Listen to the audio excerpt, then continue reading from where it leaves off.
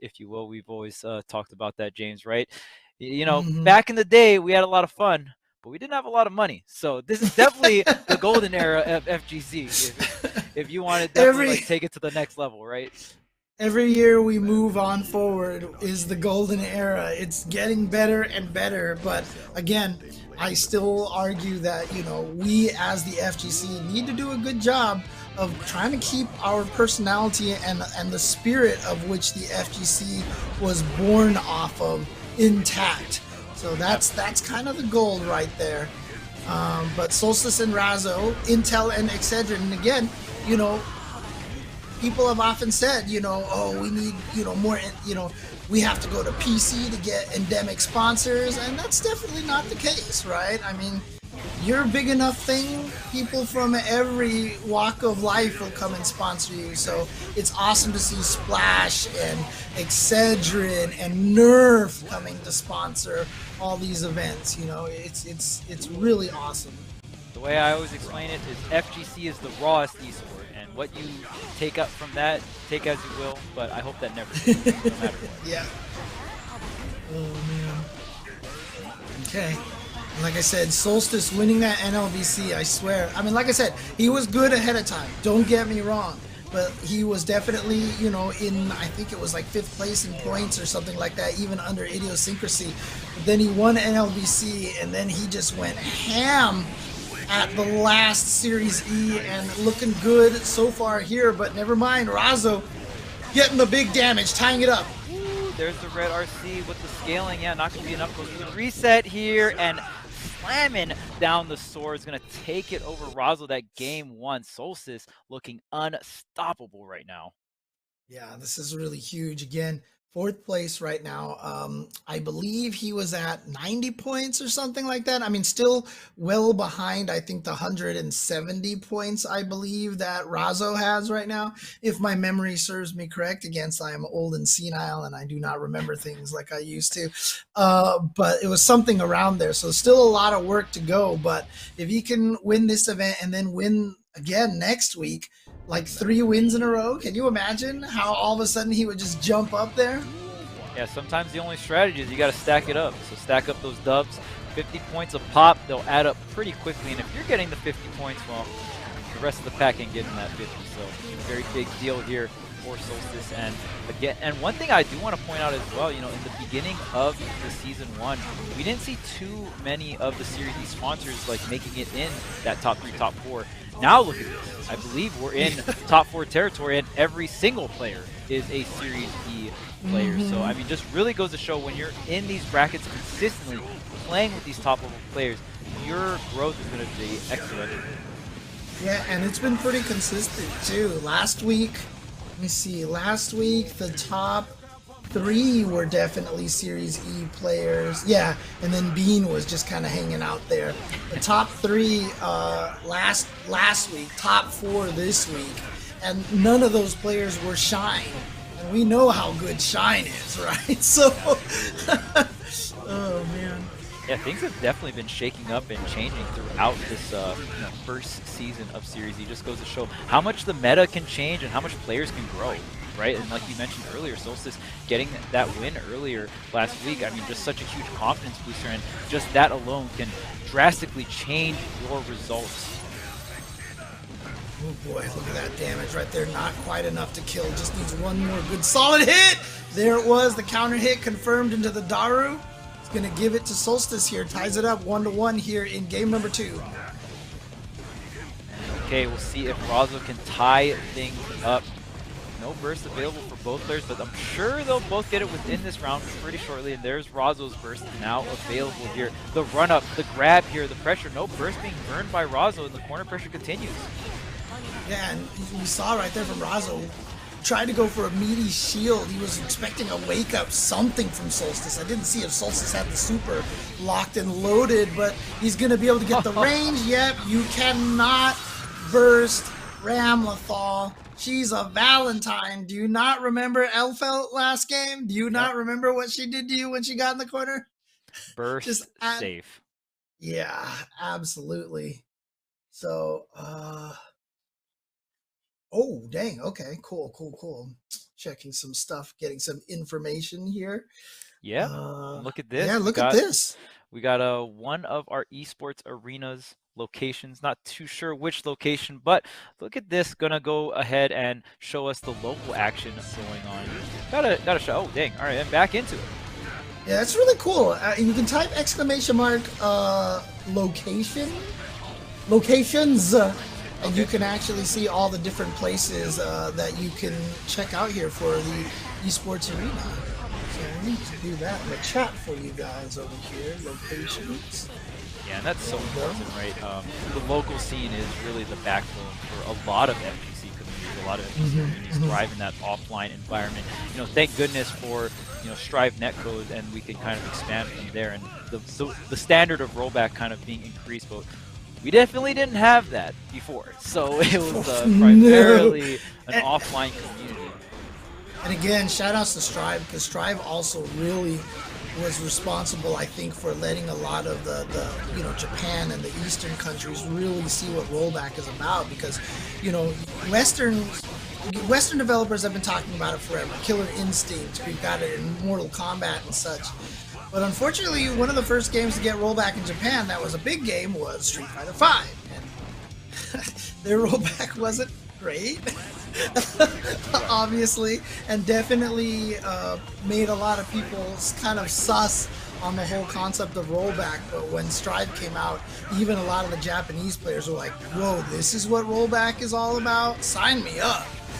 Yeah, and don't be fooled. Rollback is a fantastic word, but there is such thing as bad rollback. Yes, absolutely. It is not an easy thing to implement. There's a lot that goes into it, so it is not a just plug and play solution. Oh, nice throw from Razzo. Okay, backdash. That's such a common tactic against that guard block, the guard break The side move. switch. I think that's. Go ahead. Yeah, the side Oh switch yeah. there, not going to be enough. The explosion from the wall wasn't close enough there for Roz or for Solstice. Man, it's down to the wire, but Solstice was first.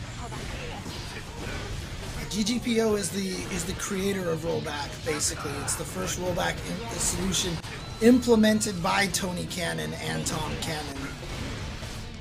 Yeah, and it's crazy because when you talk about rollback, okay, Solstice going to be able to seal the deal here, 3-0 over Razo, and we've seen Razo with quite dominating performance, and we're going to go back here to the Walmart location. We got the locals for FGC and Smash Brothers going on right now. I can see the Walmart registers to the left. This is right in the heat of things, man. Dude, the craziest thing is that Idiosyncrasy 3-0'd Razzo last week, and now Solstice 3-0'd Razzo.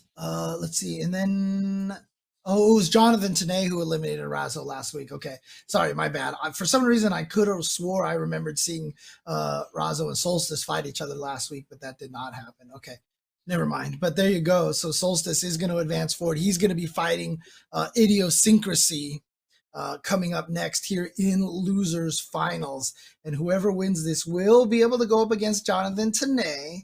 And Jonathan Tanay, yeah. So Jonathan Tanay just waiting for the winner between Idiosyncrasy and Solstice now.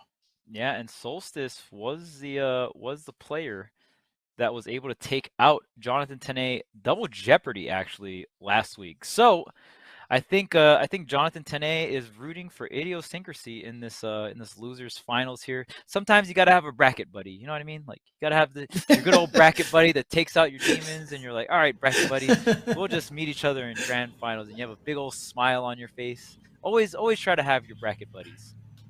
I mean, honestly, that was something that a lot of times people would do in tournaments. It's just you would show up and then bring your ringers in to help eliminate everybody else on the Hmm. other parts of the bracket and such.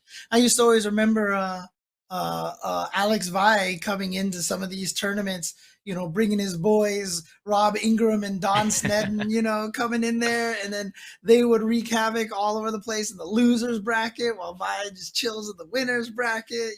Oh man.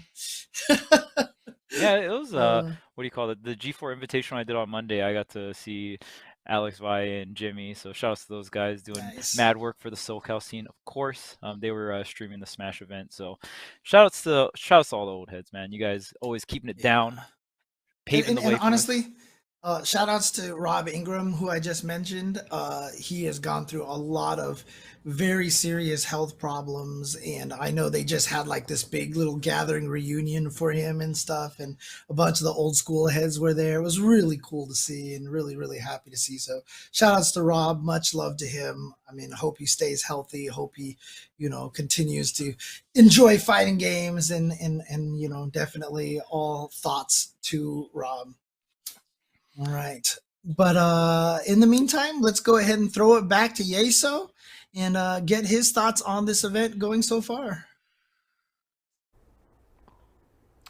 Real good look there at quite a few matches. Also a good look at one of our locations inside of a Walmart store near you. They're having a nice little celebration here of Mario Day, and I would say we're celebrating the right way too. You can go compete in some Mario Kart and a bunch of other games in PvE. So as I told you guys about earlier, use exclamation point locations in Twitch chat right now, or head over to esportsarena.com to find a location near you. Go out and compete in PvE, or just come out and game with us any day of the week. But let's focus more in on the matches that we just saw. Of course, we just wrapped up, losers semifinals. We saw Jonathan Tene and Solstice, or Jonathan Tene and Idiosyncrasy, taking care of business in the winners semifinals, both of them winning those in 3-0 and 3-1 fashions, respectively. And then Jonathan Tene winning a tight winners finals there, 3-2 over Idiosyncrasy. And then, of course, we just finished off again with that losers semifinals matchup, Razo against Solstice, a matchup we've seen a bunch of times this season and quite often as of late, and Solstice taking care of business, taking down Razo. We'll get another shot here at Idiosyncrasy. And interesting to note, when you look back at last week, Solstice, of course, lost to Idiosyncrasy in winners finals, but came back and was able to win the reset and win the end of grand finals. And we'll have to see if maybe we see a repeat of that here this week. Solstice will get an earlier run here at Idiosyncrasy in losers finals to try and get that berth in grands. It should be a tight and fun matchup, and I'm looking forward to it. Of course, Jonathan Tene, now waiting in grands after beating Idiosyncrasy, is looking to win his first ever Series E bracket here on Thursday nights. He's been in quite a few grand finals this season, but has yet to be able to kind of get over the hump here, but he will at the very least have that opportunity here tonight, either against Idiosyncrasy or Solstice, and it should be a very, very fun matchup. And also important to note that all 4 of our top 4 players in tonight's bracket, all Series E pros, so a very big showing from the squad here tonight. You can see there a look at how the top 8 bracket has shaken out. Solstice taking a strong 3-0 win over Supernoon. Razo doing the same against Adventure, but Solstice was able to carry that momentum into the next matchup there and take out Razo 3-0. So as you can see, our last 2 matchups will be Idiosyncrasy and Solstice, and then the winner of that moves on to face Jonathan Tene in grand final. Shout out to production for the quick pull up there on the top 8 bracket. I am incredibly excited for these matchups. They're going to be very, very fun to close out the show, and I'm looking forward to see how it all pans out. Do we get the magic of Jonathan Tene winning his first bracket, or do we get to see Idiosyncrasy or Solstice get their second win here in Series E? The great thing is the answers are not that far off. James and Charles are ready to go for our next matchup, so let's hand it right back over to them. All right, so we're going to be getting into the finals side of things, if I'm not mistaken. So we'll see if Jonathan Tene's bracket buddy can, defend him from Solstice, because Solstice double jeopardied Jonathan Tene, but we actually might see a similar situation because last week Jonathan Tene got double jeopardied from Solstice. So there's a lot to be said about this losers finals match. If Solstice is able to take it over Idio, then we could see a very competitive grand finals. And I'm pretty sure as well, Idiosyncrasy and Jonathan Tene went to game 5 in the winners finals. Yeah. So regardless of who moves on, well, I'm pretty sure we're going to see a very competitive grand finals nonetheless. But I'm pretty sure if you're Jonathan Tene, you would rather see Idiosyncrasy come through. And even like matchup wise, I think Jonathan prefers the Nago, right? Yeah, and again, Solstice and Idiosyncrasy, as I mentioned, they were the two grand finalists last week, and Idio was the one that sent Solstice to losers. Solstice then came back and won 2 sets. Here, Idio then defeated Solstice again on the winner side of the bracket this week, and so now they're tied 2-2. And here it is. This is the tiebreaker for them now. One of them is going to be up 3-2 for the last 2 weeks. Now, Razzo definitely has more points than Solstice. So Solstice with a little bit, I'm sorry, Idiosyncrasy has more points than Solstice. So a little bit more on the line for Solstice coming up here. So Solstice definitely wants to try to take this over Idiosyncrasy. And as you mentioned, he defeated Tane last week. So, you know, if he can defeat Idiosyncrasy here, he may have a very strong chance of taking the entire tournament over Jonathan Tane. Exact same top 3 as last week. But what order will it fall under? And that, I think that might be the first time ever that we've had the same top 3 back-to-back here at Series E. So a very not common thing to see. We'll see if the order's any different. Yeah, well, I mean, for sure, because Jonathan Tane got 3rd place last time, and he's guaranteed at least top 2. Right. So at least Jonathan Tane will place a little bit higher, but who he's got to go up against. Because the curious thing is, look, if Solstice wins, does Jonathan Tane try to use Soul against Solstice again? Or does he stick with the Zato? I'm really curious to find out, but Idiosyncrasy doesn't want to find out. He doesn't want any of us to know, because he wants to take this here and now and try to get revenge over Solstice for that 2-0 Grand Finals loss last week. This is a very common thing we've been seeing throughout Guilty Gear. More players willing to go for, you know, pocket characters, right? In previous Guilty Gears, it was so hard to play characters that you usually didn't see pocket characters come out, right? But in this game, we're seeing it more common, unless you know, got, if you're maining Ramlethal or Nago or Leo, you should be safe. But you know, we've seen Jonathan use multiple characters, and a bunch of other great players use multiple characters. Oh, first save, and that should, yeah. Have the read right there, use the RC, and that's always beautiful because you can't take that meter with you, so using an RC to bait out the burst for the round win is beautiful. Oh yeah, that's the best case scenario here for Solstice. You have all the resources, you know, to use against Idiosyncrasy, just in case things get a little sticky here in the second round. But I mean, Solstice is just keeping up the pressure. Look at that, just going full screen away there, and then reading the Fukio movement forward and dashed in and checked it. He's going to get the super through the wall, but again, see, Nago doesn't die. This character just doesn't die.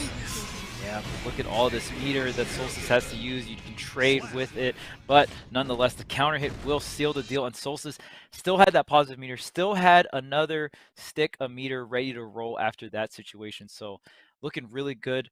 And I mean, Solstice just very convincing game number 1.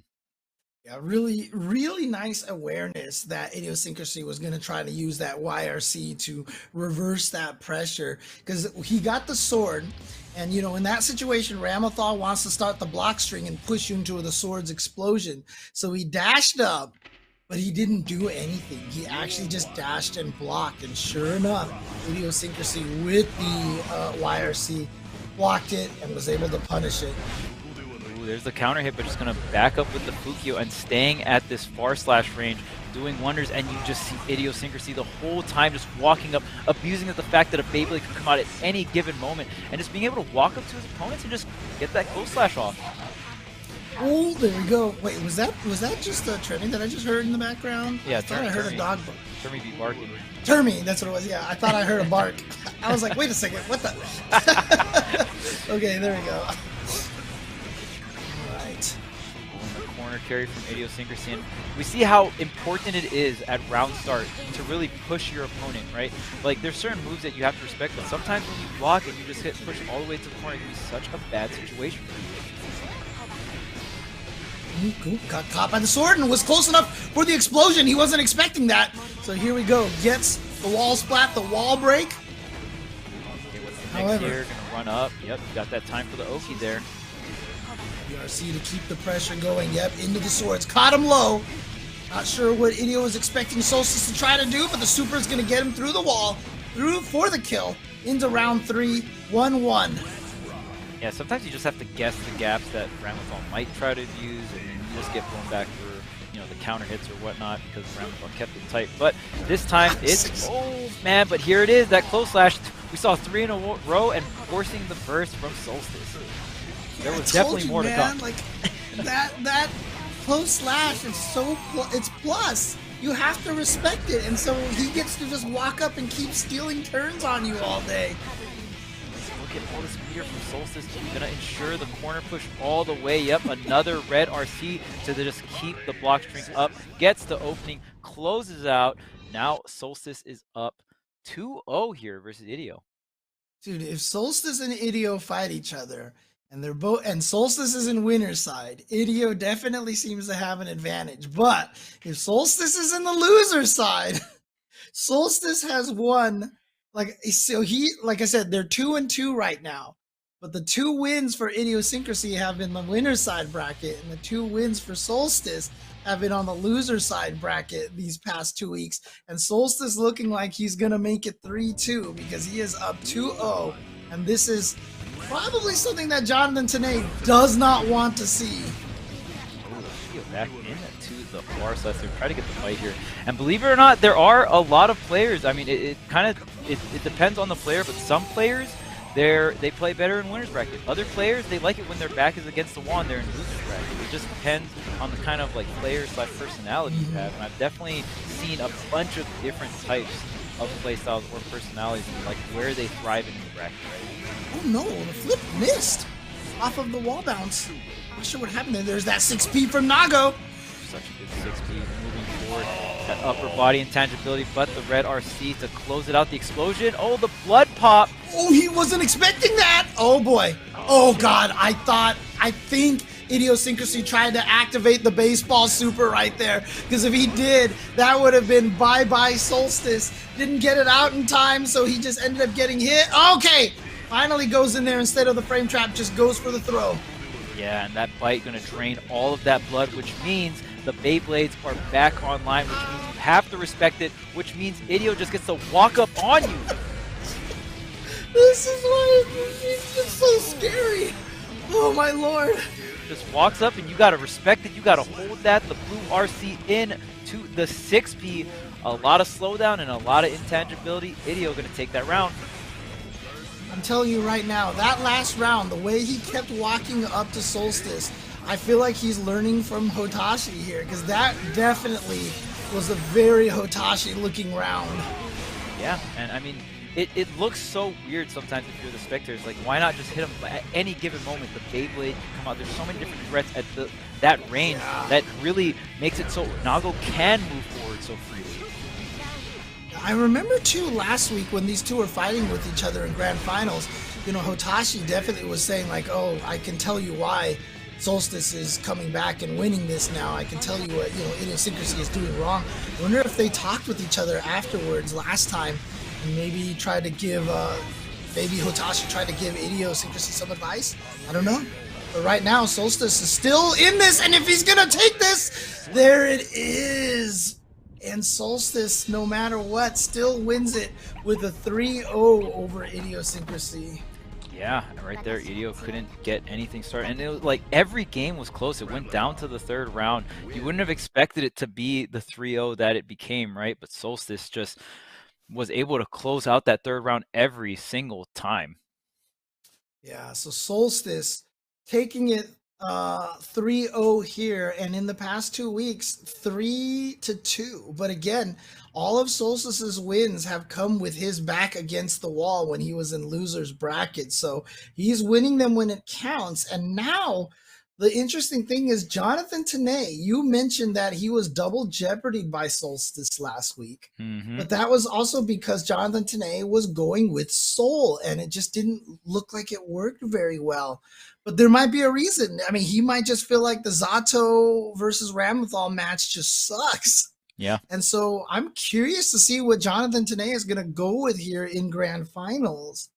Yeah, and Solstice setting up another opportunity to double jeopardy the Zato extraordinaire once again. If right now Jonathan Tene is in winner's side, but if Solstice is able to defeat Jonathan twice in a row, you're going to be able to get the juicy 50 points, the juicy first place here, and of course the prize money as well that goes along with that. So we'll see if Solstice can set that up, or if Jonathan will finally take home his first W for Series E. Has been the runner-up many times. Has placed top 3, top 4, top 5 many times. But I really want to see Jonathan pull out the W here, just because I think it deserves a dub. He's had like maybe 1 or 2 second places or something, but yeah, always the bridesmaid, never the bride. And so let's see if we can get him a victory this week. But in order to do it, he has to defeat the person who double jeopardied him last week enough to get Jonathan Tene to try to play Soul against him. Again, like I said, there just must be something about that matchup. So he has 2 sets to play with here, so he could try the Soul in the first one. Maybe if it doesn't work out well, he can try the Zato, or he can try the Zato, and if it doesn't work out, he can go to the Soul. So he's got a little room to play with, but again, he has to lose 1 set of 3 out of 5 to get sent to loser's bracket, and then a 3 out of 5 will eliminate him. And after that reset, of course, the score goes back to 0-0. So he has a few more games, but he just needs to win 1 set, and then he will be the winner. Yeah, it's going to be tough here. Definitely a matchup that is enough to even get Jonathan to switch out. I think that already, when you see something like that, it's like, okay, well, if the matchup is already bad enough for you to switch off Zato, I'd imagine if Jonathan could, he would just play Zato for every single matchup. Yeah, but Ram might be one of those tough matchups where it could be really rough. But this time, gonna start things off with the Zato. Last week you tried the Soul, right? I think this week you come in and you also have a whole extra set to work with. So almost why not, right? And again, playing that last week is good information, right? Because, like, let's say they didn't play last week and he didn't try to go with Soul. Now he might be questioning himself, should I try the Soul? But the Soul didn't go so well last week, so this might give him a clearer conscience to come in here and give it his all with Zato without, wondering if he's making the right choice or not. Okay, we're going to let the intros rock here for Grand Finals. Jonathan Tene versus Solstice. Of course, Solstice is in the loser sides of things, so if Solstice can take 2 sets to get the victory, we will see, though. Jonathan going to start things off and getting a bit of damage here and getting the corner pressure going. Oof, 6P getting the burst out of Jonathan Tene right away. Here we go, corner pressure time. Can he maintain his corner pressure? All right, no more Eddie, but he's about to build it back. So there he goes. He tried to summon, but didn't get it out in time. 6P to see if she was going to swing. Did not. So he PRC'd it. Good burst from Solstice. Yeah. Okay, here's the needle. Yep, there's the tap that's opening. Are you going to go for the wall break? Yeah, go ahead and take the round with that. Solstice low enough health there. And Jonathan starting things off hot here with the Zato. Right. Well, there's that 6P again from Solstice getting the anti-air. Look at this damage. The wall carry. Oh my goodness, where did all of Zato's health go? Windshield wipers don't care about the Zato health bar, diminishing it so quickly and using the leap to close the gap to super, and just like that, Jonathan getting blown back that second round. And those are the kind of rounds that make you probably realize why Jonathan probably wanted to try another character, because that one was domination by Ramathal. But here we go. If you can get this corner pressure going, again, Ramathal outside of that super, same problem as a lot of other characters, doesn't have the best defensive tools. Here we go, pressure with the needle. So volatile in a sense where, as long as Zato's not getting pressured, but when Zato is getting pressured in the corner by Ram, it almost feels like he can't do much. There you go, Jonathan Tene with Zato. Okay. 1 more game than he won last week against Solstice. Already an upgrade. Already. So there you go. So Jonathan Tene looking good here in this first game. If he can take 2 more, this will be Jonathan Tene's first win at Series E, and I think Shine isn't going to get any points. And if that's the case, and if Jonathan Janae can win, if he gets second place, I believe he ties with Shine. If he wins this, I think he surpasses him. All right, so big deal in terms of the standings here. Jonathan getting out of the corner. Very, very important versus Ramazal, one of the characters that thrive off of that corner pressure in the red RC to keep the windshield wipers safe here. Jonathan getting a little bit, getting this, getting Eddie out here. Side switch, okay. Right. Oh, there we go, the command grab. Is he gonna RC this? No, he's just gonna save the meter here. Oh god, just throw out the sword. Save the meter, but it might be for naught. Just like that, Solstice gonna sneak that round in. Yeah, Solstice is basically saying, alright, I let you feel good about your one win, time to 3-0 you again. Oh no, but this corner pressure might prove to be a problem. Yep, the Eddie meter's available, but not even summoning the Eddie, just going into the command throw. And when you start seeing these command throws hitting this often, you know the conditioning is on point here for Jonathan. The red RC to keep the pressure going here. We're going to get a corner carry. Yep. Oh, look at this, and close to tying up the life, and good YRC actually did get the hit, but just right back in the corner, tried to take a throw, got hit by the, what a break the law, that was sick, and got out of the corner, and now he's the corner position and gets the hit, even without the Eddie, gonna be able to take it. Jonathan Tanay surviving here in game number 2. We've seen Jonathan use many ways to get out of the corner, that time using the break ball going right through Solstice there. We've seen the eject button as well with the PRC. Whew. Jonathan looking really clean with the Zato and maybe kind of solidifying himself as a solo Zato main at this point. I mean, you know, when you kind of get to the point where you can play out these uncomfortable matchups with so much confidence, a perfect there to end things off. Jonathan up 2-0 on Solstice. Look, Zato is just one of those characters whose stock has been going up and up and up. And again, one of the best players in the world right now. Of course, that is Latif. Obviously, it doesn't need another character. And if Latif can take out everybody, regardless of who you're using with that one character, Jonathan Tanay has to believe he can do the same thing. Absolutely does. He is at tournament game. He is now 2 games to 0 over Solstice, whereas last week his soul went 0-6 against Solstice. Yeah, very big difference here. But you know Jonathan, student of the game, is going to study up those VODs. That's another great thing about this tournament, right? You get to play amazing talent, and of course, if you're staying on the winner side things, especially, you're going to have the VODs to review as well. And by the way, you know, I see people in the chat saying that they knew that Jonathan should have used Zato last week. And, you know, I agree. But at the same time, I love what Jonathan did. He was willing to, quote, sacrifice a tournament to get that information, to learn. And you have to do that as a player because, like I said, you never want to second guess yourself like, maybe I should have went with. But by losing 0-6 last week, he can come into this going, no, Zato is the right choice, and not have to have that in his head. The 5-piece snuffing out the Jonathan pressure there. That was so huge. The side switch from that grab reversal there was looking so good for Jonathan. But Solstice is going to keep up the momentum from that first round here. And look at this pressure on the left side, the PRC to keep it going here. And you block everything. No, I'm just going to burst. I don't want to get out of here. Out of here. There's that standing H again, but too far away. And now probably going to be able to kill with the double sword swing. Doesn't even need it. Jeez. Okay. Solstice getting his revenge with his own perfect here. 1-2 now.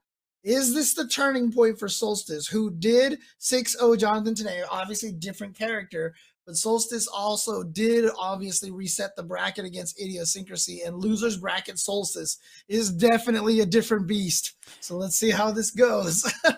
Yeah, and if you have to pick one, by the way, if you're a player, you're competing, you generally want to be better in losers bracket because more times than not you'll probably be a losers bracket. But you know, it just depends. But nonetheless, yeah, losers bracket Solstice definitely hits different in a good way here. Trying to bring it back versus Jonathan. Jonathan has a very solidified 2-1 lead here, but the reverse 3-0 is always on the table. You got to take it one game at a time, but things are looking good here to start a game for Jonathan. Right, wall splat. into the hard knockdown with the sword super. Guaranteed meaty needle. And then the 2S to make sure it's a true block string. Good defense from Solstice. Look at this. All the FD being burned, finally gets opened up here, trying to run forward, trying to get something going here, but the Eddie just comes right back and Gaping maw right into the 2S. Yeah. Reaching out. Okay, Jonathan Tanay.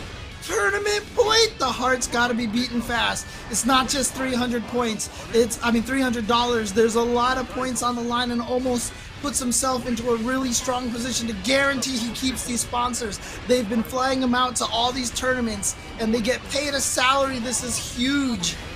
Yeah, and that sword super on the wall break is so big because you essentially get a free block carry, or just block string all the way. But there's the burst. Solstice's last line of defense. No meter for both players as well as he's down the wire. I don't know why Ramothal's Rekka just didn't hit on the last hit. It hit second hit, whipped on the third one. He was just too far away. Jonathan then had to punish, and he should be able to take it here. No, it's not done yet. Oh my God. Barely alive, but the poke on the round start there after the wall break. Jonathan is going to take it 3-1 over Solstice with his first W in Series E. Great stuff to Jonathan Tene, and of course doing it with the Zato, not even the soul for the Ramlethal matchup.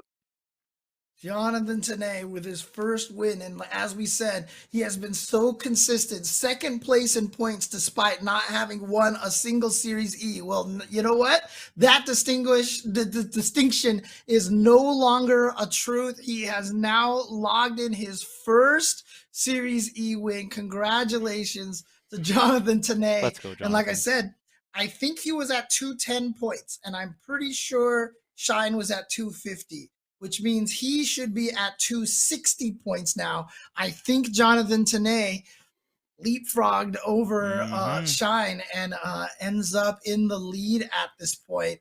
It's big win for Jonathan Tanay. Hit him with the Eddie Frog leap. Whoop, right over to first place. Exactly.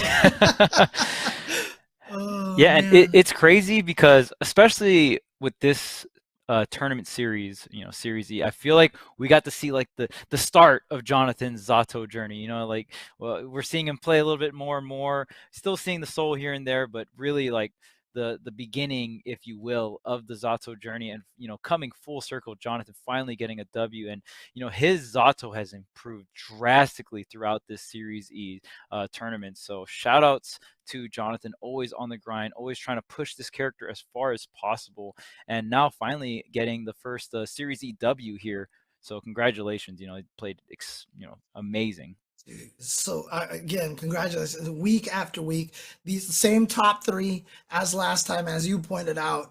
It shows just how strong it is when you keep getting this practice in here. But really happy for Jonathan Tanay. He has been looking so solid, so strong, and honestly, for me, the points show that he's been one of the most consistent. But even just from a spectator point of view, I feel like he's been playing so strong. But I think that'll do it from us here, Charles. So the two of us will bid you guys adieu, but let's throw it over to Yeso to get his final thoughts on the tournament. Yeso, take it away. Jonathan Ted. All right, from Yeso to Yeso, welcome, ladies and gentlemen, to Series E Guilty Gear Strive. It's Vizio week here at Series E as we're getting ready to kick off another night of awesome Guilty Gear action. My name is Ye, so excited to be your host here once again and ready to get into all of the action tonight. For those of you that are new, I want to break down how Series E works so you know what's going on here today. Okay, Series E is a professional esports open circuit that absolutely anybody can join across multiple different titles. We've got Apex Legends, we've got Halo Infinite, and of course Guilty Gear Strive. Now the way it works is players and teams go and compete in our open qualifiers, and the best of the best from those open qualifiers make it into Series E. All of those players then get to sign a contract. They get drafted by one of our partnered brands. They make a monthly salary, and they get to compete weekly for points and prize money. In Guilty Gear Strive, they'll compete in the Wednesday night fights open bracket on Wednesday nights, and then every Thursday in this 16-player invitation only bracket. So if you and your friends want to get in on the action, head over to matcherino.com/ ESA, and head over to esportsarena.com for more information. Now, tonight we're going to have an awesome bracket here. Of course, we're coming in on the heels of Jonathan Tanay winning his first ever Series E Thursday night bracket, and he'll be looking to try and repeat that performance, but the competition will certainly be stiff around Jonathan. But before we get into all of that action, I do want to talk about a little something we're doing here at Esports Arena at our local stores all across the country, and that is called PvE. Okay, PvE is this awesome new event that we're hosting at all of our locations every single week, where you can come in and compete in leaderboards across a bunch of different games. Each week we have 4 different leaderboards that run from Wednesday all the way through Sunday for a bunch of different games. We'll do Halo Infinite, we'll have Apex Legends, Fall Guys, Mario Kart, all kinds of different things, and each one of those leaderboards have their own individual $500 prize purse. You can come in on a Wednesday night, put up your best scores in the games of your choosing, and then, you know, if you come back later in the weekend, maybe your score's fallen a little bit down the leaderboard, you can jump right back in again. And the nice thing about it too is that you don't have to commit to a 3 or 4 hour long tournament. You can come in, purchase a couple of tokens, give a few tries, take 5 or 10 minutes, and then leave and come back later all throughout the week to come and compete. Of course, you can track the leaderboards at our streams all weekend long, so make sure to keep an eye on that. But we would love for you to come out and compete in PvE. So if you're looking for an Esports Arena location near you, head over to esportsarena.com and come out and play with us. Now, today we have a little bit of a demonstration on how things work, so let's check in with my good friend Filth, who's going to be playing some tunes for us. I'm up. What's up, friends? We're gonna play a little Guilty Gear Strive music on Clone Hero. Hope you guys are ready. I am. What's up, TikTok?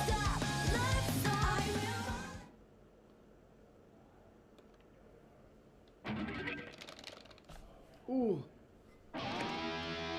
Yee.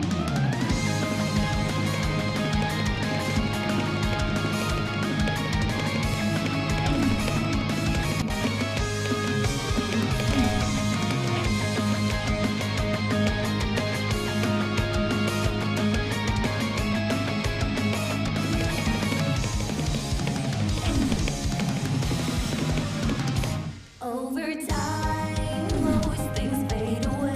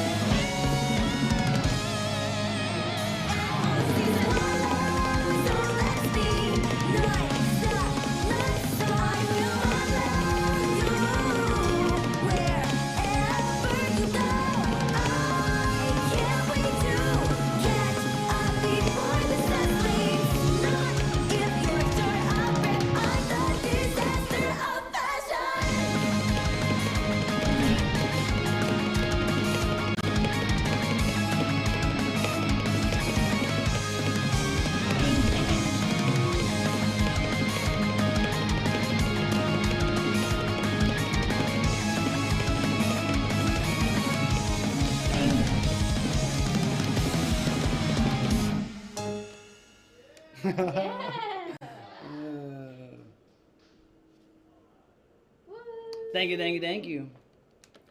Playing another one, or we run into the next thing? Alright. So now we need to pull the stream up in here. Yeah.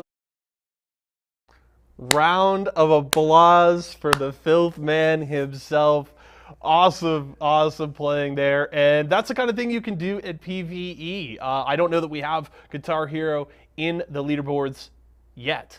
But you can come in, play the games we have, put up your best score, just like Filth did there, and compete every single week. Again, the competition runs from Wednesday to Sunday. Each of the 4 leaderboards every single week has a $500 prize purse. You can come in, win points, money, prizes, and more. So find your local esports arena and come out and compete in PvE today. Now, of course, back to Guilty Gear here. We're getting ready to get into the bracket, and word is I think we are ready to go. So production will give me the thumbs up, and then we will get things started. So we're ready to go. Let's do it. Let's kick off another week of Series E Guilty Gear Strive.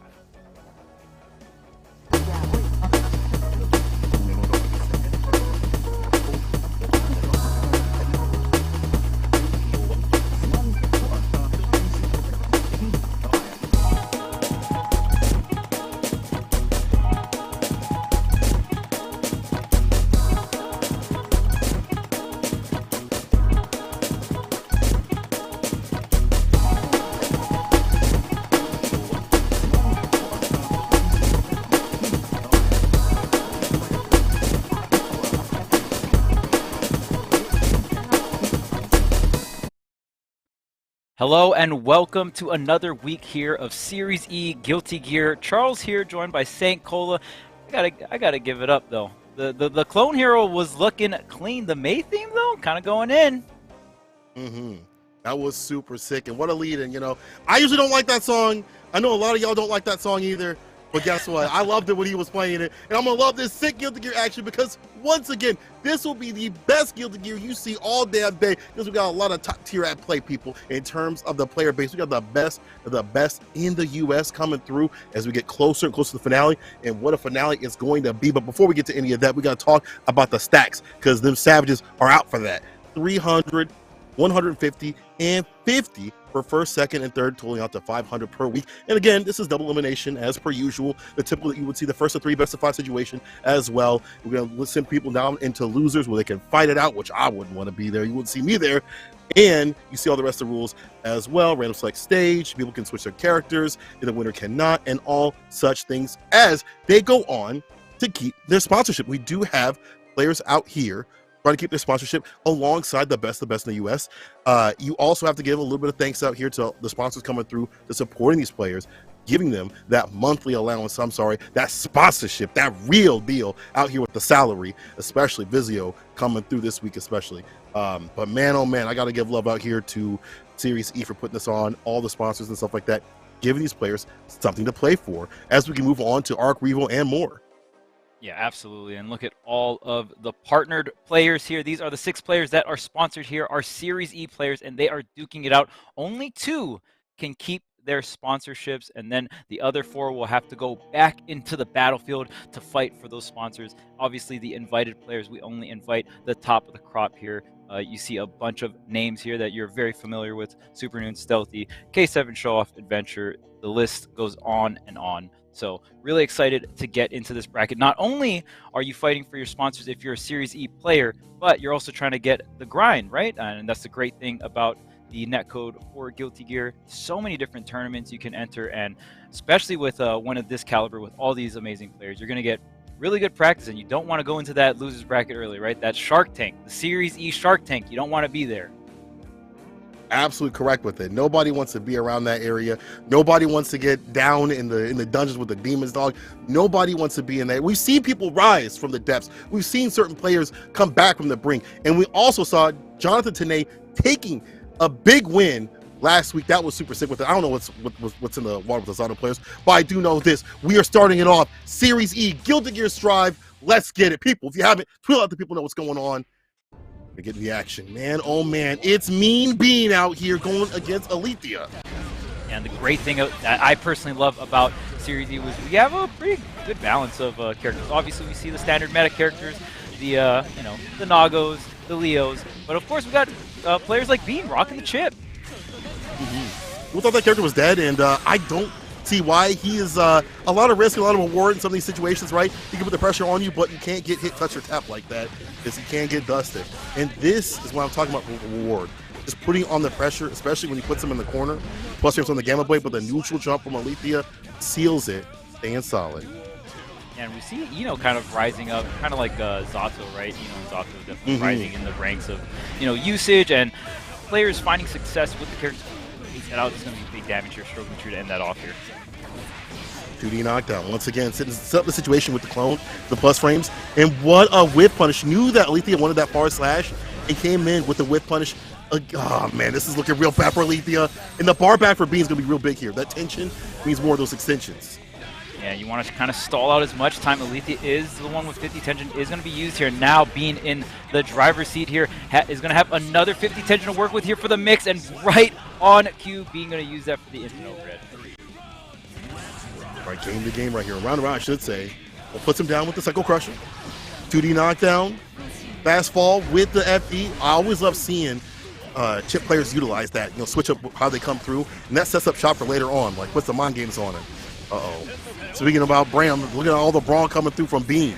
A lot of oppression. 6K, you block that, but there's still more in store. Big Bean out here. No lean. Man's fooled me. Look at him. Don't let him leave.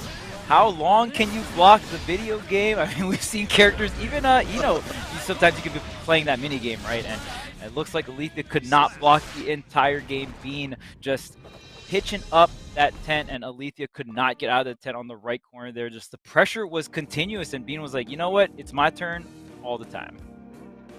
That's the way to play it. People say it's like a two-player game. Look in the back of the box. It's like fighting games. It's a two-player game. No, it's not. It's a one-player game. If you're winning, exactly. You do not let them play. If they're pressing buttons, you're doing something wrong, and Bean knows what to do as he gets one on the board. Bean looking real good out here. I don't know, Chip looking kind of strong. Yeah, and I mean, that's the thing about any of like these neutral glass cannon characters, right? Well, I mean, obviously, Chip has an additional jump, which can be very nice, and 2K is so good in the air. So, I mean, you just have great neutral, but of course, you do have the sacrifice, right? All the Twitter clips, Chip's gonna be a part of that. You get dusted with 2 interactions, all those training mode clips, but Bean says, not me, never again. I'm gonna get that win. Bean. He's staying away. He's like, I want to be tweeted out and stuff like that. 11,000 people looking at me, saying I'm free, not me. All right, Bean with the aggression. I'll start once again. Wow, the side switch as well, gonna get the damage, but Alethea out of the corner here, maybe gonna try to get FD. Okay, there's a reversal grab. Finally, Alethea gonna be able to play the game, trying to pressure, but there goes Bean, just right up. He's gonna use that air dash. So small, oh my God, got caught. Press out that 5K. Face out that DP. Yeah, had to run the first, stay away from the worst, because they might have got smoked for that. Red RC trying to go for bank grab. The weight from Bean right there. On the neutral jump, found a punish, and finds the finish right there. Knew that Alethea wanted the back jump throw. Recovered his time to stay fine. Bean is just, he's not steps ahead. He's like levels ahead right now of Alethea. She got to find a way to come back from the brink. This is not looking too. Yeah, and the defense, and every time Alethea gets something started, Bean almost instantaneously gets out, and that's going to be such a big deal for Chip, right? When you do finally catch the ninja in the action, you got to make it count, and if Bean's just able to, like, get out in so many situations, you're going to have the burst available in the other situations, right? So Bean going to get out clean every single time here, see if Alethea gets something started. I'll start with the 5K. That's been a big pain point button. You're so worried about maybe 6H and other things. The dash up 5K works out in the clutch. Once again, with this corner pressure, and Alethea, with these neutral jumps that had worked before, Bean is aware. He knows what's going to happen. That's why you see him stutter step a little bit in terms of his pressure. Yeah, and it's weird. Chip, obviously noted for having lower health, but the defense not too bad. You have the DP that you have to respect. You have to bait that out. Alethea does just that, but the burst is the follow here for Bean to keep the pressure going. I switch with it. 6K, of course, the closer button, and only closers get coffee. That's why you see Bean running around like that. He's got a ton of the cups, and he's about to find the finish. He is on set point. Yeah, Bean's got the energy here, and I mean, Alethea being able to grab like maybe 1 or 2 rounds, but Bean looks like full control here. Finally, gonna get half the health here. Alethea starting the pressure. Different timings on Stroke the Tree here. Gonna drag Bean all the way to the right side and gets another opening. Should be able to. Okay, just gonna go for the reset. Meeting with it. Oh, the 5D challenge right there. Bean can come back from the break. He's got the bar. Gonna put the mix on him. Got bartender. Red RC. Alpha play off the backboard. Oh my God, the in-one. The in-one. Break the ankles. Alethea block it, but for how long? Does have burst to stay away from the worst, but don't want this character to get through. And the 6 speed saves them from defeat. Staves off that set point. Still alive. Staying alive here, but can you get a game on the board? You're able to take some rounds, Alethea, but not necessarily the games here. Oh man, Bean is just gonna go ahead, close this one out with the wall break. I mean, not close it out, but definitely get a ton of resources. I mean, and we've seen how Bean works. It might as well be, but here's the side switch with the reversal. Puts him in the corner. Stroke once again, burst situation. Bean been really good about when he spins his burst, either back off a DP or when Alethea might be pressuring a little bit too much. The air-to-air right there from Alethea putting back down the ground. Wow, Stroke went underneath that button. That was sick with it. And you notice Bean doesn't really even use burst just raw. I mean, usually just after trying to go for a DP, then use the burst, right? And that's where you can be really conservative with your burst as a chip player. But again, closing it out with the overhead. How long can you block? It's such a common question, but it is a question you got to ask a lot against Chip, man. Like, Chip can make you block such a long time. I mean, that's a question you have to ask the loser side. I mean, this is unfortunate for Alethea. You know, you fight, but that's how it is out in these brackets. Like, that's no shade to Alethea. I'm gonna be real with it. Like, you have like some of the best in the US. If you're going 0-2 in a tournament, not saying Alethea will, but if you are going to go 0-2 in a tournament, this is one of those that you are okay with doing so. But then again, with the money in the end, you want to get to the finish line. But man, you go up against someone like Bean, bro. It's so sad because like everybody dropped that character. Everyone's like, I'm not a chip player anymore. There's not many. Like nobody's playing him. I don't understand. He's good. He's good. He's still good. You just have to play a little bit neutral. I'm sorry that you have to use your brain as Bean did. Oh man, surprising that a fighting game player would have to use that. That's like some of y'all just want to just run the mixes. I mean, when the character came out, he was pretty ignorant. You know, dive kick was ignorant. He just run all over people. But you see now that you have to put a little bit of brain power. But if you do so, someone like Bean show you the results, and we've seen Bean take tournaments. We've seen him win NLBCs. We've seen him win this as well. I'm sure that he could take it today. Any of these players could. So, and that's not to count Alethea too. They could come back from the brink. It might just be a bad set, might be not warmed up. And again, some people just don't know how Chip be playing, and they like, I have some ideas. Now, if I see you again in this bracket, I'm gonna get you for it. But moving down the bracket too as well. Again, thank you all y'all for coming through. We're actually having the Don Dada himself coming through versus Stealthy, the young gun. Yo, Stealthy, people don't know Stealthy's like 16 years old. Like, how are you so good? You were 16 years old.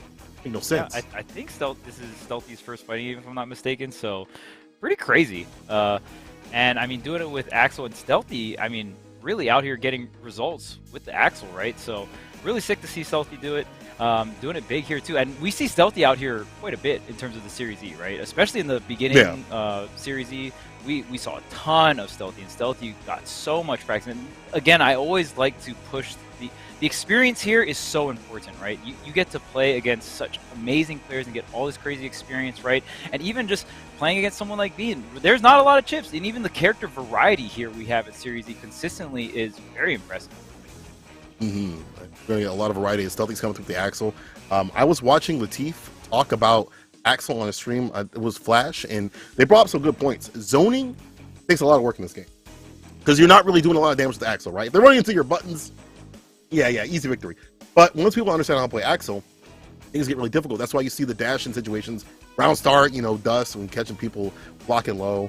Something you see a lot from Stealthy, just to make it real in the opponent. But it takes a lot to zone with this character. Despite Axel being a pain in the butt to play, it is really difficult to zone all damn day. Like, you really have to keep people out. You don't get much reward from it until you get like Axel bombers and stuff like that and some bar going. Any character would, but it takes a bit for Axel to work. But someone like Stealthy has fit with this character perfectly. I feel like Stealthy is definitely top 3 Axels, maybe in the world. Results have been shown for this dude. He's been top 8s in many tournaments and things like that. I think he's won a couple of them too, if I'm not mistaken. And being at such a young age is so lucky because it makes me so jealous. I'm 34 years old. I'm definitely not even close to that level, bro. When I was 16, 17 years old, I was getting I barely knew how to work most of the combos in most games. I know what's going on, but Stealthy know what to do. But he's going to have to know what to do against the Don Donna himself, who got second recently Wednesday night fights. You know he's hungry for that first place spot. So much players grinding here. I love watching Stealthy's Axel. Very good mix of you know. There's the zoning, but sometimes Axel, especially in that mid-range, it's a questionable aerial for Axel, right? Where it's like maybe I've seen Stealthy like dash forward 2K, right? And stuff like that is so important. That's the deadliness of someone that wants to put you in a lull of zoning, and then just goes in, gets that one with the 5K right there, anti-air counter hit, immediate burst. And someone said in the chat that Stealthy was looking to switch. Chat, let me know where they looking to go, because this Axel still looking good. Man, never mind. Commentator's curse. The burst is off the deck, and the wall sweat like that off the super. I gotta, bro. It's a real thing. I believe it's a real thing. I'm sorry, Stealthy. Sometimes you just gotta hit him with the quick apology. We never mean it, right? We never mean it. Yeah.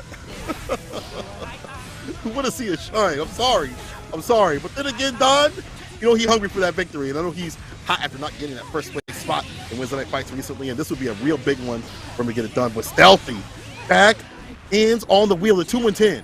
5K started stepping with the buttons. Look, see, that's what I'm talking about. When he goes in for the range, it's so hard to read him. Yeah. And you definitely got to have the shimmies on deck as Axel. And man, we're seeing it here. And Stealthy applying this pressure. Don finally finding the opening here. Going to try to set up the note, but just gonna swing it out. Got stuff for troubles. Dash in 2D, PRC, keeping things safe and solid. The FD gets some distance. And Don finding a way in with the counter hit. Let's go for the low. 6H, stroke once again, trying to reset the situation. Stealthy, man, as soon as I was going to say his defense is good, gets broken down. Such a bad situation. Stealthy finding a bit of room here, not trapped on that right corner. Definitely seen, you know, with the quarter pressure, but the burst gets blocked here. The grab, oh my goodness, wow, the RC to finish it off. Stealthy. And a lot of big bets from the Don Dada himself.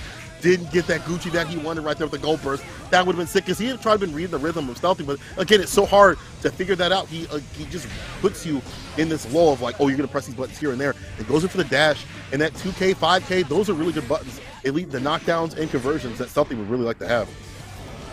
Absolutely. Okay, straight here. He's going to go underneath some of this pressure here.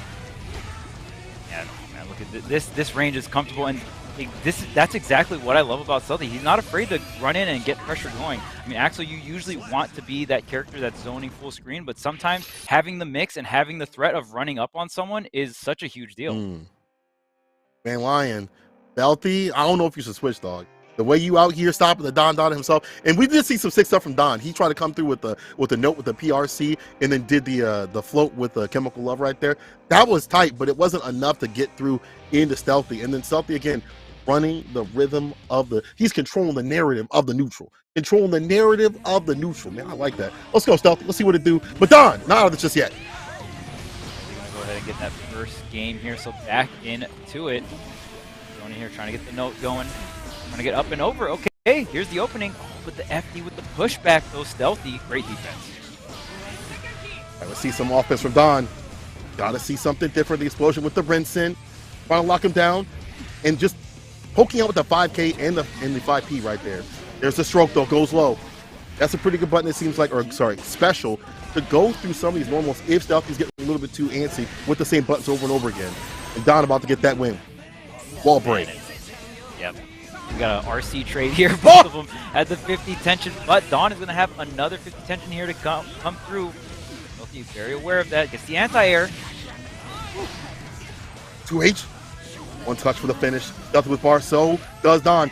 Tries to find the approach, but he is not deterred by the Beethoven. He ain't listening. Yeah, that note didn't have enough curvature there. Just floating right on over it. Don just being like, well, I don't care about that note. Stealthy going to go ahead and get that. Here's another grab here. And Stealthy again starting this game 2 off so strong. Smart with it. Uh-oh, here we go. The mix, the burst, though. The distance. Press himself out, and that's what you want in Stealthy. Put him back to basics. In the dash-in throw, once again, Stealthy. Changing up the rhythm. forcing out the burst to come from Don. He said, bro, I'm going to run this. I'm getting in. Jumps above the stroke the tree there, but Don still able. Oh wow, backdash through the PRC. Very unfortunate timing there for Don. There's the Red RC to get the opening here. Oh, back throw. Oh, they immediately went for the throw. Jump H, BRC, and there's the victory. Axe Obama, Stealthy. I see you, dog. You say your name is Stealthy, but I see you. Don't switch this character. Don't switch. Yeah. Why would you Stealthy switch? So strong on this character. I mean, it's so weird, right? This Guilty Gear game, particularly Strive. I mean, we're seeing players in the boat of being able to pick up multiple characters. In previous titles of Guilty Gear, it's very hard to do that because the skill floor for every character was so high, right? But Guilty Gear is a game of matchups. Every character just so unique, so different. So maybe Stealthy just maybe thinking about picking up for different matches, but I don't know. Stealthy definitely looking good in the matchup here. Yeah, I think that character knowledge, when you really grind out a character and stick with it, it really comes into play. Obviously, going to have really hard matchups, especially in this game, but there is benefit to running it, and you're seeing it with Stealthy. Same with Don, though. Gotta talk Don up a little bit because he's starting to come through a little bit with that Red RC. Drop A the burst from Stealthy, but Stealthy's innate defense is so solid, forcing up the burst from Don offensively to keep him in the corner, but Stealthy willing to play anywhere on the screen. He's still mean. Look at this mid-range, yeah, I mean, just controlling so much area. The stroke going underneath, gonna get the opening, gonna keep this corner pressure here. One more opening here for Don is all you need. The burst from Stealthy, though. In the corner, defend. Trying to get into this dude. 5P once again. Don with the toxicity. Watch Max the dome. And that was a good distance to do it too. Like mid-range, we've been seeing it more on the full screen side of things from Don. Now he's running that mid-screen, and plus with the stroke, Land, Sea, and Skies are being covered by Don Dada. Vincent there. Oh, the note finally getting the opening, and we've seen Stealthy play so well against the note, and you see how important it is. But Stealthy gets the reversal throw here, the YRC. Please. Oh, the sweep. Yeah, that's the problem with a 2K sweep with Axel. Sometimes it'll knock him out of range because both those moves have like similar ranges, right? Mm-hmm. Still unfortunate. You did the right thing and you get punished for it. Oh, the counter hit though. What a eruption. 2K. And not letting it go for free. I like that gold edition on the Gucci right there. Gets it for the burst, and let's see how we're going to spend that money. Oh my God, that's not funny. That's a lot of damage, but Stealthy could still seal this. What are you aiming for? What are you? Yep, you gotta watch that Stealthy. second hit. And, wow, it's not enough though. Don doesn't convert for the KO. There's a pixel left on Stealthy. Dash in. And the fade away and play Stealthy. And honestly, Stealthy had missed that super. I thought that was good enough for Don to come through. Yeah. Man was fighting his demons in the corner, but it was all set up. Stealthy on set point. Yeah, you saw the pixels on the stroke as well. Stealthy not having any of that. That looks like, the one opening Don could have got for that game here, but now Stealthy back in control of this round 3. Stealthy again with the control and the neutral. Controlling the narrative of the neutral. Jump back S. They said that button was nerfed, but he's about to put this man to rest. He's got the distance with that button, the 5P, and you see him taking off the 5K. Not the 2K 2D though. Gets the knockdown and puts Don back in the corner reset situation. So much meter on Stealthy's end. Both players about to have burst here in a sec, and yeah, Don not gonna be able to use it. And that last round was so important. It felt like could have been the turning point, right? Just getting sniped up, full screen. You already know how Axel does it. And man, what a set. I mean, very commanding from Stealthy. Don feeling like was able to make a comeback there towards the end. That round 2 was so pivotal, so important, right? And we saw the gold burst too. I thought, especially with the full stick of butter, you're gonna have that, but Stealthy just playing amazing defense there at the end.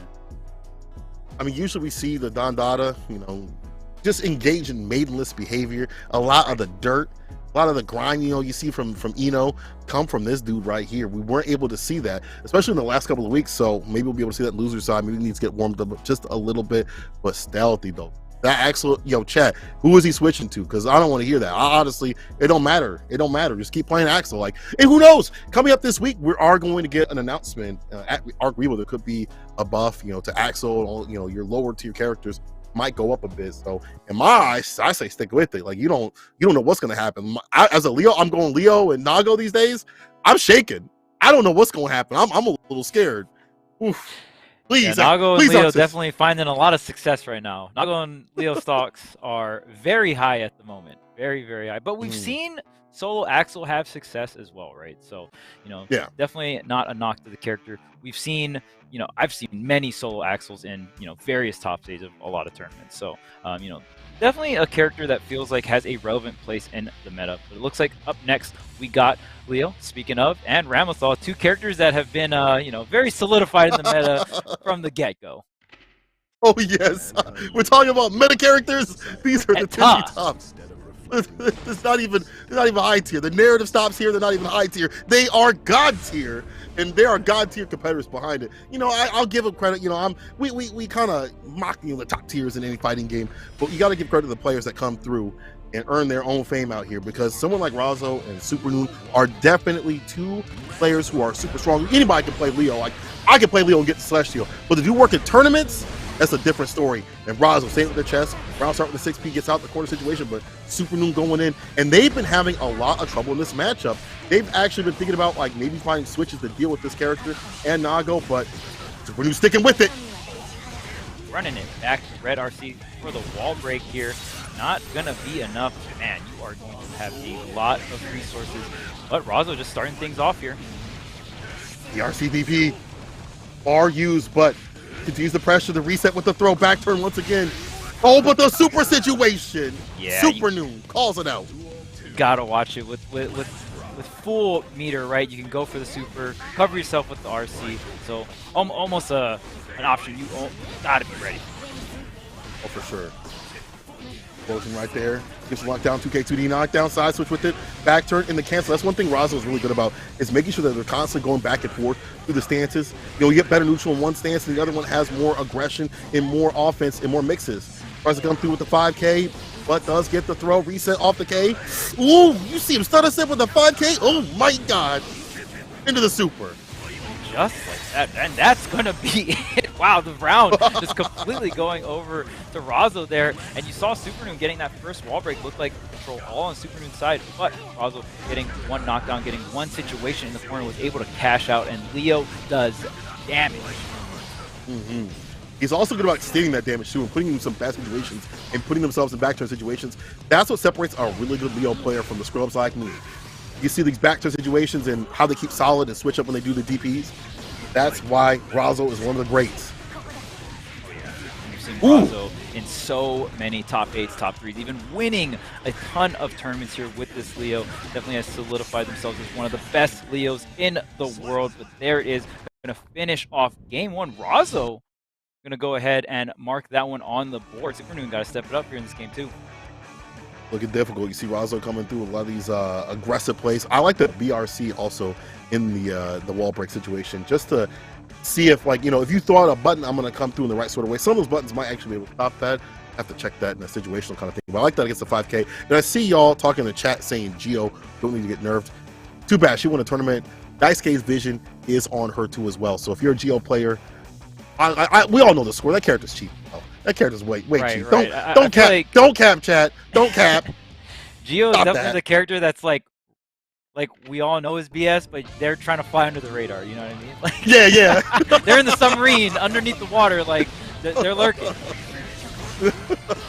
I got you on the map. I see the blips. I got you on radar. You can't hide from me.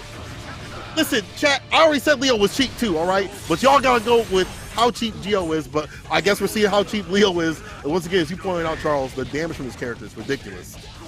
Damage and the situation afterwards. Not a lot of characters have that kind of damage output and the conversion rate with such a crazy situation afterwards, right? That back turn, Leo can do some dangerous stuff. Absolutely. And Razo doing the full effect of all the characters' tools. Off the backboard, hard Globetrotters breaks the wall, make a fall, and builds up that tension situation. This is real good for Razo. They're probably gonna get another part. Yep, one spent, and let me get another one. Oh, never mind, it's done. Ugh! No super required for that one, and the red RC for the pop-up extension to drag Super Noon all the way to the corner for the wall break. Razzle with very calculated, very optimized damage output there. So Razzle looking extremely strong out the gate. You know, looked a little shaky there on the opening, and you know, Supernoon looked like was going to take all the momentum out of Razzle, but Razzle just coming back swinging. Yeah, really good stuff too. So to play in that mid-range game, when we're on the 5K, we see a lot of 5K resets and a lot of jukes with the 5K, right? Because it's got a lot of forward movement. You see the 5K, and after like a couple throw resets, they always do a dash-up throw. They do the 5K, and they kind of like, wait, what? And they try to go for like a throw tag, and then get hit with a far slash or a heavy slash. And right now, I don't know if Supernoon's going to last. My man is getting cooked right now, but this is not had enough. Oh, wait, Bringing hold out on. the other gun. What? Bringing out the shades, bringing out the gun, the halo. I've had enough. He's had enough? Wow. The secret top tier right here. That is Happy Chaos. This character is really good too. Yeah, we're seeing a lot more of this character. And you know, on release, this was a character kind of like Zato. You have to give the community a little time, right? Not it's definitely not a week one. Happy Chaos gonna be running these brackets. Yeah. I just never seen Supernoon play this character in such like an in-depth way, but will the grinding pay off in behind the scenes? So far, Razo getting into him. I think the offense for this character, as long as you got the execution, is real good. Like, it's not too bad, but the defense, though, he doesn't have a DP. The clones spend health. It's looking long. Looking long for Mans. Yeah, you are a zoner, but you gotta keep them out. Yeah. If they get in, it's not a fun time. I mean, defense in general, we talked about how hard it is just to block in general in this game when you're on the defense, right? You know, Guilty Gear is a very volatile game. Now, when you don't have any defensive tools, that neutral has to come through. Okay, right here, we're getting an opening here for Supernoon. The stank on him a bit. Got the clips. The blicky on the deck. Always keep it strapped with that. No, doesn't get the 6P. Unfortunate. Jumping situation. Supernoon got bar to spin too. But still, Deus Ex Machina. Always say that wrong. Careful with the buttons. Yeah, no. You see how Supernoon ending the combos off? This should be it, though. Yeah, Supernoon was doing such a good job there, and you see the moment Razzle was able to get in. Razzle picking when and where to go in on Supernoon there, right? Like, when the concentration's low, that's your time to strike. They either got to set up a clone, they got to, you know, either or do the move that increases the concentration gauge. So those are the openings, and it's very intricate. It's very unique. There's not a lot of Happy Chaos players out there. You got to be pressing those buttons mad quick too. There's a lot of inputs that go into Happy Chaos, so very difficult character to play as well. But Supernoon's Happy Chaos was not ready for the Leo. Yeah, I don't think it was actually a bad Happy Chaos. It just wasn't ready for someone who's so solidified their own game plan. They've been playing the character for so long. Right. I think Leo does actually a decent job against Happy Chaos. You can dash block, and we've seen what happens when you get in. You get that win. It's a gorilla dog, and those guns don't matter if they don't. The bullets don't penetrate that hide. So we're not gonna hide for any more matches. We're gonna have more. We have Idiosyncrasy on the deck against Umisho. Connie swinging a fist in the in the broadcasting room. You know, I be careful, you know, because that's, you know, Idiosyncrasy's biggest fan, but I'm a fan of Idiosyncrasy too. We saw a couple weeks ago them running that, it was like 3-4 Midnight Stacks of Count Black with the bites continuously. That was super sick. Idiosyncrasy, after that moment, I was like, all right, I'm a fan too. But Umi Shoot, I should say Umi Shoot, because they have the Happy Chaos. I got to give them a different name. It's Umi Shoot, because they do have a fantastic Happy Chaos, has won a few tournaments too as well, and they're definitely a big rising star. And here we go, the Happy Chaos on the deck, Joker moment. Wait a minute though. Oh yeah. Idio on the Nago here, and Umisho on the Happy Chaos. Everything according to plan here. Yeah, I mean, and this is a matchup that I've heard Nago's like not too big of a fan of. Yeah, you don't get the chance to dash block when you don't have a dash. You have to rely on Kukio to get in or a bloody clone, but dog, hold this super. The wall break. This is great. Umi Shoot with the bar at the bottom to cook with. The great thing about that super as well is you get to reload as well. So got the bullets in the chamber, going ahead and install for the concentration, and Umisho going to go ahead and close that one out. Idiosyncrasy not being able to find a way back in. Once again, Umi just keeping the distance right here with the shots, and it's so difficult. You have to make a perfect move with the auto zone with the clone, the fireball situation to get through, and Ukio in, and that's a lot of blood spin too as well. See, you try to do it there, but Umi Shoot has had the best when it comes to reload and just putting the bullets on the mans. And every time you see the reload, that is another input there. So just kind of bouncing back, and you got to really manage the concentration. You got to really manage the bullets. And Umisho coming in for the offense here. The tap dust. Oh, hold up! Oh. Right in his face. Oh, kind of disrespectful. That's very disrespectful. It's not what you want to do. Idio, gotta take that chance to get in. No placement after that. Didn't have the blood bar, unfortunate, and the punish on the burst. That's the worst. Umi shoot. Umi shoot. Yeah, and what a punish on the burst when you got the range, and that dash back was so good from Umisho, right? Just saw the burst, pop, pop, and that was it. That was the round there. So it's tough, and even the mid range, you still have to respect Happy Chaos buttons, right? Right when you finally get in and you're in the close range, you're in that mid range. Happy Chaos has some pretty decent buttons that they can throw out to kind of contest you, right? And we see that coming out from Umisho. Absolutely the case. I mean, if you get that distance, you know, if you're Idio, you can kind of fight back, but again, your buttons are a little bit slower in some of these situations. And the reward that you get, if you do get a button press off, you know, from Happy Chaos, leads into this wall splat like that. I got a Glock in my roar, break the wall, and get the bar back. What they don't know about that. Chat too busy listening to NBA YoungBoy out here. They forgot. They forgot. You gotta respect the oldies, man. Exactly. Oh my God. Oh. No. We twirling the guns again? We twirling them again? Woo! Ain't looking good. Idio, fight back, my brother, fight back. Oh, there we go. Bloody spin, get in. And once you get that win, put that pressure on. Put the fight called out. It's time to go on a diet. Oh. Yep. When you get the 2-6H's, that is damage. Whoa, setting up shop a bit. 9 that approach. Off the backboard. Yo, chat asking how did Otashi beat Russell in this matchup? It was by walking forward and blocking. Walking forward and blocking, and finally finding all with the flow and making the most out of any opportunity. That's how Hotashi plays. But Idio wants those bikes to stay all right, and Ubi denying that. Go on a diet. Idio was in the air more than on the ground there. That entire time just getting shot up. We saw the coast-to-coast combo. I got combo from the west coast to the east coast on that last round. Whew. Coast to coast to give up the ghost. Unfortunately, the last chance for Idio in the winner's side. Got to start getting some game of the points on the board, and it's easier said than done, right? You know, if you fight a decent Happy Chaos, it's already frustrating. You fight one that's good like Umi, who always keeps it stocked up and locked up with the Glock up. I'm gonna tell you, it's all these little videos that you see on YouTube and how to fight the character and stuff may not matter because you see him get the dash impression. I would say also, y'all, if you don't know how to fight this character, check out Dev's videos on how to deal with Happy Chaos before switch. Counter.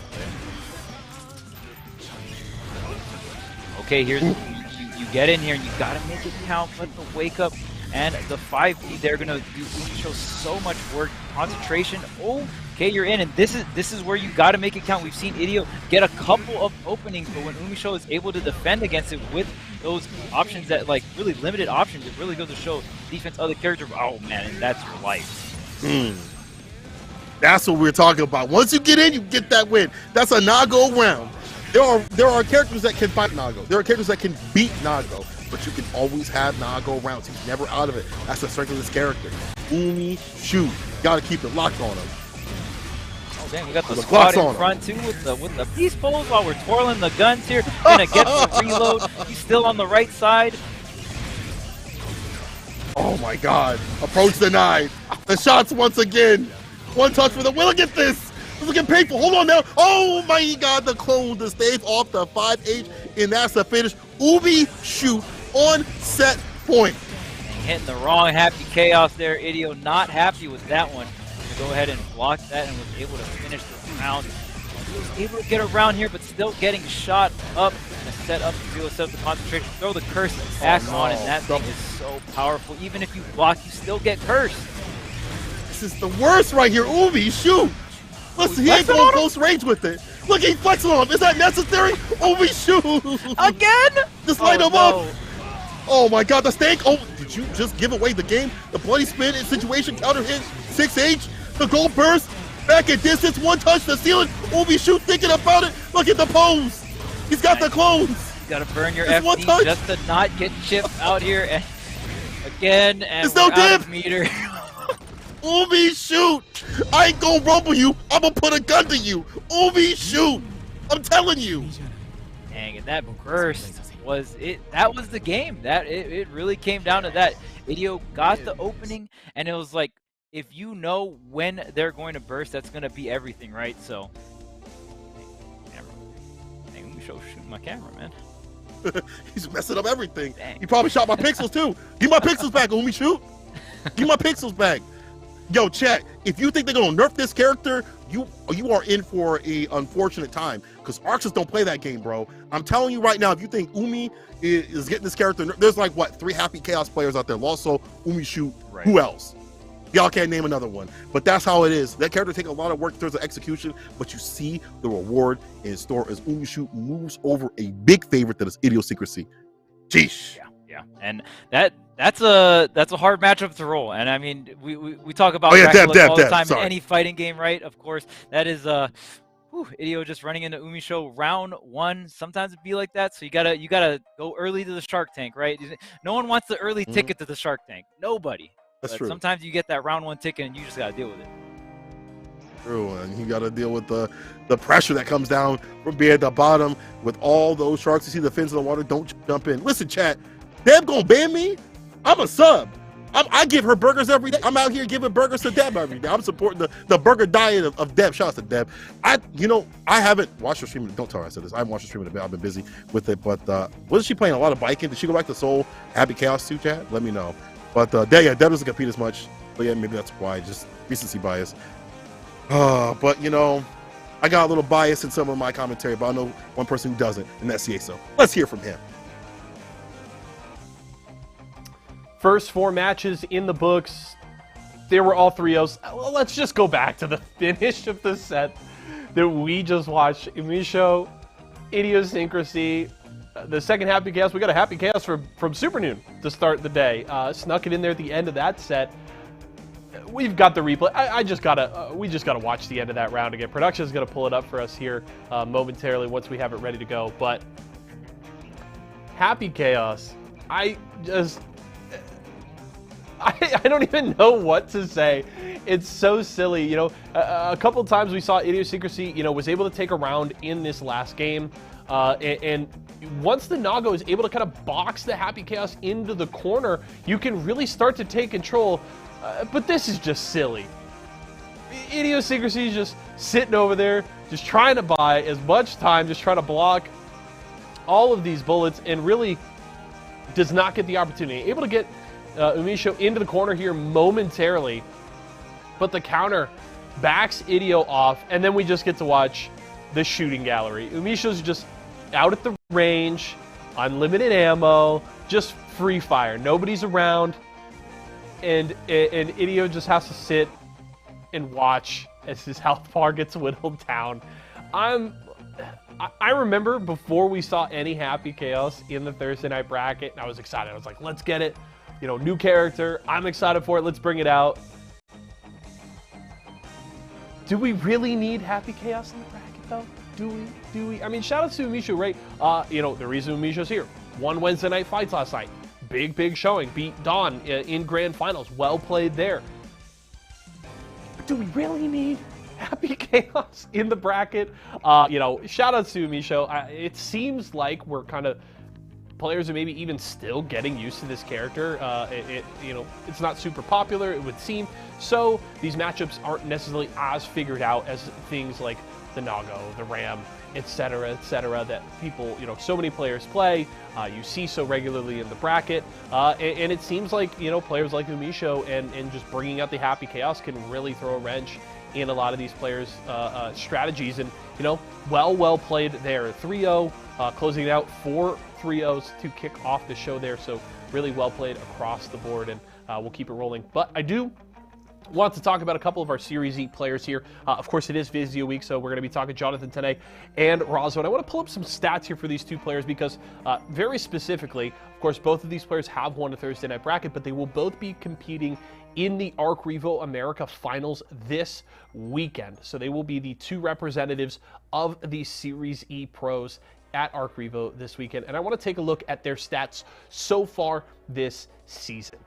Both of their average placements almost identical there, just a little higher than 4th is their average placement, which is solid. There's a reason these two are up at the top of the standings along with Shine. But a very interesting thing that I noticed is the head-to-head record there.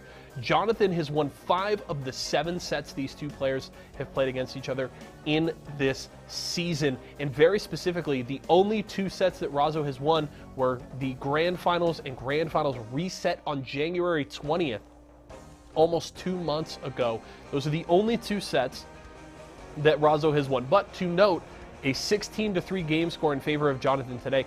Not huge considering that Jonathan has won 3 more sets. So that just tells you that despite the record in favor of Jonathan, these sets are very close, very consistently. Their set win rate, very, very similar as well, both up above that 60% threshold on the season. Another stat in favor of Jonathan 10A here, the top 3s. 6 top 3 finishes for Jonathan 10A this season to 2 for Razo. And the interesting thing for Razo is, since that victory at the end of January, Razo hasn't quite had that top form. Now, granted, a big reason why that average placement is there right above 4 is that Razo has been very consistently finishing in 4th place. It's kind of been gated at that threshold over the last month and a half or so. Meanwhile, Jonathan was a lot of 5th places, then had a 3rd and a 1st the last couple of weeks leading into tonight. So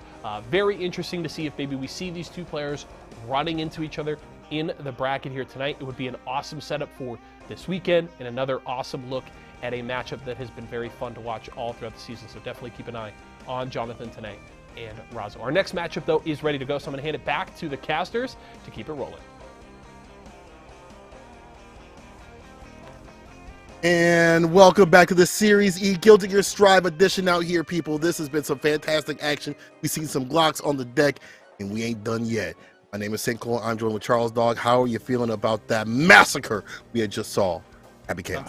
Sometimes you just gotta watch the shooting gallery. Sometimes you gotta watch some cutscenes. It depends. It depends. Now there's a bunch of different styles in fighting games, right? So that's one of them. You got the zoners, right? You got the axles. You got. I think Happy Chaos is the purest zoner, or like the zoniest zoner we got in the game so far. Full screen pressure, right? Gonna just be reloading, concentrating, shooting you up. So getting in on those characters can be rough, but every fighting game has their different archetypes of characters, right? And you definitely don't want to go to a tournament like Evo and you avoid playing all the Happy Chaos players. Like, nah, there's always like one type of player like going, oh dang, we're going right into it. Shine versus Yurikov though. I agree. You don't want to go without that matchup knowledge. But you definitely want to understand how to fight both these characters. And Milia Yurikov back from. Well, we haven't seen him in a bit with it. In terms of just tournaments in general, we've been taking a break, maybe playing other games, but that Milia is super strong. Shine though, the protagonist. Every week with it, this dude with the grip to do it. And you gotta be really careful. You're a Milia player. It's like one good touch tap like that, you will get smoked. Yeah, this matchup is probably one of the more rougher ones for Milia. You just have a low health pool. You don't have the defense that Chip has, right? So you got a low health pool. You don't have the same defense, and Shine just doing. You can just do so much damage as Potemkin, right, onto Milia. So you really have to avoid. And Milia does not have much meter gain as well. So you have all the movement to kind of dance around Potemkin, but the damage output isn't quite there. Absolutely. I feel like everything has to be picture perfect. We've seen this character get smoked by the characters that do a lot of damage, and Potemkin is one of them. Saves off the burst. Don't let him get in. Air-to-air situation off the jump S. Meets some of this guys with a jump H this time. Yurikov aggressive with it. This could be just data for Shine.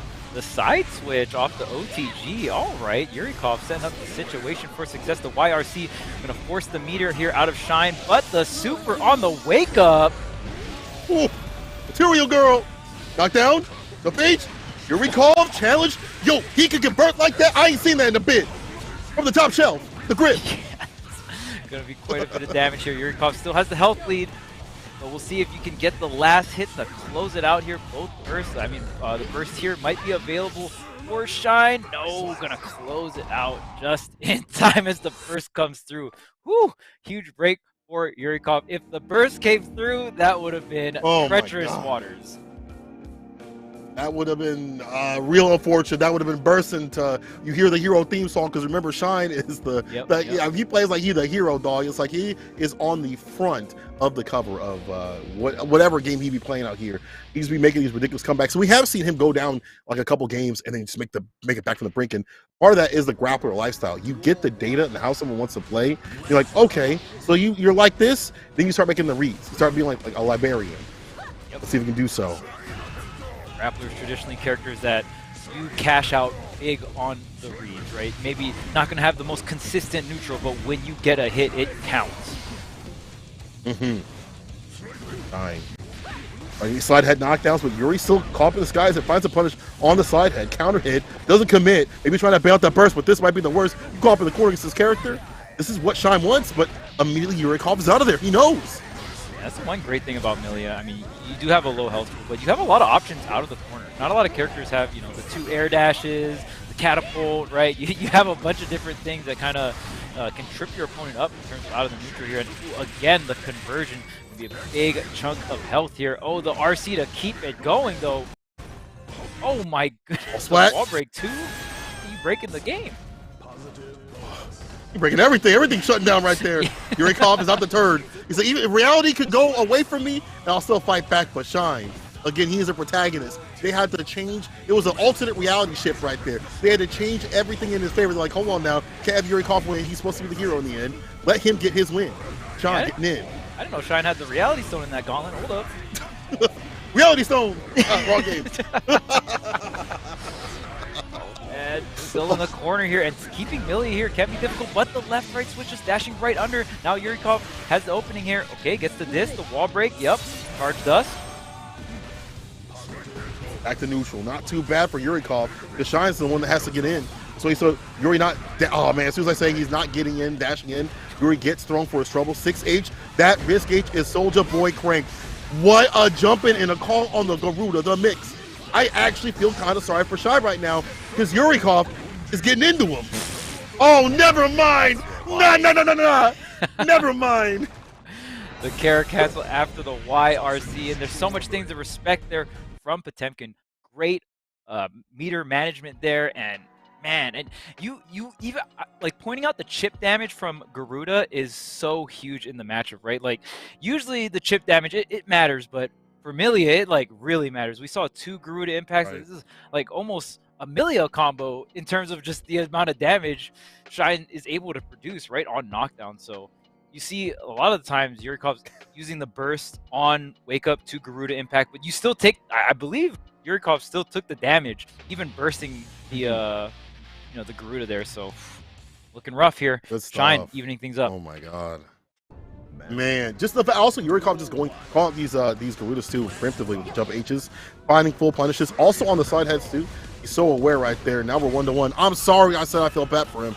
I forgot he had grappler. I forgot what he do. Look at that. Check that red. Man's almost dead. The gold burst gets a Gucci with it. Lots of spin, but Shai gonna make this man broke. Oh, another. Oh my goodness. The Garuda and yep, immediate burst. Gonna go for the super, the PRC. Okay, does get the wall break here. Yurikov using all the meters, so gonna be a while, but gets an opening. Okay, be 50 meter here. Gonna be available for both players. The reversal throw, the red RC. That's going to be it. Good stuff, Shine. Worse in that situation. And the sun is starting to shine on him. Uh-oh, 2D knockdown situation. The mix, once again, Yuri has to be so perfect in these situations. Knocking him down, mixing him up. And to be honest, again, Pot doesn't have many defensive options. That's why you see the innate one, the back throw. Caught up in the corner, though. No burst to play with. Yuri having to use those options to get out. And we talked about having the air dash and the aerial approach right there with the jump S. ERC, oh no. My damage, and I need it now. Another situation, and that's going to be, man, what that game was so fast. We saw Yurikov get a couple of openings, but my man Shine forcing Yurikov to the 9-5 right now. We put it in the full 8 hour. Yurikov might have to go in a bit of overtime to get this set, man. Oh no, this is the kind of, you don't want your boss come over and be like, why are you leaving? You're not done yet? My clock says 5. No, you're not done yet. The job's not done. It's not time. It's not time. You ain't getting paid for it either, too. Yuri Gotta do something different. I like the mixes, obviously, that Yuri be doing, but it's just innate defensive challenges, whether it be 5P, back throw. Yuri gotta start beating those situations out to stay away from the grip at play, bro. But because Shine is on set point. Oh my Air God. Call out, just snatch him out. Again, Yurikov gonna have to start clocking in the overtime. That's already a third of your health gone here. There's the burst. Shine just making it even harder for Yurikov. Absolutely. Jump H once again. Not to the situation. Counter hit. Air car. Go far. Challenge with the 5P on the wake up, but the burst puts him in the corner. Yuri wants to keep that pressure going on, but the throw again. This is where it all goes downhill in the end. Garudas. Oh, back fist. Check my wrist. Oh. Oh, this. Are you alive? No, absolutely not. Jeez. Why am I even asking questions out here? I'm sorry, Shine. You got it, man. He said, I knew what to do. Yuri probably dropped the control after that when he was like, all right, next round, just end it. But it's about to be the end right here for Yuri's winner side run as Shine puts him in the corner to get it done. Trying to make a fist. Not going to get it. Yuri with the defense and the knockdown, now offense. Side switch, the throw. Rip him. Going left, right, up, down. You gotta keep on guessing here. You're caught with the OGG, but the reversal throw again. Shine is so ready for these mixes and no! Shine! That's like me at the movie theater. You see someone go in you see the villain. Don't go in there. Don't Yuri, take no! him to the sky, Shine. Don't take him to the skies, man. You really have to do him like that? Oh my goodness, Shine. No mercy in this dojo. Reversal throws. We're doing it heavenly style in the skies, man. Whew, Shine. Looking like the real pro tag and just telling Yurikov, hey, here's the one-way ticket to the Shark Tank, man. Bro, I almost had a stroke watching that.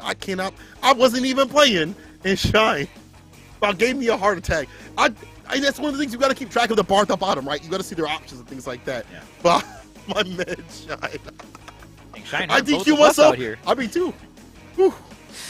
Oh, all right. So God. Shine, Shine always putting on a show, right? Always putting on a show. And I gotta say, I feel like the main thing was every time Yurikov was trying to get something started offensive-wise, just Shine almost immediately, like you know Shine knows that matchup because those reversal throws, like there were so many of them in very specific situations off of like the OTGs and stuff like that, which those situations happen so fast. So Shine, even though like I feel like this can be a trap for some players where it's like, oh, that matchup's good for me. I don't really got to practice that much. You can tell Shine's very comfortable in that matchup.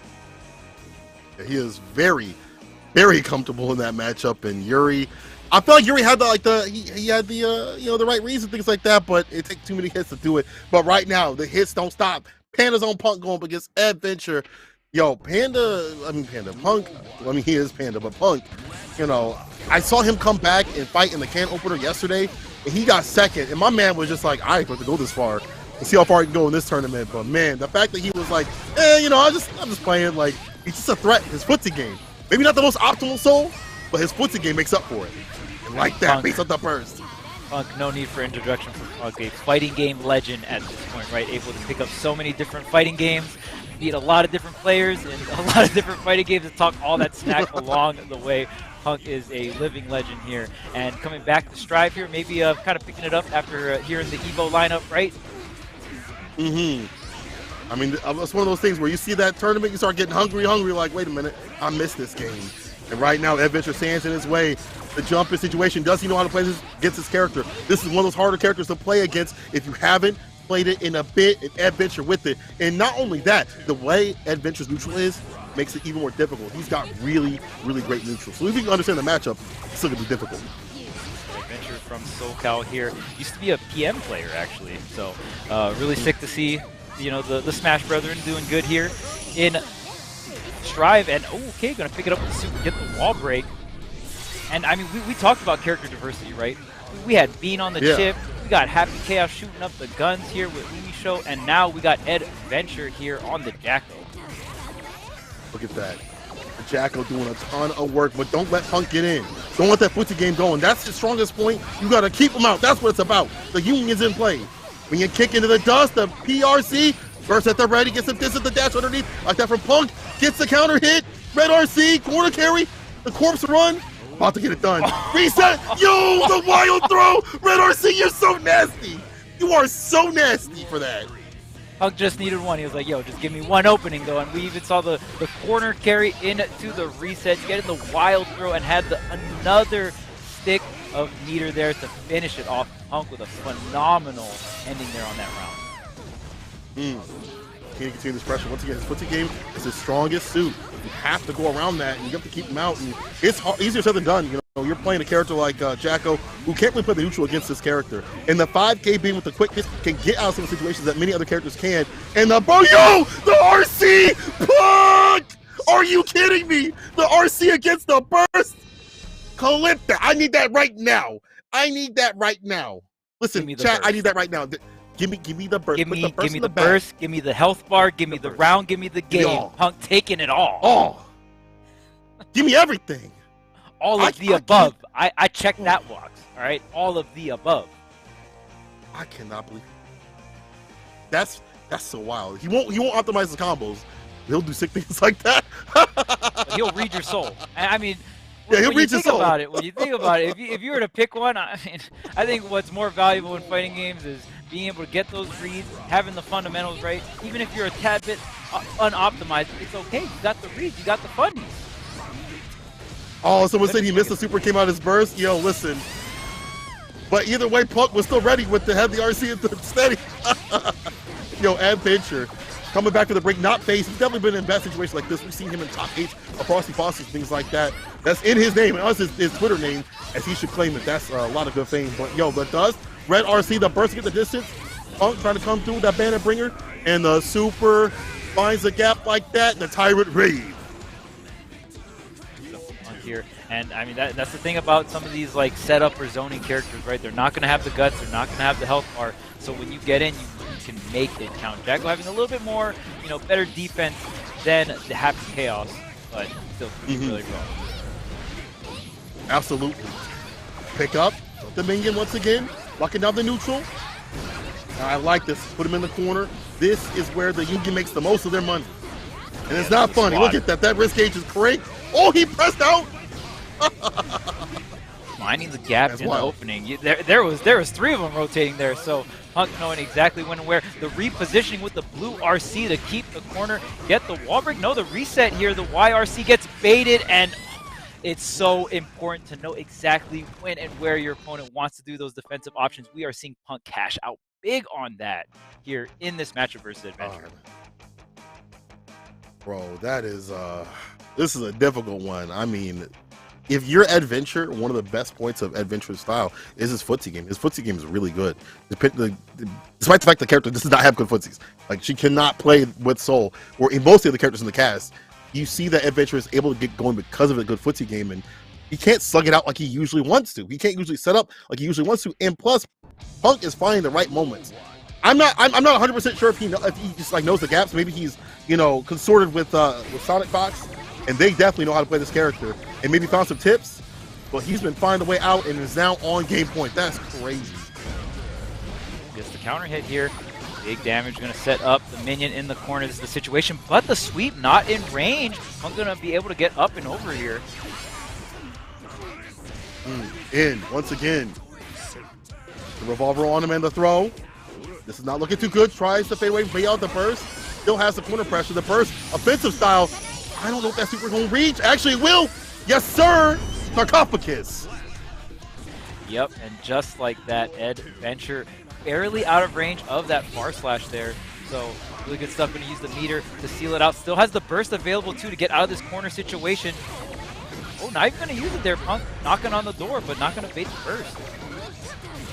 Nice fade out, fade away right there from Adventure. His aerial movement is so good. I like that wall spot like that. Don't go back to neutral. Continue this pressure. We see this character that has win the neutral so many times.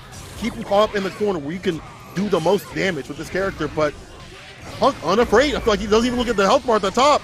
The burst baited because he waited, and the health defibrillated. Oh my God, it's a wrap.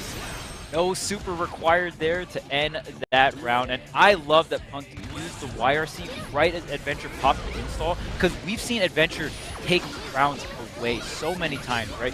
Popping the install, getting the minion set up, and just chip your opponent out, drain all of their meter. That time, Punk knowing exactly when and where to kind of defuse that win condition, right, from Adventure. That's success. It's the backdash a little bit. Sets up shop with the minion. Once again, the burst situation, taking it off the table. Red RC continuing that pressure. Adventure forced to go in, not being caught in the corner. His defensive innate abilities have been got so many times. There's the air-to-air right there. Punk will take some damage to keep him locked down. Almost a wrap like that. The bar built up at the bottom. Closer. How much bar Adventure has to use here? You're not going to have any kind of out, and that's going to be it. Adventure not really having any answers, for being forced to use so much meter on FD to try and push Punk away, but Punk just keeping the pressure consistent. Bro, Punk, I need you. I don't know if you're watching right now. I don't know if you'll watch the VODs later. How much training have you done against Jacko, though? Because you've been taking breaks and stuff like that. What are you doing in between those breaks to stay so solid? I don't get it, but I don't understand.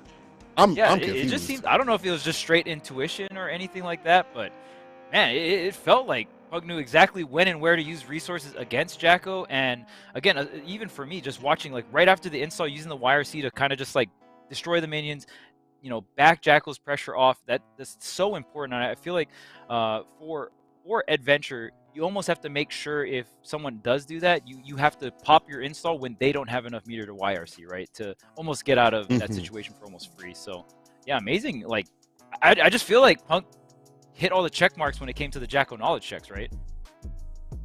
Wow, that was fantastic play right there from Punk. But you know, I feel like that's also just like a natural enemy predator of Adventure, because unfortunately my man loves to slug it out, but Panda, that's what he about. We are actually going to take a quick look at the Esports Arena Walmart location Orlando during the Super Smash Thursday event real quick with it, and then after that we'll have Jonathan today against K7. All right, so check it out. We're chilling in one of the many Walmart locations. So shout outs to all the Walmart locations across the state here for Esports Arena, and going through all the locals, right? I think Smash, one of the games that I enjoy as well. So super sick to see all the locals, right? And I mean, just seeing the communities come together for all the different kinds of games. That's the best thing about all these different Esports Arena locations, bringing all these communities together. Imagine if you're just like walking by and you're seeing a bunch of people huddle around something. You want to check it out. You want to see what it's about. You want to be out there seeing the fun in action. That's part of the best things about being in the FGC and Smash and everything. It doesn't matter what it is. Doesn't matter what game. Seeing people huddle around something, you want to be a part of it. And games are so inclusive already that these fighting games already do such a good job. And it's really cool that we have these Esports arenas settled around Walmart. You can be walking around, get your groceries, and be like, you know what, what's going on over there? Let me see what's happening. And you're gonna be seeing a welcoming environment like these players right here, all huddled around. Looks like they're trying to get some matches against, looks like those might be the top players right there, because they're not on any of the other rotations. They're like, I want these stations right here. I want to fight these dogs right here. So that looks like super, super fun. I wish I was out there. Yeah, for sure. And I mean, Esports has come a long way, right? We're definitely on the older side. So, you know, when we were younger in high school, we definitely didn't have no Esports Arena in the Walmart locations. I mean, just having a LAN center was a blessing within a bus, distance away. So I really sick to see how far Esports has come in general, and we're able to have sick events like that Smash tournament at all these different Walmart locations, and this event as well, Series E. Like, so much resources coming into the FGC. We're seeing all these big names like Nerve, shouts to Vizio, right? Like all these different Razer, and sponsoring these players in the FGC, giving them the salary, giving them the resources to travel out to these events, right? And we really get to see the community evolve in that sense.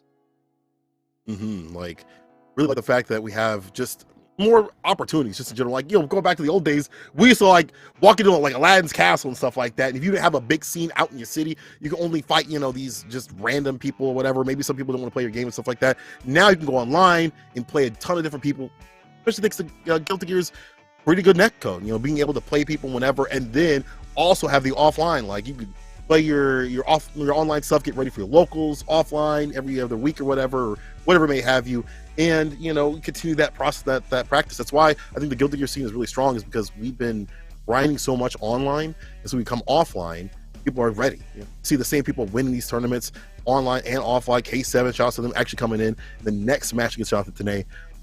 Wouldn't be surprised if K7 wins another tournament, coming up at CEO again, makes a two-peat with it at Evo, any of those. But that's because they stay solid with other players by playing online. I can't wait for Evo. I gotta see the Oh my schmicks God. of all the different regions. I mean, that's the tournament. That's the one to go to. If you can go to one tournament, right, it's gonna be that one. You get to see all the different regional talents clash, and I'm super excited. We still had Evo, you know, in the previous years for Guilty Gear, but it was over online, and they had to region lock it, obviously, right? Because you're not gonna play like Europe to US. You know, rollback's good, but You know. it ain't that good. Ain't that good? It can't solve the quantum physics out here, all right? It can only help a little bit. Let's see what it do, though. Jonathan Tanae, last week's winner, going up in play against K7. Show off. I'd like to see him show off that Leo play, and he's trying to, but Jonathan Tanae with the burst, put him back in the corner. We've seen this matchup get played many times. I mean, we even had the head-to-head showing from Jonathan Tanae versus Razo, and Jonathan Tanae very experienced in this matchup here, so looks like it's showing here in this opening. But ooh, I love the flash kick right through that tap. Dust on him right there. I'll have to turn the mush right here. He, unfortunately, get pushed to the corner. Another dust to do it. Wall sweat like that into the super sun void. All I see is a shadow of death on K7 if you don't do something different. Look at that oppression off the Oki. The Pierce put him back in the corner. Okay, there's RC. There's still RC. Yep, available for K7. I'm going to use it for the YRC, but the poke there is going to end that round. Jonathan just keeping the pressure on his side, and K7 not having too many options. Was forced to use the burst early on that round one, right? And after that, it was just, man, it was just a Jonathan show. I mean, in K7, like that could be such a big benefit for K7 right here. If you can get going, like put the mix on him like this. No defense on the deck for this character. You have to worry about like 5P and RC or YRC, but those don't hold a candle to burst. So Jonathan Tanae putting under pressure, so that's not a problem. What is defense if I got all this offense? Shark Tank. Dang. Again. You got two? We got two. Do we have three? Oh, okay. That'd been sick. That'd have been super sick with it though. That'd have been tight. Okay, wait. But here's the Leo mix here, but that 5P, like you said, the main line of defense, right? That quick option. But I mean, Zato definitely not known for that defense. So K7 gets the openings here and there, but Jonathan, even with the lack of defensive options, is able to keep the Leo at bay and is getting paid off for it, like with that solid game one win. And we talk about defense. It's such a weird thing to talk about defense because like innate defense is such an important thing. I've just been listening to Latif. Maybe I got a little bit of recency bias because I've been watching his stream, but Latif was like, yeah, you know, Zato players have to have really good innate defense. They don't have the mechanics of DP and things like that. You can't let the DP and the hard knockdown fly like Leo. You don't have the quickest buttons that lead into a lot, so you have to be able to block it out, wait for your turn, and manage your bar in the right sort of way. And you see that coming through from Jonathan, you know, being able to stay solid. Look at these blocks right here. Oh, commentator's curse! But at least that wasn't the worst. He's having to get too much off that. I still blocking. Oh man, that health bar is getting melted here with the wall break off the super. K7 almost taking the round off of that one hit. Pierce. Ooh, he tried to. Oh my God, that would have been dangerous. Yeah, the 2K2D knockdown. Leapfrog had committed, went right underneath. K7 starting to warm up a bit, trying to find a way. Ooh, that was almost a whiff punish, just a little bit too late with that button. Got the opposed setup, but the fireball gonna take out Eddie, and this is a huge opening here. Gonna side switch. Okay. Gets the overhead. Oh my goodness. Yep, there's the super for the wall break. Tons of damage. Tons of fun. Oki time. 5K to get in. Oh, the throw though, Jonathan Tanae. Be able to get positioning, the dust, and the leapfrog. Here we go. This is not too bad. Jonathan Tanae going back to neutral, but the PRC in play. Another throw. Red RC. What a call from Jonathan Tanae on these throws. Offense into defense, into you put in the corner. Wall break. Yep. Go ahead. Break that. Has another set of positive bonus, but K7 has bar to spend immediately here. But the reversal throw, knowing exactly where and when to weave that in. Jonathan with a phenomenal defense. Again, my God, these throws, the grip to do it. My man put hands on him. Jonathan Tanae coming through against the fireball. The reads that we see on the zoning have been real good, but here we go. The overhead, Christine in the cranium, blessing the dome. The burst immediately to get outside that corner position, to stave off the Harlem Globetrotters juggle that we see. Leapfrog too. Yeah, Jonathan's like, I don't want to give K7 that positive bonus. It's too scary of a world here. Jonathan getting some meter, not exactly there yet, but forced to FD here, and the counter hit should be the round. Oh no! Finish it. Don't let Jonathan D come back like that. Don't let a man like Jonathan D come back like that. He's got the bar to stay away from Chip for a long time. We'll see if he wants to use it to get outside of this corner or put on some pressure. Jonathan T and there's no way. There's no way. There's no way. You're right. There's no way. There's no way. There's no way. I don't trust it. I don't trust it.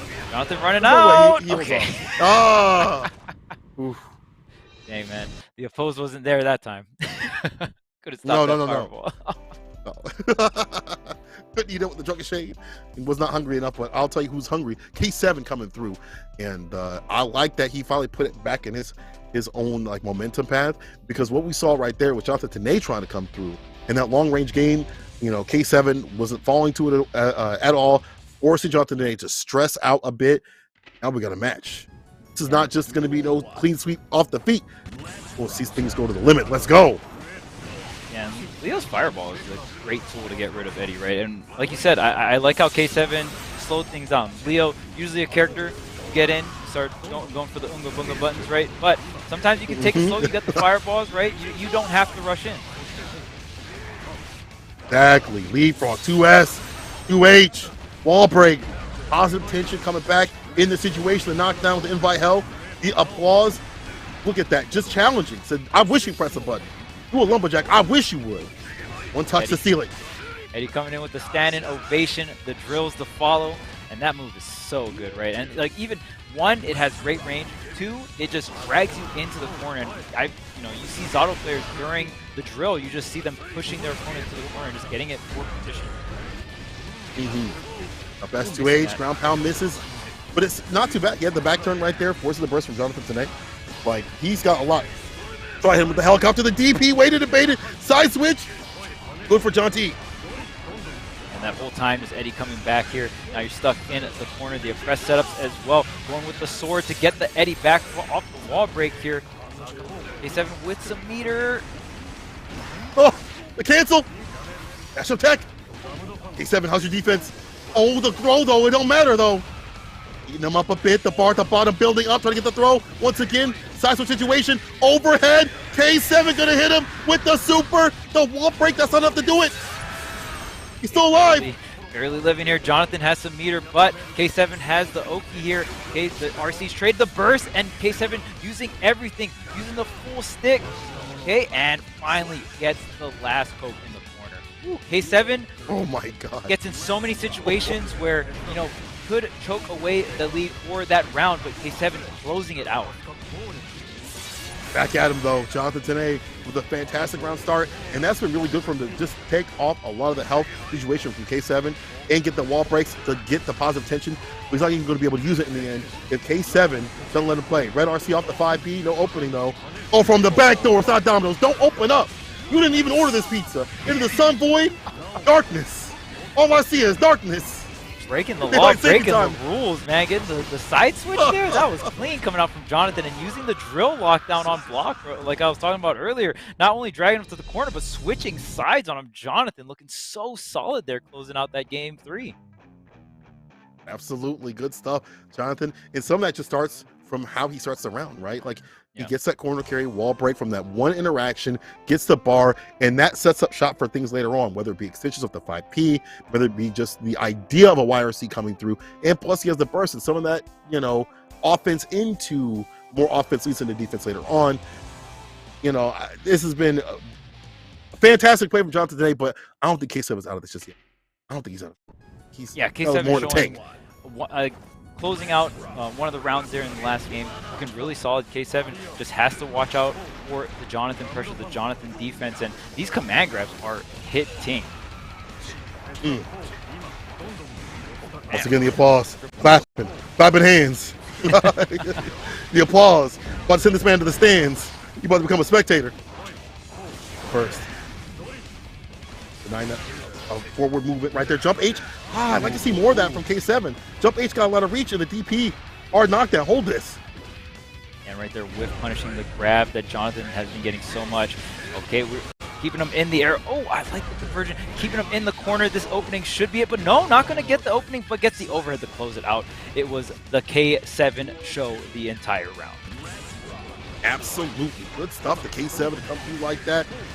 Even if these bad round starts happen, he still knows that he's still in it to win it. Once again, if he gets in to get that win, he puts the mix on his character, it's going to hurt. He is the fragile type. Zato can get packed up softly. Now Jonathan Tanay with the dash up.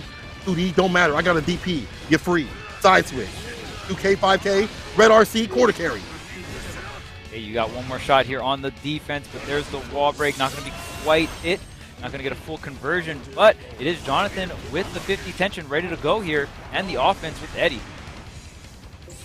Laps like that, dash in, DRC 5P extension, and then builds the Eddie bar back like that. It's off the table after the DP. Unfortunate.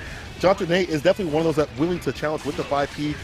Trying to jump in, dust on him, and the leapfrog 2S. Not enough to pull up the rest. Okay, got him. Boom. Got him with the poke there. Jonathan taking that round. K7, do or die here for winners of the bracket. K7 show off. Of course, the game 5 situation. Nice kicks on the Eddie there. Disable that. Jonathan trying to keep the space. Air throw. Back down to the ground and gets the corner push too. Invite hell. 6P caught him coming in. First situation though for K7. Trying to do whatever he can to stay in. He really just needs a couple sequences to seal it. The PRC quarter carry 2H. Once again, the Legos are on the ground.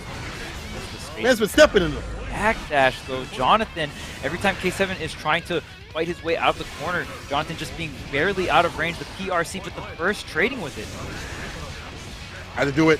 Take a shade. Throwing it at him, and a 2H to seal it. Man, oh man. Jonathan Tanay does so well against, it doesn't matter what character archetype it is, but even the more wild ones, he knows how to get it done. I feel like he has such a good way of routing people that want to get wild and reading the resources and reading how they want to use their defensive tactics and things like that, and that's what kept him in the game. We saw K7 dealing with Eddie, sweeping off with 2S, 2D, things like that, making sure Eddie wasn't a factor, but even then, like we saw, Jonathan just kind of reel things back, wait for Eddie to come back, or dash in right at the right time. And those timings allowed him to seal it. Dash in 5P, BRC extensions, stuff like that. Even though he didn't have the Eddie bar, so Jonathan Tanay, the winner of last week, still in it. Oof. It's Vizio week 2, so Jonathan, a lot of weight on the shoulders here for Jonathan, and man, the pressure situations after Eddie runs out, Jonathan plays them out so well. When it's after he does his corner pressure sequence, and it's his opponent's turn to kind of like fight their way out of the corner or kind of see what they do, Jonathan will teeter right outside of their range and then just kind of whiff punish. And all this time, even if he doesn't get a hit out of it, when he stalls enough time for Eddie to come back and put himself back in that corner situation, I feel like that, that's what's going to separate the good Zatos from the great Zatos, right? That management, knowing, understanding, like, okay, maybe not press a button, move out of the way instead. I need to stall a little bit more time, control this space, and then just set up the next situation for Eddie. I think Jonathan did that phenomenally in that last game. And I think we should be taking a phenomenal look over at Oakland Esports Arena, Tulsa. Yo, I didn't even know y'all had one out there. That's how cool it is. Bro, I cannot believe the fact that we have one out here in Oklahoma. That is so sick. But that just shows you how cool Esports Arena is to spread out the love like that. Look at how stacked it is. Y'all really coming out here. Today's a Thursday. Tomorrow's a school day for some of you, a work day for some of you, and y'all still coming through to play. That's so sick. I see the backpack. People are hungry. I know some of y'all got school tomorrow. It's all G though. We're gaming. We're gaming out here. And course, not all the different games for all the different tournaments. So shout out to Esports Arena, got all the setups on deck, the Red Bull as well. So everyone just coming out, the community coming through, having a good time, playing throughout all these tournaments, right? And even shout outs to the other tournaments coming through for ESA. That PvE stuff looks really sick. Just come in quick, just put in your score, put in the leaderboards depending on the game, and those kind of things are really sick to me. Really diversifying, all these different kinds of tournaments. Not everyone has a lot of time to just like super grind one game, right? So if you can come through, get a little competition in, just do your one playthrough on Guitar Hero or Clone Hero, right? Get the May theme going, and then going on to the rest of your day. So really cool, just like kind of quick shop competing. I like that idea a lot. Appreciate anybody that has open locals and things like that. Anybody that sets up shop so people can play, because that's one of the best things about playing video games is playing with other people. Whether, even though it's a competitive, your friends when outside the sticks, but you put hands on the sticks, it's a different story. But still, outside of that, there's always that camaraderie that comes with playing all of these games, especially fighting games too as well. And again, much love to the Series E to give these competitors something to play for and give us something to watch. Even though we're not together out here, people, I love watching this action with y'all, and I love the fact that we are going to get Solstice and Symbolist on the deck. Symbolist, one of the most optimal souls you'll ever see. Oh yeah, and Symbolist and NA Arc Regal Qualifier as well has the Happy Chaos on deck, if I'm not mistaken. So I don't know if we'll see it versus Solstice, but the cleanest of conversions. Absolutely. Gotta worry about Solstice though. This dude's been getting aggressive with it, but also has been just buffing up their defense. Finds a jump in situation, the counter hit. This is real good with it. Far slash, immediate PRC, didn't get the punch, but still has this corner position, which is what you want as a Ram player.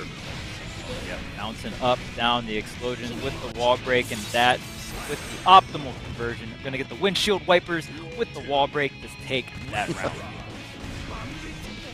Good stuff right here. 5K coming through in that combo right there.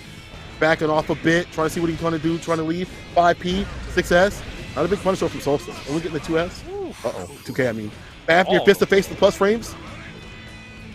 I just love, like you said, Symbolist just having the conversion, and even sometimes if you have a conversion, it might not be the most optimal damage-wise, but it can be the most optimal distance-wise to get your opponent in that corner situation. We saw Symbolist go coast to coast there, closing that round out here, and now Solstice will see if it has the answer back. Be like that, gets the flip with it, the extension. That's kind of hard to do in some of these conversions. Her flip just maybe pushes them out a little bit too much mid-range. So Solstice getting that conversion means that he is sick with it. The gold burst gets the Gucci with a lot of bar to spin. Sword coming back here for Solstice. Ooh, just running up, getting the low, the super for the wall break as well. Someone's got a lot of meter though. Attention, and there's the YRC. Flash. Zen 5H, Red RC. Struggle for the low. Solstice with the defense. Finally gets opened up. The DP, the burst spin. Symbolist. The oppression stop. It's unfortunate. Back to neutral's not where you want to be. And not a lot of health here for Symbolist. Oh, gets up and over though. Solstice not ready for the instant air dash. Whoa. And to bring it down to the ground. That's desperation. Bandit Bringer right there. It's like, Bandit Bringer! Bandit Bringer! Try to get something going on. Oh, the burst. No! Not a little too early on the trigger there for Symbolist. Solstice wasn't quite there yet, but man, that, even though the health bars looked really different, I mean, especially after the switch, right? Symbolist was on that right corner, and then Solstice ended up in that situation. We've seen what Soul can do. Soul can do some dirty things to you in the corner, so you gotta respect it. Solstice able to close that one out versus Symbolist. Absolutely. Good stuff.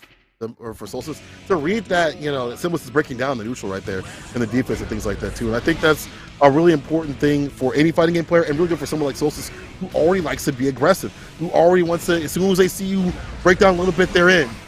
6P, immediate burst from Symbolist. Okay. Keeping the pressure going, taking Symbolist all the way to the right side here. Solstice, yep, respecting the jump. Gets the grab here.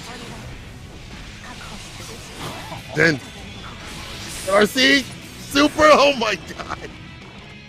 Dang, and that was really nice. Timing on the grab there, using the sword explosion. Of course, you cannot grab during that block stun, so Solstice with the immaculate timing there and going right into the super in the wall break. Solstice starting that pressure once again with the record situation. Jump H with it, sends up the sword. Explosion, keep him locked down. Far slash threatening. And then the DP though from Symbolist.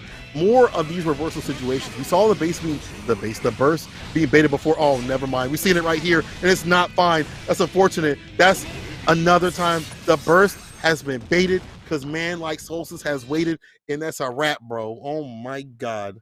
You have to be so careful how you burst against some of these longer range characters like Zato, man, like Ramlethal, right? And it's just, you don't want the burst to whiff. That's the worst feeling burst. I mean, arguably the most important resource in Guilty Gear, carries over to other rounds, right? You can just kind of do it at any given point, and like so much parts of the game revolve around burst. So when the burst whiffs, it feels real bad. Like not even to the point where they blocked it. And there is a bunch of burst safe setups that you got to be aware of. What to do though? Solstice is up dominantly in this match. Like that, Solstice didn't get the punish on the drop right there for Symbolist, but that just shows you that Symbolist might be breaking down a bit with some of these input errors. Oh no, Bandit Bringer. Drop down to the ground. The dash up throw. This is unfortunate though. Like, Solstice still trying to keep this pressure here. Symbolist getting over with the air dash. Oh, again. Oh, hitting him with the same thing though. Oh. DRC, look at that. Just fading away, not letting anything come down. It could have been a Bandit Bringer. All I'm seeing is my man brought down to no health. Brought down to nothing. Solstice on set point. This is looking too clean right here. Here you go, Symbolist. Get going with it. Didn't get the conversion. We'll get the counter, hit the dash up, 5K2. BP in the corner. The challenge from 5P right there, Solstice. Fights out and another drop. Another drop from Symbolist. Are you good?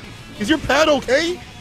Yes, I mean, Solstice ain't dropping anything right now. We are seeing the cleanest conversions coming off from Solstice. But here's Symbolist on the right side. Gonna get the wall break here. Not gonna be quite enough to give Symbolist one more shot here. Gotta get this last bit of health, but the burst is all available here for Solstice as well as the red RC. I feel like he wants to bait it out with the 5P right there. ERC trying to get in to find that last hit, that one win to stave off that set point, anything to get going with it. But Solstice, he knows if I get that bar built, especially in that corner, it might be a wrap. The 6P counter hit, dash in, throw. What's the last touch? Symbolist, you got bar, you got burst, don't die with burst, baby. Don't do it. Don't die with burst. Worth it. Don't do it. Oh, it's not worth it. Oh, the Bandit Bringer.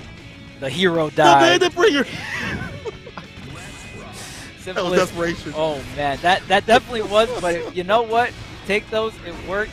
You got Solstice in the right corner here. Both bursts available for both players. Man, that looked so difficult for Symbolist to close out that last round. Fantastic. And you get to save the burst for this round. You might be able to get going with the red RC. But the pop-up, though, from this character makes it real hard to find the right moment. Wall splat like that. Dice Gaze Vision, clearing it. Solstice. Solstice cashing out big with the gold burst there. We saw the immediate usage of both of the 50 tension there. Just going into double red RC with the tap dust. He's in. FD won't save you. The bar is winding down. Chip, it don't matter. He's gonna dip with the wall break. Yes. All right. Symbolist getting themselves on the board here. Solstice looking like it was gonna be a swift 3-0. And even in that one round where Solstice was at like so low health, right? It felt like the way Symbolist was playing, just like almost overly respecting, Solstice, right? Yeah. I mean, it's wild when you see stuff like that. So I mean, we'll see if the confidence is going to come back throughout the set from Symbolist. We saw some drops, right? Sometimes you just got to shake it off, get it back into the game here. Game 4, we'll see if Symbolist can beat Game 5. I think you can do it, but careful about throwing these fireballs. The gaps like that, Solstice with the jump in, 5K to challenge that walking situation. Yo, runs the revolver raw. I don't even know if he had bullets in the chamber, but still got that hit. R slash, hits a Rekka. Oh, not the full hit though. Red RC, sword sin. Up in the corner, what are you gonna do? The side switch here, this is huge for Symbolist. Oh, the gold burst, not gonna come through here. Trying to get a little bit of meter, but not going to pan out the RC trade here. But Symbolist gets the opening, doesn't catch the landing though. Air to air right there with the jump P5K. Yo, the reset open world combos. If you see a combo in the distance, you can reach it. Oh, he whipped the Faf near the face and still put him in his place with the wild throw. Symbolist is not done yet. I love those setups where you essentially do quote unquote like, oh no, don't punish me, right? And you just have the next option available. You see Nago do that a lot with post slash. So nice stuff on Symbolist and cleaning things up in a big way here in this Game 4. Oh, with the burst bait too, I think Symbolist's confidence is back up on an all-time high here, closing out that Game 4 with the swiftness. My man hit with the return of the Mac like that. Yo, Symbolist You back? He plugged in the controller. He's like, wait a minute. You know what? I'm so sorry. I have my Mayflash with me. Let me plug in my real stick and get with it. Yo, Symbolist. This is the Symbolist I wanted to see. This is the Symbolist I wanted to see fight. And he is definitely fighting back against Solstice. And we see Solstice is now the one breaking down the bursts of being baited, whip punishes and things like that. And even on these negative situations, we see Symbolist, if he's not finding whip punish, just dashing in. You see how volatile Guilty Gear can be. I mean, Game 3 Symbolist and Game 4 Symbolist, two different beasts. Mm-hmm. Like you hand the controller off to somebody else. Wild. Yo, Trust the pickup. Yeah. Oh no! Solstice though, the super. Unfortunate because this gives Oki, so which just backs off. Still gets the hit Solstice. Ooh, over. Perfect to start things off. Right? I mean, Game 4 Symbolist was looking hot, but Solstice not caring right now. Just starting things off with the perfect reversal throw here.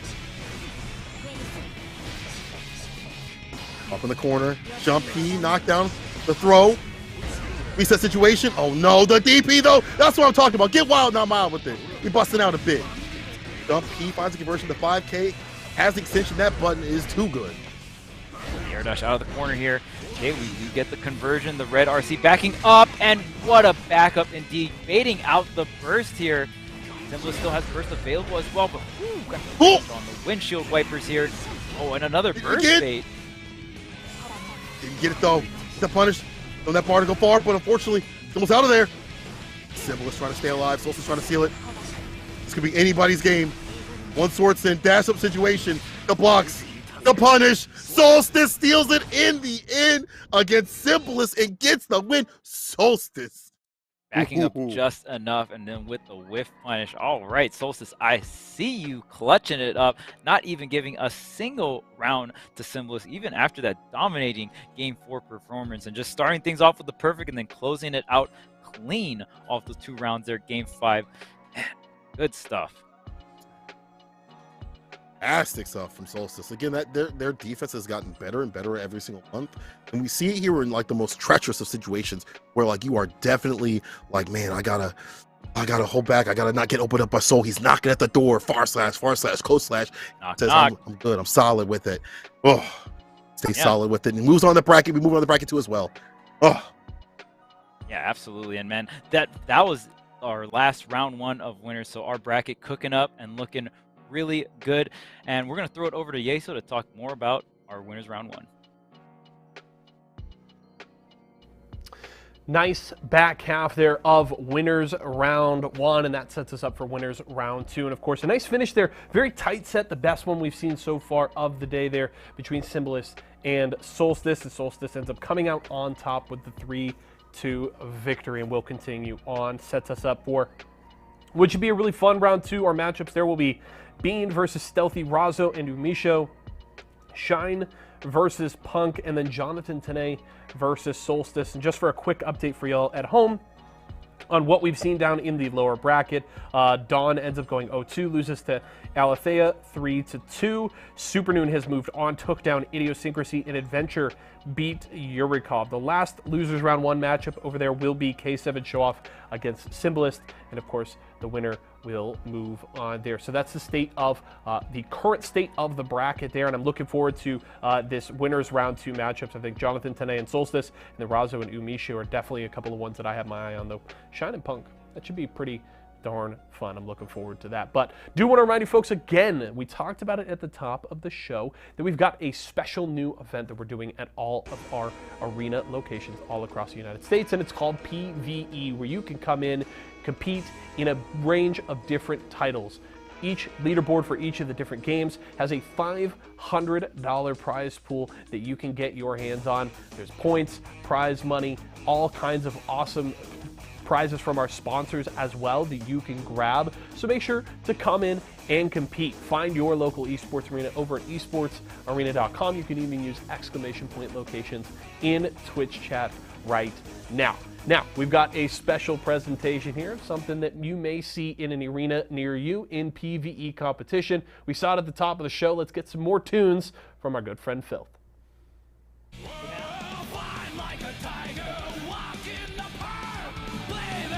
Yo, what's up? I'm back. What's up? I'm back. We're playing Play the Hero. Yeah. And Twitch chat, let me know what song you guys want to hear. We got most of the Strive soundtrack, so. Let's see how this goes.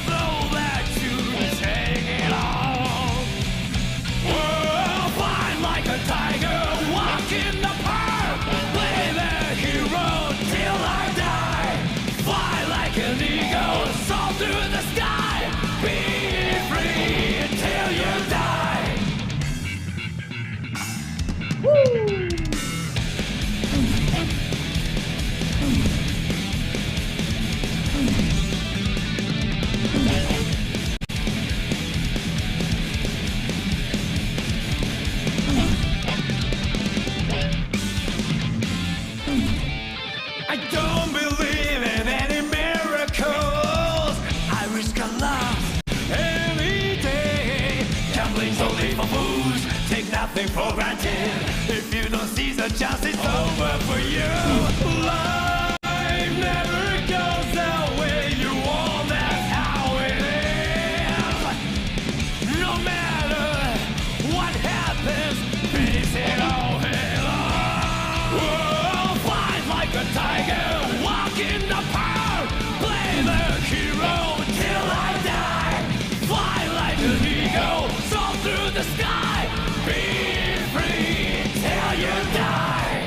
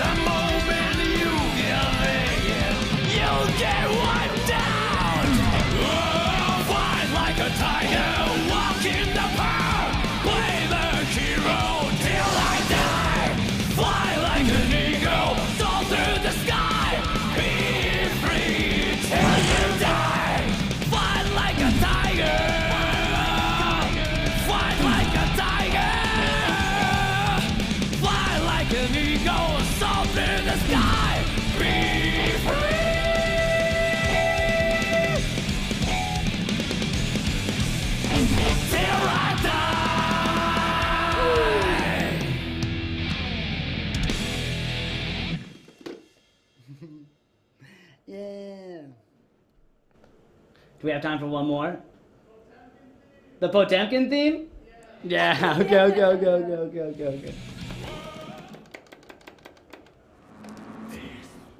Alright, here comes the Potemkin theme.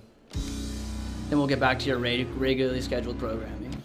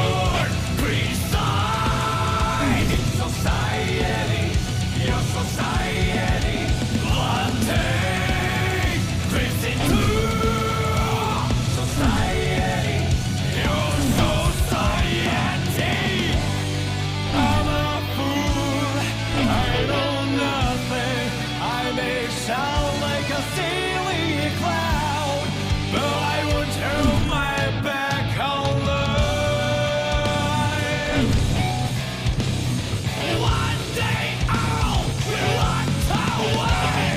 All I do is embrace the wounded soul. I'm a cloud of flame.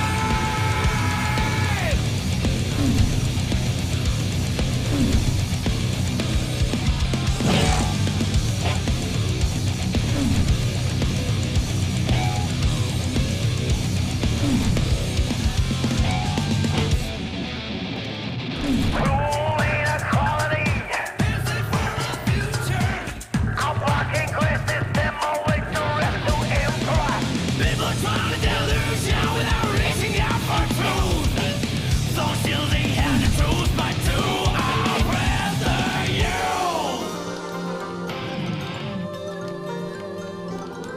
Never.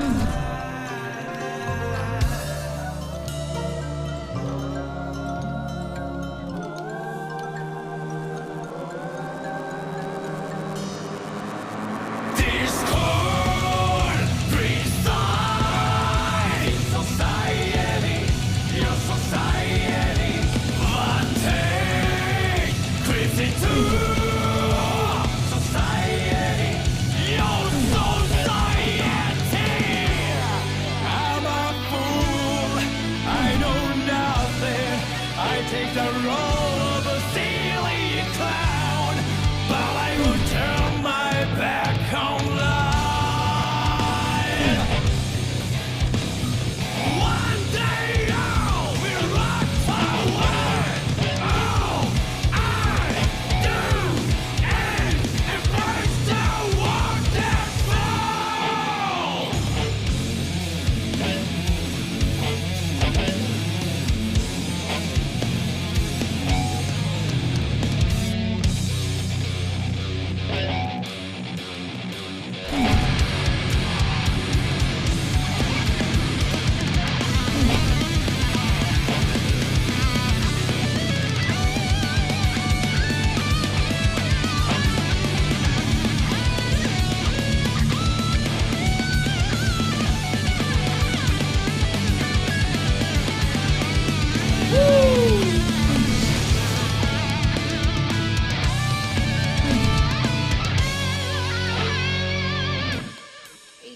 Discord, preside society, your society. One day, creeps into society, your society. I'm a fool, I know nothing. I take the role of a silly clown, but I would turn my back on life. I'm a fool, maybe worthless, but it's the word created in my face. So all I do is take over and pray. Sheesh. Solo. That was kind of hard. All right, I think that's it, right, Mr. Connie? Yeah. Hey guys, thanks for watching. See you later. Let us know if you want to hear any other songs.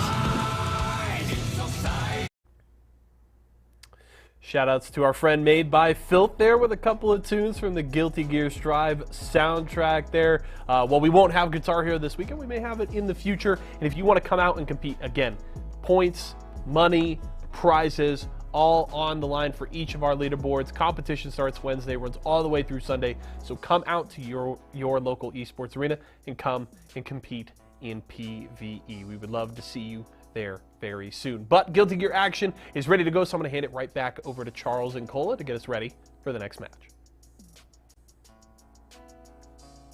All right, thanks for the Guilty Gear jams, but now we're going to get back to the Guilty Gear action here in the bracket. Charles joined by St. Cola. We're going to get right back into it. So far, how you feeling about this bracket, St. Cola? Like every week, I wake up my neighbors, complaint, people get angry and upset with me. Hold that, because this action is spicy hot on the red dot, because we're going to get into it. Bean versus Stealthy, let's go. I can't contain myself. You're the best of the best in the US. You got Bean, Mean Bean Machine. Let's go. And of course, versus Stealthy here. See if you can keep the chip out. Chip be one of those characters that can move up, down, all around on you. 6K coming through. Dealing with that low profile situation. That's actually a fantastic button. Knowing that they want to challenge and get out of the corner. And we pushing Peas out here with that perfect KO. Big Bean out here. Getting into Stealthy. See if you can land a hit. All right, there we go. Immediately bursted, and you already know Chip want to keep it his turn all day, every day. Sweet. In the corner here. Not too much, and Stealthy using a lot of that meter for the FD. These pressure situations, a lot of them are plus because of the Gamma Blade that comes through. Actually gets a hit on one of those. The burst for the distance, but Stealthy has to put on some offense. He is getting oppressed in this corner. And it's not over. 2H, dash up, back. That's what I'm talking about, Stealthy. Like, it's so hard to read his rhythm. The PRC says, I'm fine. Whoa! And the Alpha Blade back to back, showing the X right there. The X Factor being coming through, man. Damn. You have to do it both ways, you know what I'm saying? Like, sometimes you gotta show it. Exactly, I like that. The crisscross with it. Yeah, I mean, you try to calm down a character like Chip, and Axel has so many like ways to zone out, but there's so many angles that Chip can come up. From the top of the dome right here is a difficult one already with the dive kick, and then you get the jump H situation, and if you miss, that's Chip's win condition right there. He gets in, and for Stealthy, keeping them out, you only get a little bit of damage. Yeah, even just getting any of these moves to hit Chip and just hit Bean, and when you're forcing Bean to block, that's a huge W if you're Stealthy. Absolutely. That Blade, Red RC, burst again to get some defense, but again, we see Bean dealing with that 5K and 2K with his own 5K in play. But something with the side switch, he's to get that wall splat like that to get some bar going and maybe reset, but it's not going to happen. We back to neutral. We back to basics, back to mid-screen. They go up and over there, gets the grab, and that's going to be it. Bean with a very commanding round one to this game to start. Now Page puts him down to the ground. A little bit of preemptive from Stealthy. He's like, I got to do something early with it. Okay. 2K into the sweep there. Stealthy fighting back. Be one of the main boxing options here for Axel. Oh man, just jumping right up and over all of this pressure. Stealthy with the chicken block, but man, still gonna get opened up. Well, down with the Alpha Blade. Reset off the back. I didn't even see where he was at. My eyes got crisscrossed. Oh my god. That's how you know the mix is crazy. When we're not even on the sticks and we're getting mixed. Where was he? Where did he go? Oh, the overhead! But the challenge, I like that preemptive stuff from Bean the dash in to get the win, the 5P to seal it. He saw the overhead dash in, 5P sealed it. Smart stuff for Bean as he closer and closer, taking down Stealthy. And that, it's hard to even say it's an upset, to be honest. Bean already won a bunch of tournaments and stuff like that, but the way that he is taking into canceling Stealthy, deleting the defensive options off the table. We're going to do 5K, 2K, things like that. I got my own 5K. I got my 6K to go over those. And if you take off the defensive things off the table, not much I can do. Yeah. We'll see if Stealthy can mount the comeback here. But it's looking rough, man. Bean is being able to get around all of these zoning tools that Stealthy's able to put out and really just get around them and whiff punish on top of that. And even if you're not whiff punishing for the hit, just getting Stealthy to block is going to be a huge W if you're Bean. Absolutely. And now that chip, no dip out here, the burst immediately, Stealthy with the bar. What can he use it for? I'd like to see some extensions. He's got to be able to get in that mid-range distance. If we get that Axel Bomber going on, or just the PRC to get out. But speaking of PRC, there's one that's coming from Bean. He ain't lean when it comes to damage, and he's getting the job done. Set point, him. And Nago ain't the only one that can spin. Being showing off that he's got some spins after the RC as well. Maybe not as good as the Nago Beyblade, but you know. True. Like that challenge right there. He blocked the 6K, went for the 2K of his own. Trying to do something against this. The DP, immediate burst from Bean. It don't matter. Stealthy with some damage on the deck. I do, however, want to give Bean some credit to wait on these burst situations only when he has a risky DP. Yeah. I mean, that's the luxury of having burst with a DP option. You can kind of like throw out the DP and the burst is the backup plan, right? Like. Jump in. Opening here. Red RC gets the overhead. Whirling on him. Oh my goodness. Left, right, up, down. Where is Bean going next? Stealthy having a lock though. Defending first most of it, but the sweep connects. Too far for the 2D. You talked about that before. Like the 2D sometimes too far out to get that knockdown to keep going on with the oppression. Stealthy. Gotta be careful in this session because this might be a wrap like that. The Red RC off the backboard. Bull got the challenge and Stealthy seals it. Oh my god. That was at the very bit. One hit would have done did it. Yeah, phenomenal defense right there from Stealthy, just knowing exactly when and where Bean wants to come with the pressure. Yeah, like these mid-range pokes coming out from Stealthy. A little bit more control in this game here for Stealthy, something that we have not seen in the first 2 games. Beautiful anti-airs right here from Stealthy. Remember, zoning at play has to be damn near perfect. With this character getting in, he will not leave. He's going to stay in, be a roommate, eat up all your food. You just got the groceries, don't matter. Ain't going to pay for those. Dang. Stealthy. Dang, is that the roommate where you gotta put the little sign on, like put your name on it, you know? Do not. Don't care. Someone like me, he don't look at it. He's into him already. He don't care.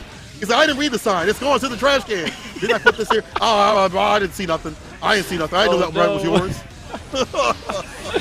I just bought these groceries. With knife, the first mate, that should be it. No OTG there. Stealthy not going to finish that one off. You need to hit the ninja one more time, the PRC, to seal the deal. Nice save there. Nice challenge and nice finish for Stealthy to stay in the game. Remember the zoning. We talked about this earlier in the beginning of these brackets. Zoning is a thing that Axel can do, but you're not going to be doing a lot of damage, right? And Axel's not really a big damage character, and he doesn't have the guts to play with. The health also in terms of, dealing with some of these characters and the pressure when they put you in the corner. And his defense relies upon 5K, 2K knockdown into the 2D knockdowns and things like that, or snail conversions to put himself into offense. So it's going to be difficult if Bean's not giving him those opportunities. And even though Stealthy won that round, I still feel like Bean is in the driver's seat. You can say it, man. Some characters just got to work a little bit harder, and you don't got the guts to back it up, right? But it's okay. It's okay. Stealthy's doing a lot of work on the Axel, right? 6K, man. It's like a shock scare. You know what's coming, and then it happens, and you're like, oh my god. But the air throw, those Stealthy. Yeah, but it didn't matter. They're going to convert into that. Bean looking to close this set out. Stealthy was able to take a game, but you got to take 2 rounds in a row to survive here, and Bean already opening things up. It's the bus frames on the Gamma Blade once again. Bus situation, Red RC reset into the throw. Down the ground you go. Bean has been activated. Jump H, a little bit more aggressive, and you see the reward of the 6H right here. Gets the wall splat break like that to pinch it back. Bar to work with, to cook with, the butter in the pan. And right now, Stealthy is on the menu. It's time to feast. Back to the right side of the map. You go right into the blender, but finally, Stealthy getting an opening immediately. The dust into the RC to make it safe, and Bean closing it out versus Stealthy. My God, Bean. Back from the brink. The way that this dude plays is... It just, I love watching players that play characters that aren't typically played a lot, because you get to see not only just like that variety, right? But you also get to see like how they're able to stay solid in a meta that maybe people think that he's not applicable in, Bean is rocking people for the right reasons. And I think this is a difficult matchup. If you look at the everything from the outside, I think it's pretty difficult for Axel in the first place, but the way that he plays it, not only just the character tendencies, but the player tendencies as well.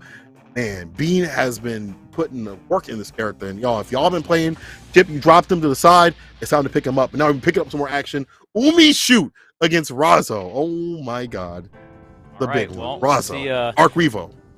Musho was able to, keep the Nago out, but can you keep the Leo out? Leo gonna have that dash, right? Nago, you have the forms of mobility, but you don't have that standard dash here. Leo gonna be a character that's gonna have those standard options, the air dash, the dash here, so you have more tools that don't really take up resources, right? Also with the 5K, gets a DP ender right there. That's a little bit difficult to do, but Razo has got that on the deck. One touch into the super. You thought it was your turn? Sit down, you a clown. Yeah, living on a pixel there, Umisho could not really just survive. And I mean, he even if you had the FD as well, so much resources would have been burned. Great stuff from Razo using the super to close things out, but this time a little bit more control here for Umisho, getting a little bit more aggressive, getting the hands dirty here. Point blank. Oh my god. Into the super. This is real good. For Razo, you build up a lot of bursts because that hits quite a bit, but for Umi, that's hard to bottom to cook with. That means a one-touch situation, and the concentration means this is a bad situation. Razo clipped. Not enough meter. Razo not even going, I maybe got caught in the middle of a dash there. Razo had a little bit of meter for the FD, but that situation, especially after the install, sometimes it just kind of feels like checkmate, right? It really does. You can dash block, but we haven't seen it too much in this round because Umi, shoot, is knocking Razo down. This is not it right here, but it's a one-touch tap like that. Oki for Umi with bar. The stank on him a bit. The smell of the game.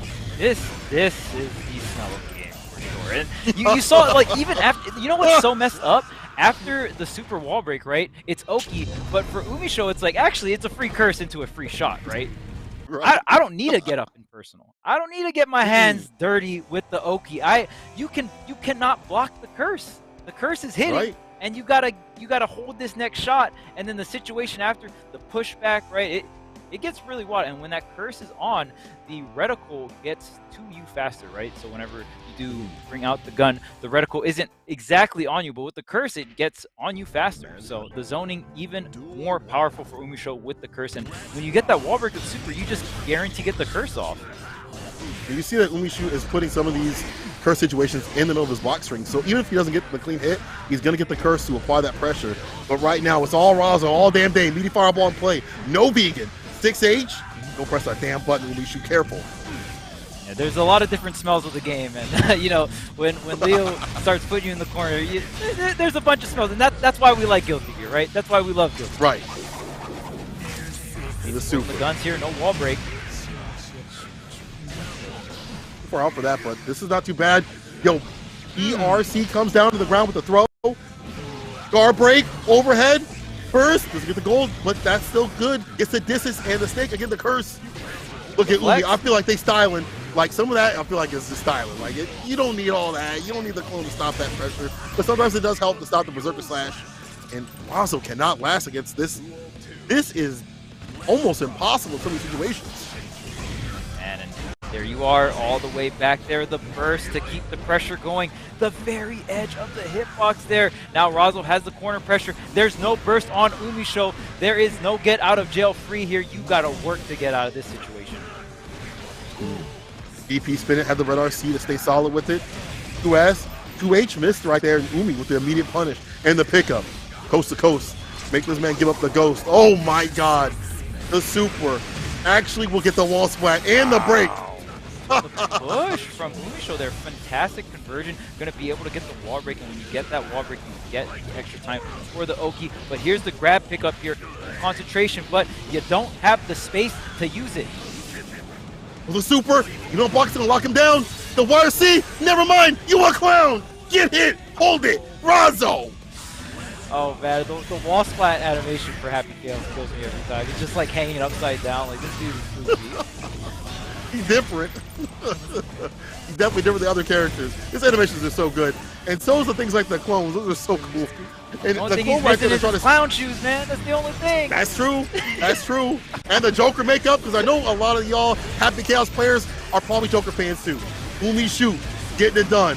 One more shot to seal it. Actually, one more bit. Each of those shots weaving in the reloads, you might not notice it, but there's a lot of inputs going on. And Umisho, man, Razo getting in this offense, but still not enough. Umisho able to take it, and man, we're seeing a lot more closer interactions, right? Where Razo's able to get in, and it's that first opening. Whether you get in on Happy Chaos with the burst or not, that's like the big game changer, right? And then if you're able to get through that situation and get in again, that's when you can really start cashing out, and that burst is so key playing around it. Shoot, powered up by Lost Soul up in the chat like that. The way these matches have gone, I feel like if Umi can get going, it's hard for Razo to stop. I like the jump H in some of these situations. The movement's movement, but it hasn't amounted to too much. As soon as I say that, commentators curse the hard knockdown DP, and all I see is that wall break. If they can get it, 2H, the splat, Yeah, when is the Umi show? Is just no burst. All right. No, we holding that. Dude, we're just going on to the next round. I was curious that I think even Raza was expecting the burst at specific points in the combo there. So I like the usage of the red RC, probably going with the red RC and just going upwards and blocking there. So I like the setup from Raza there. Misho holding on to this burst though for the second round. Yeah, I like the fact that, you know, we saw Razo let himself on the ground. To be honest, I think that 2H whipping was actually beneficial for Razo and planned. But things like this are good for Umishu. When things go back to neutral and you got to work your way through the maze of booms, the buffet of booms, the buffet of shots, I should say, the anti-air in play. Oh my God, the punish.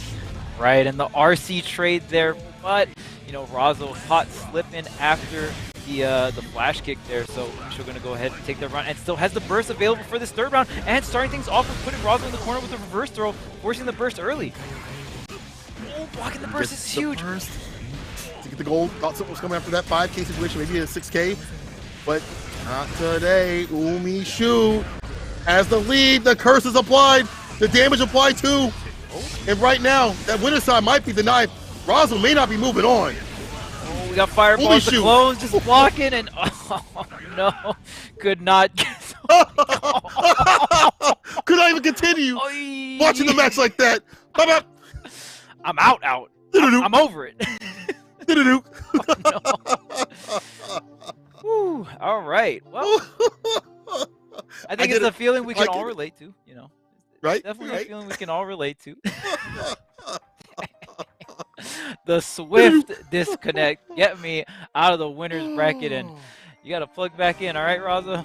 You got to plug back you ain't in. done. You still in the loser's bracket. It's a Shark Tank down there. Don't get me wrong, but at least Umi shows up top, all right? Yeah, I love this game, but listen, it's difficult because like you fight Happy Chaoses, that's whatever. They might get game off you a couple rounds, whatever. But when you fight someone like Umi Shoot, it's different. The shoot isn't it. Umi, you gotta change your name. I don't give you a new name. You gotta change it. You ain't got a Twitter. Change your name, free of charge. From Cola himself, you are welcome. And guess what's free of charge too? More action, more matches. Series E edition out here, people. Thank you so much for coming through. We're not gonna stop. Punk is coming up against Shine for the next part of Winners Round 2. That's going to be sick. And if you ain't tuned out, let people know what's going on. Messing up. You're messing up.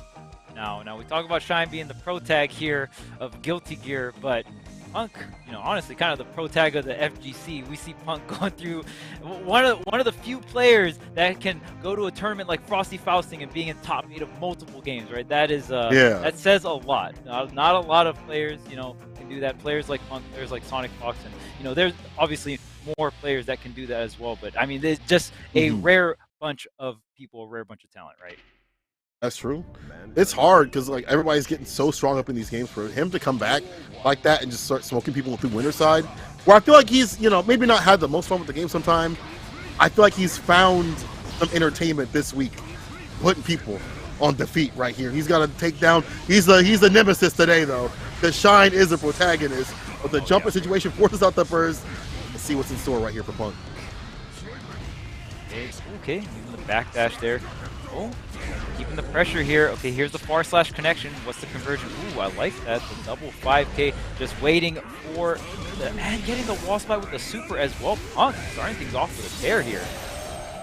His neutral has been so good, calling out a lot of what Shine wants to do for these knockdowns. Oh, nice call out on the bandit. Bring it, gets a side switch too.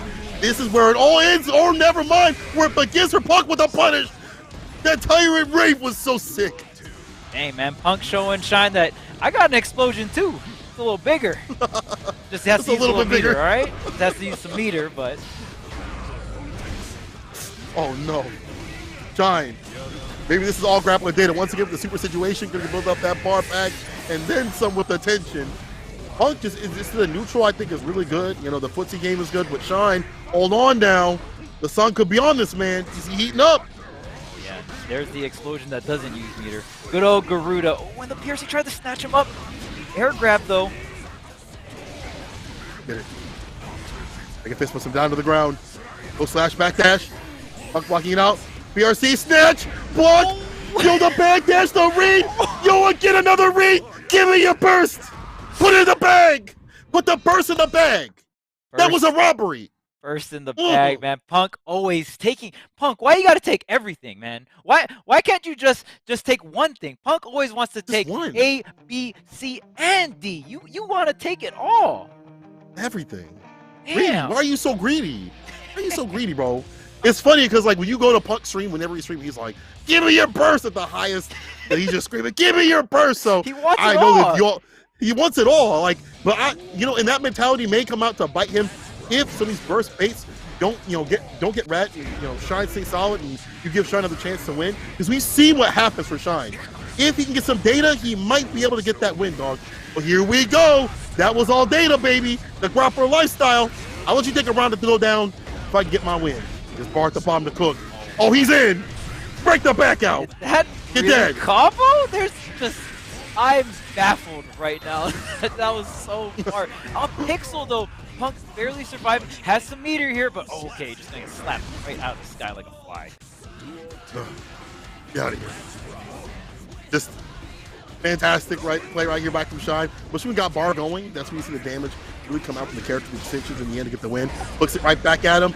Denying the fireball approach, and once again the grip. The dip. The damage is done. The man is bleeding. Hey, Garuda impact. What's the we saw the stutter step too. Shine kind of wanted it all right now. Yeah, you want to get back at him with that. That one felt personal. That was personal. There's the conversion right there with the wall splat. Yes, sir. Break. I feel like if Shine would have went that would have been the end. That would have been it right there. Don't let this man come back like that. That's it. OTG, yep. Mega There you Fist go. OTG. Gonna seal that one out here. And Shine striking back in a big way, though. He's taking it all game one, but you ain't taking nothing game two. He said, ain't gonna be free. See, ain't gonna be free. I ain't done playing. But some of that, again, that's like the grappler play style, right? Like you gotta, sometimes you're not, maybe not willingly, but you're taking in more data than other people because your reads are so important. When can I get in? And we've seen the bar being used a lot better from Shine in these rounds to take Punk down. We've seen the RCs to come through, and he almost had that super. That would have been sick. That would have been maybe mental damage. I think Punk would have been like, listen, I'm done playing. I think I'm out of here. You win. You win. Wow, Shine's getting a lot slow here. Whoa, where are we bursting up in the skies right now? Okay, this is really big here. The spacing for the Garudas. So much chip damage here. Pick up here. Oh my goodness, yeah, forcing the burst out. Jump in. Fun to finish. I like that. You cannot throw up those fireballs in that string. Shine has been punishing those all the time, no matter what soul you're playing. Back dash, gets a counter hit, 5K pickup. Yo, the fake stuff with the red RC, and that's Shine getting dunked down in Punk's victory. I cannot believe he went. We know, Punk. We know you had another bar, man. Maybe he's looking for the bar. Maybe he thought the bar came out, but did not press up that sequence. Grab here. Knock, knock. Comes the pressure. Up H. Yeah, big damage here. Wall break, no, you're just going to opt to keep the corner here. Get the wall break with the super. Not going to be enough, obviously, the high guts, but oh man, almost though. One touch. Oh, you tried to get scummy with it? It's not over yet. Shine is the protagonist. But Punk is the antagonist. Whether it be on Twitter, whether it be in a match like that, he is the antagonist. Wow, Punk right there, avoiding the grab, getting the whiff there. Punk going up 2-1, and man, I gotta say, this is definitely the most back and forth set we've had all tournament. And it's brutal too. We're not seeing too much round threes. It's just like it's all on one person's side of the court every single game. All the rounds going to them. We'll see if this game 4 is any different. It could be. I mean, remember, Shine has been back, pushed to the edge, the precipice of defeat. But, he can find a way like that. That was risky. 6H could have caught and started what could have been bad in terms of corner carry, but Punk will find it anyway. Fly ahead and play. Jump. I like these jump ins. The multi-hit situation on that jump in allows for the deletion of the slide head. Side switch, doesn't put himself in the corner, forcing out the burst of Shine, but Punk's in all the damn time. Great anti-air coming out. Shine the neutral looking impeccable here. Oh, the double up on the Garuda impact. Watch the flames. Pick up. No slash throw though. Shine reversing the situation. This is good. He's got bar, but the super. went for another Garuda, but doesn't have the distance in 2D and the grip up to do it. Shine.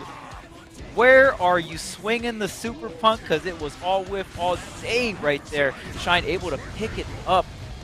My goodness, okay, that was the round one. We'll see if Punk can answer back here. Punk does have the burst available. Shine needed that. Shine definitely needed that. Stave him off the set point, obviously, but even more so because that Garuda's been getting got.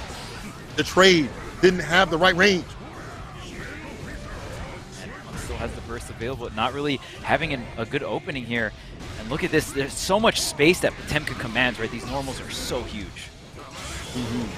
Swinging on things long distance, they will get got. Gigantor getting stuffed, but Shine's still in the lead of health and is building up bar.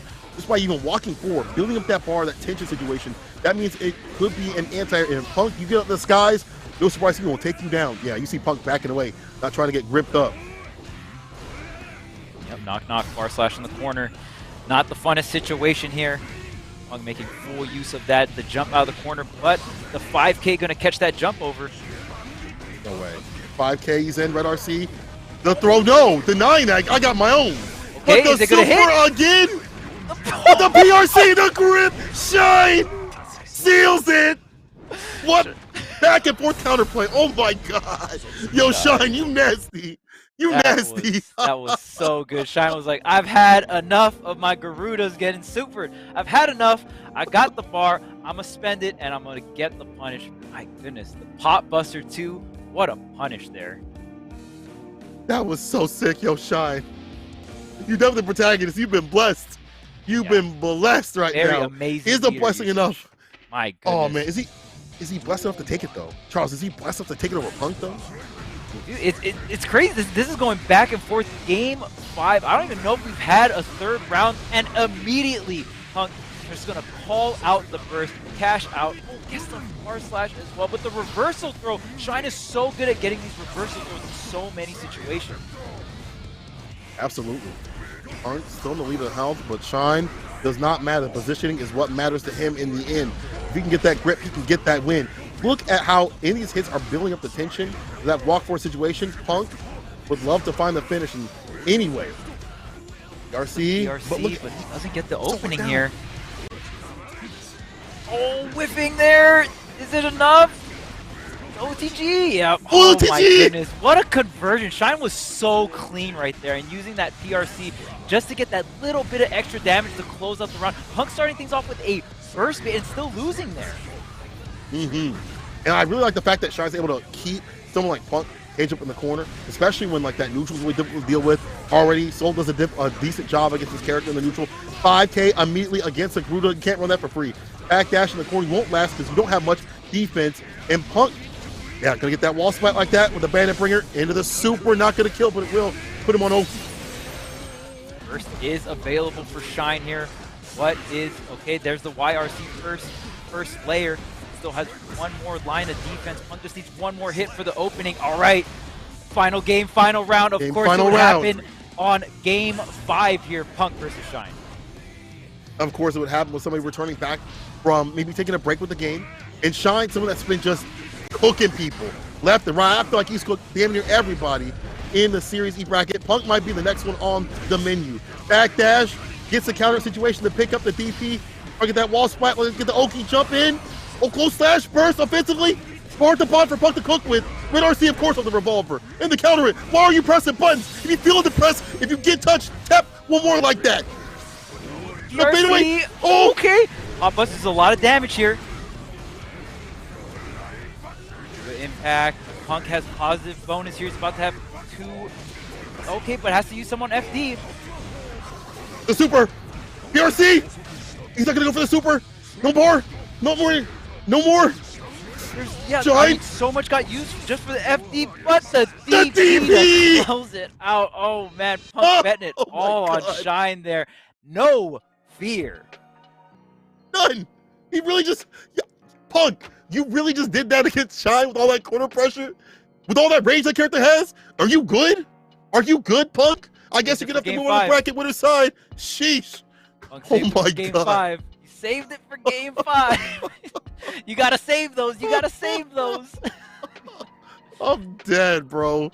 Oh my God.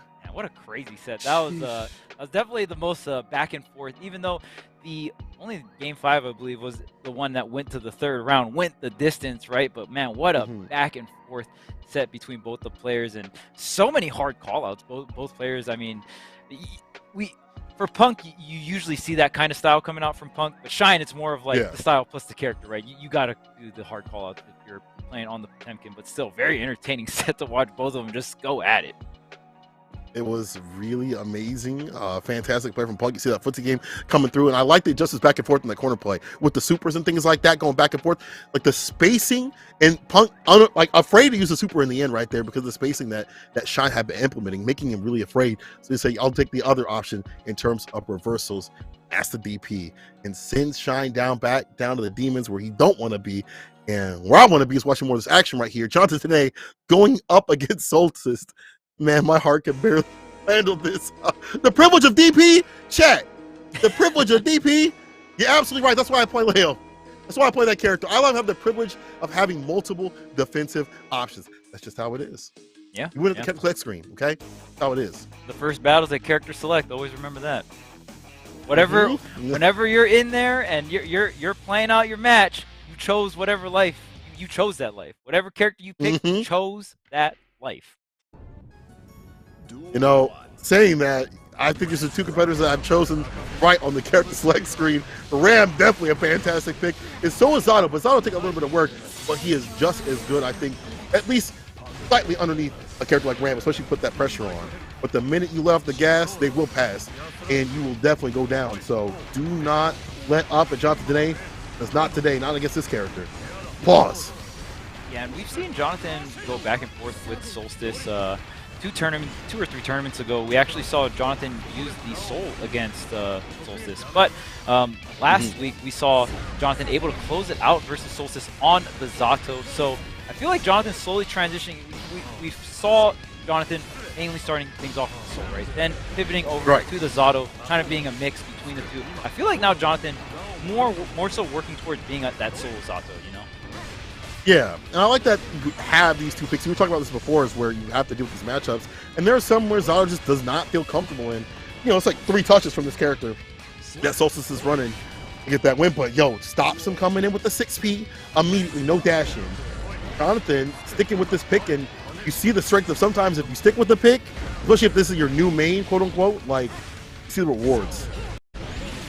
Yeah, I mean, sticking with the character you're comfortable with and not splitting your time between different characters, right? Even for that transition phase for Jonathan, maybe putting a lot more time into Zato and not as much time into the Soul, right? And the Soul is just going to suffer because of that. So you know, it is a very hard decision to decide if you're going to be a multi-character main or if you're just going to stick with one, especially in a game like Guilty Gear Strive. But Jonathan finding crazy success with the Zato.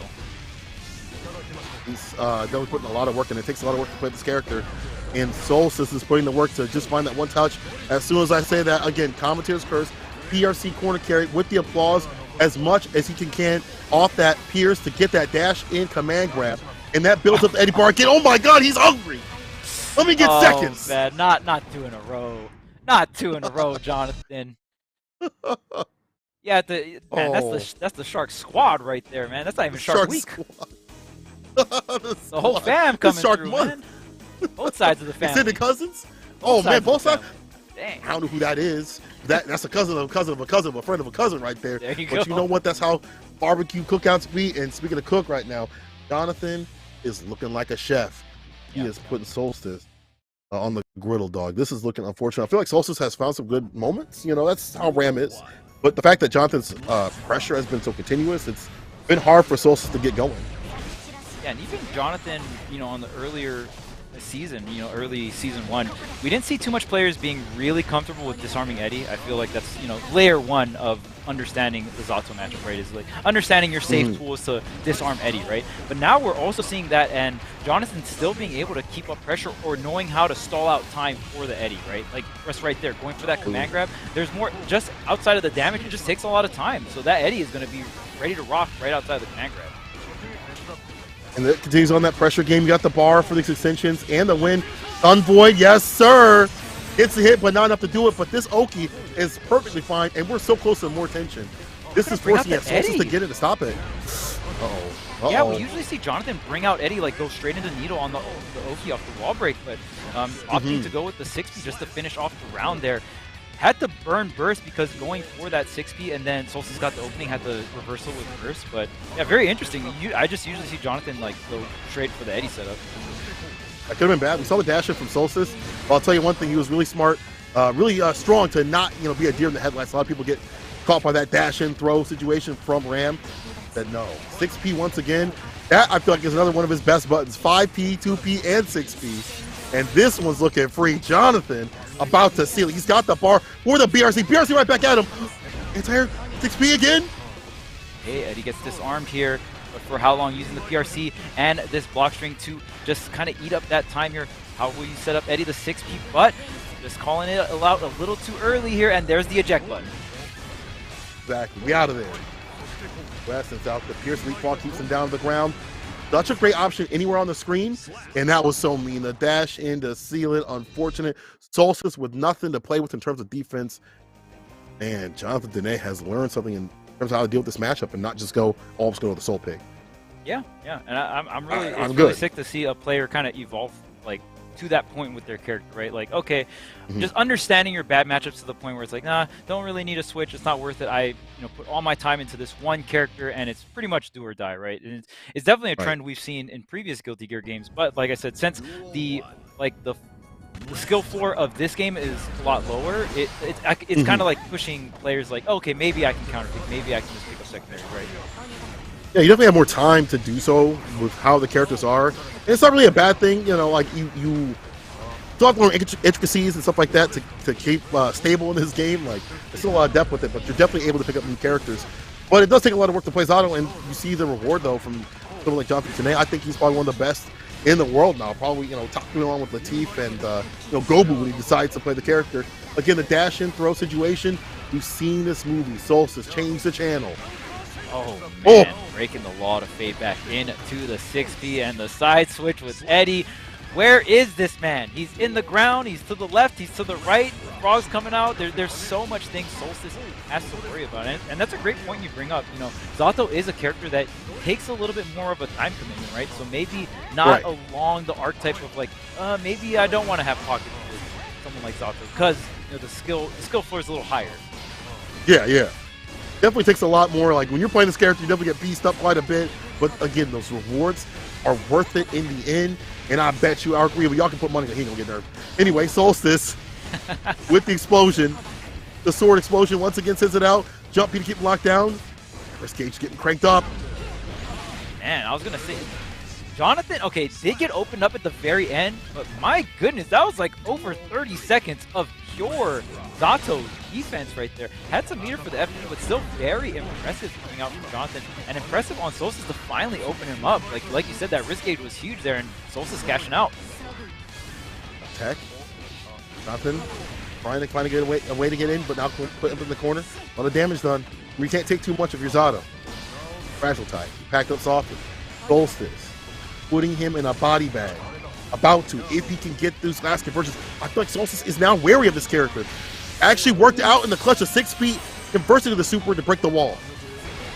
Yeah, Solstice is doing a great job here in this game 3, locking Jonathan down, really punishing the defense that, okay, here's the super, going for the chip here, gonna force all the FD, and that's just it. You saw him trying to go for Junk and Shade. I think he committed, but it was kind of funny. It's like, can't absorb that. Like, not like he knew he can't. It was like, you can't.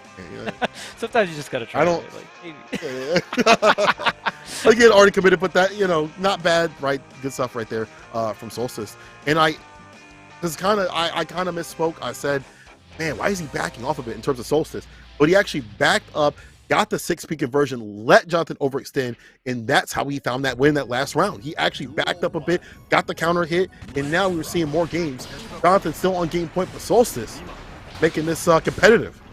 Right, and even when we talk about Jonathan's defense, you mentioned earlier, we kind of mentioned moves, right? Like 6P, 5P, because we know Zato has no base game defense, right?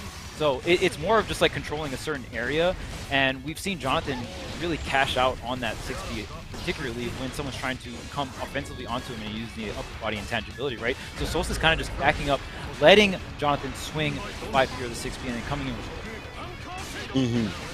And into him. 2S. Thorson. Caught the 6P at that distance. And now we're seeing Solstice deal with that button. That has been a big pain point button. Try to jump out 6P. Try to dash up 6P. More reward than the 5P that we've seen unless you got bar. And now Solstice is swinging up that far slash. Here's the opposed setups here. You got to watch it. And yeah, something's clicking for Solstice here. Starting off this game number 4. Burst there. Not going to be the gold burst though.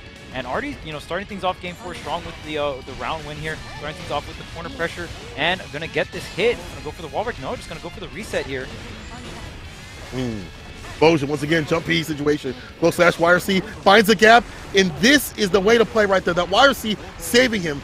When that defense can come out, you've got to be well timed because that could have been punished. He's out of that corner. As soon as I say that, though, the red RC for the corner carry, not looking so good on block. Yeah, and look at this. Solstice just operating right outside of range and tries to get the gold burst with the dash up. Solstice, again, knowing exactly when Jonathan wants to get a little aggressive on the defense and just fading back. You are Ram. You have the range to do that. And now we're going to see a game 5 situation here. Sheesh. Solstice bringing it back from the brink, reading the tendencies of what Jonathan wants to do, delete some of those normals on the table. And honestly, Zato doesn't have the best normals in the business. They're, 6P is really good, and the normals are kind of on the slower side with punish and things like that. Thank God. And you don't get much reward. Yeah. He doesn't need it. Like, I say this because he doesn't need better normals. Absolutely. He's fine as he is, but Solstice is doing a fantastic job of dealing with those normals, dealing with the 6P, and then, getting that oppression. And some of that is that good defense. He's been so much better in his defensive game, and you're seeing it here. Game point, both players. You gotta punish any player that's swinging at the open air. You know what I mean? You hit them with those whips. What are you swinging at? You gotta keep that opponent in check. Zato here, or Jonathan, trying to get up and over. Gonna utilize and use the burst. Both players, opening things up really quick here. Both bursts off the table. Bar slash gets the counter hit, knock him down. In the corner, Solstice been making a lot of moves out here, and we'll find the finish. Solstice back for the break. This was looking absolutely free. This was looking like John T coming through and finding the finish. But Solstice has been doing the work out here. That you talk about the 9 to 5 plus overtime is right here on set point. Yeah, we'll see if Jonathan can force the final game, final round. Oh, grab whiffing there though. As Solstice in the corner, this is the first time in a long time we've seen Jonathan with some offense with the Eddie setup, right? So went immediately just thwarting all of it, and Eddie on cooldown and hold this seat. Wow, he caught a button that was extended. It's about to be the end. One such situation. Face out the burst. Doesn't get the punish. He's got the PRC. The fadeaway play. The shimmy. That's a stemmy shimmy because my man is moving on in the winner's side. Solstice showing everyone why 2 weeks ago Jonathan was contemplating the soul, because my goodness, you see just Ramlethal's range, just standing at certain ranges, it just made Jonathan feel desperate, right? To the point where I have to go for a run-up gold burst. I have to swing out this 6P, right? There's so much threat outside of Zato's range there. And Solstice finally, everything clicking in at the nick of time, by the way. The reverse 3-0 finally fell together there and was able to pull it through against Jonathan. That was really good from Solstice. I like that they didn't give up. I mean, sometimes y'all might get washed up, 2 games and things like that, but it's never over. Until you are dropped down to losers, you are never over. And this is not over just yet. We'll throw the Yeso, have more on. Stick with it. All right, folks. Bean, Umisho, Punk, and Solstice move on into the winners semi-finals. Jonathan Tene there trying to represent during Visio Week. Strong start to that final set, but couldn't finish there. A comeback from Solstice that completes in a 3-2 win for Solstice will keep the Excedrin player alive in the winner's side of the bracket. Of course, Jonathan can still make a strong run through losers, but will certainly have his work cut out for him here a week after taking the title here in our Thursday night bracket. So our next matchups will be Bean and Umisho, and then Punk and Solstice. Taking a peek down towards the losers side of the bracket, Shine took out Supernoon. Adventure took out Razo 3-2. So Razo out much much earlier than we're used to seeing. And then Stealthy beat Symbolist. And then the last matchup for losers round 2 will be Jonathan Tanay and Alethea. The winner of that will play against Shine, Adventure, and Stealthy playing right now. So that's kind of the current state of the bracket right there, and we'll have to see if Jonathan Tanay can keep things rolling and have a bit of a recovery down in the lower bracket, but we'll run into a tough matchup with Shine if Jonathan can win this first matchup in losers. Do want to remind you folks, of course, it is Vizio week here at Series E, and if you want to take your gaming to the next level, well, Vizio has the answer for you. You can see this beautiful Vizio 4K UHD TV right behind me right here, and if you want to pick one of those up yourself, head over to walmart.com/esports arena today. And the nice thing is all these smart TVs got all the apps you need, so if you want to game,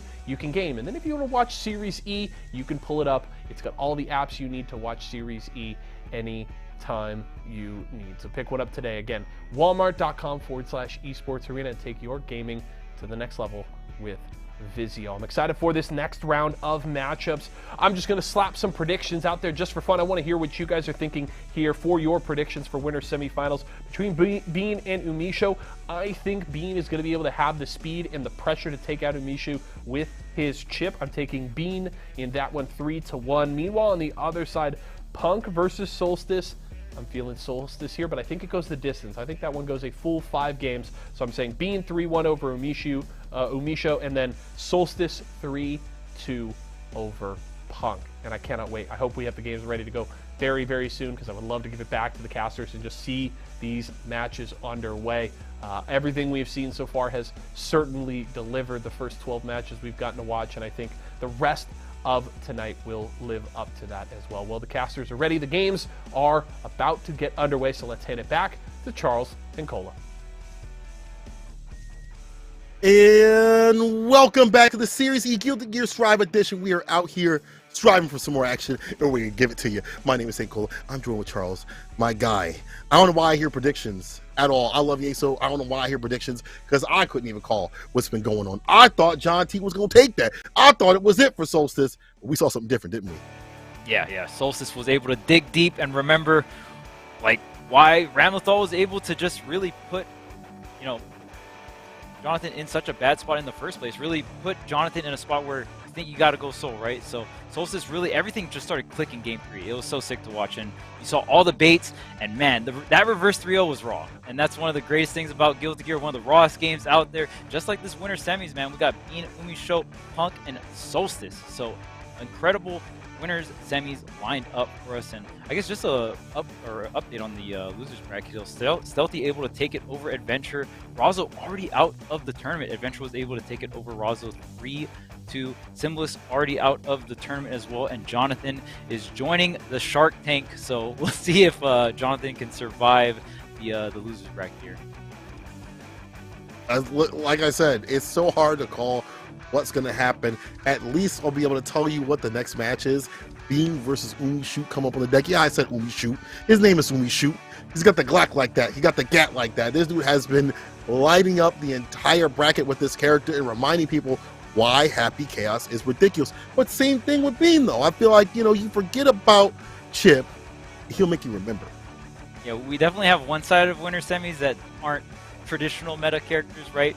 And then the other side of the bracket, we got back to reality. We got the Soul, we got the Ramlethal, right? So yeah, it'll be pretty interesting. I've never really seen this matchup get played or at least on Dispatch.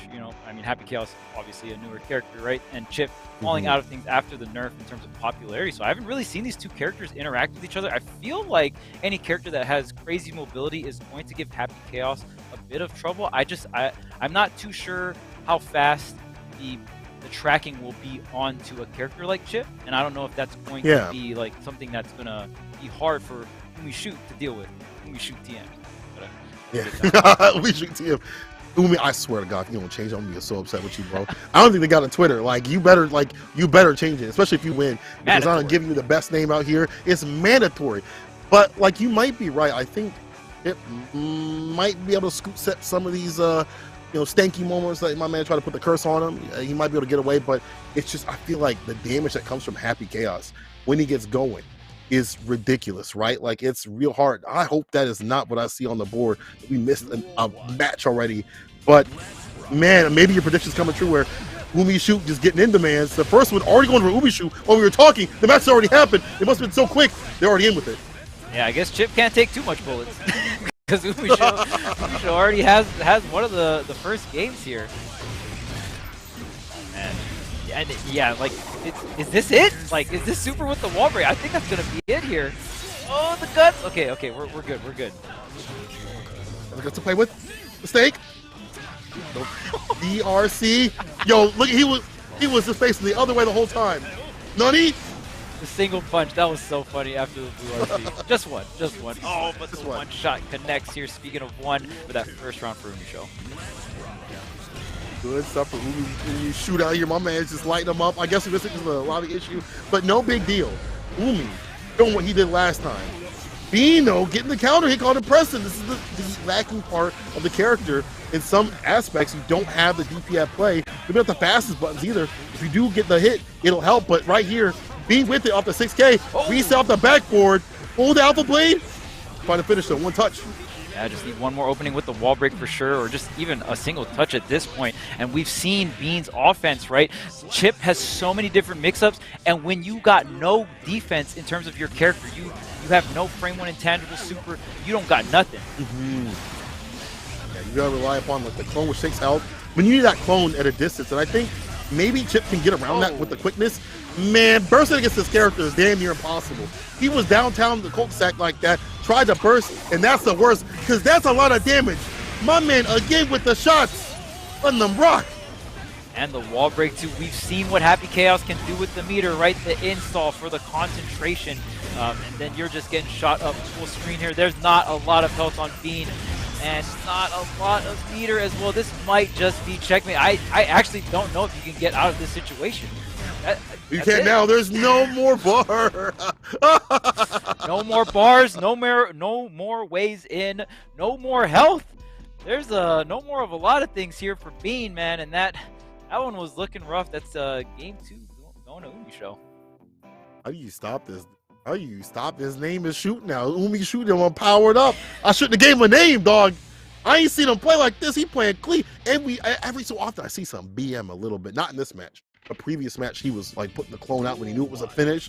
You know, posing with him. I'm like, Umi, you kind of feeling different today. I'm gonna call you stranger. Right now, though, this is not strange to see him take down Bean because he's been working. He's on game point. Man, there's so much times where Bean just, it feels so achievable for Bean, right? And then once Umi Show gets that distance, gets that space, right? And that it's crazy because a lot of other characters are fighting for different things. Umi Show on the Happy Chaos, he's fighting for that distance, right? It's a math equation. We want the largest number in terms of distance away from you.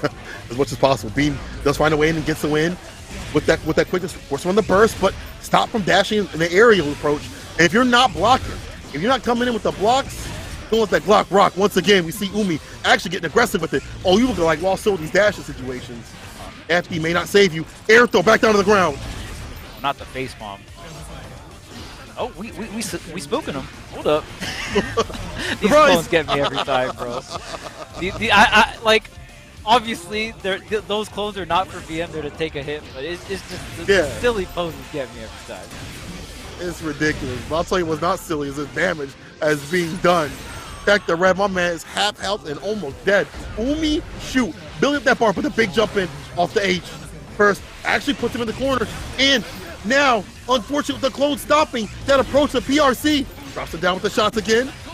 Gets through though, gets through the clone and gets the hit on Umi Show here. Okay, not gonna go for the wall break, just gonna keep this corner situation. I like that. Maybe sometimes not even worth going for the wall break versus Happy Chaos unless you got the super to get the Oki to close the distance here. But here's the shot, the opening for Umi Show. But not only do you get the damage, you get the distance. Red RC should be the pickup and the victory. Bean giving us a game and again making this competitive, what you want to see. Okay. But I can tell you one thing, those jump-ins, you've been getting them got a lot. Gotta watch it. Gotta watch. But if you're not jumping in house, you're coming through. I mean, Chip obviously has that good run speed as well. So we'll see. And one thing that is in Dev's guide as well is you can hit the clone and then red RC after getting the hit on the clone. It is like hitting block, right? So that is something that you can do if you have the meter. Shouts to Dev. That guide is very, very insightful if you haven't checked it out. Yeah, y'all definitely need to. I know y'all definitely get pieced up on this character up in the rank tower. So have you done the if research? You need to find out how to do it. Do the research. And I think B started to do this research right here. Dash block every so often, even with the concentration on him. He's still getting in off the backboard. How's that defense, Umi shoot? Can't let that thing sang if you go up in the corner. Never mind. Burst 6K though, Red RC. This is fine. And Happy Chaos is definitely the homework character, right? Have you done your homework? Your Happy Chaos homework. If not, you're getting a failing grade. It's not going to be pretty. You would get mad speed when you get home, I'll tell you that. From this character. Not going to be be fun. You fail gym class? How you fail gym class? All you do is run around the track. There it is. The clone hit into the red RC. Dang, Bean, you listening? Hold up. Oh, wait. Cheat? Yo, that's cheating. I don't know if you can do that. Hey, hold up. You don't give him the answer to the test. Okay, but this, you got one more shot at the opening. Tried to get it. Not at least you went out with the swing, right?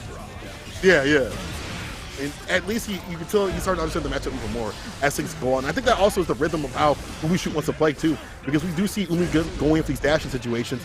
There's the overhead, greasing up the cranium, the burst to stay away from the worst, the air throw back down to the ground, spent some of that help to do so, but look at the reward that's in store. The bait on the burst, quench the thirst, and that's it. Don't be lazy with them things. Let them sing. And that's it. Umi Shoot. It's so hard to burst this character. It is so hard to burst after you can't burst after the shot. You have to burst after that first hit, but your reactions have to be so on point. But Umi Show able to close that out. Bean, honestly though, kind of figuring it out towards the end, figuring out how to get in, abusing the red RC on the clone as well towards the end. So the gears slowly started ticking, but you ran out of time and you didn't do your homework. Didn't do enough of it at least. You gotta hit the books again. I think yo, B, were you listening to us? You're like, hey, yo, what's the answer to number 14? Is it A, B, or C? I'm like, yo, listen, bro. I can tell you it's B, but I can't tell you the rest of the answers. I'm just kidding. I'm sure Bean had done homework prior to that, but it's just not enough to take down someone like Umi, who has great neutral as they move on in the bracket. And now we're going to talk about someone who's got great neutral. We got to talk about Punk. This dude does not have optimal combos. He even said it himself. So don't get mad at me, Punk, because you don't said it yourself. But I will say this, that you have fantastic neutral to back that up and then some. And those player reads are what let him stay alive. And just, he still has matchup knowledge. He may not say it, he may not admit to it. Definitely has a lot more matchup knowledge that he lets on that allows him to stay solid. Allows him to stay away from the optimal, not optimal play. But Solstice, though, look, can keep up with them. See what it do. Yeah, we'll see. I mean, we'll see if the FGC intuition from Punk, obviously playing a wide variety of fighting games, just knows how certain players feel in certain scenarios, right? Because that's definitely a skill that carries over to every game. Yeah, absolutely the case. DK, R/ in the place. Solstice. Gotta be careful whiffing these buttons. Even on a whiff, you're gonna let that button linger a bit. And even though it's not on a whiff punish, you're letting Soul get in that optimal range of far slash and close slash. All right, here's Punk knocking on the door here, gets the grab. Okay, dashing back here, tries to get the 5K, not gonna connect here. Solstice is the one with the corner pressure, but Punk fighting back, getting the wild throw.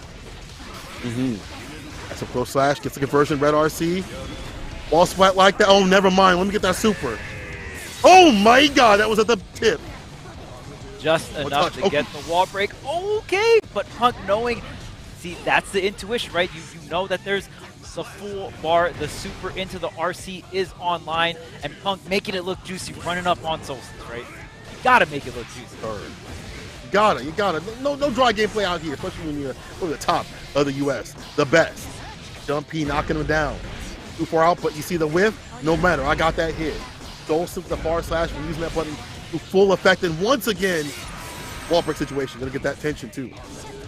Burst is available for Solstice, but looks like the burst is about to come online for Punk as well here.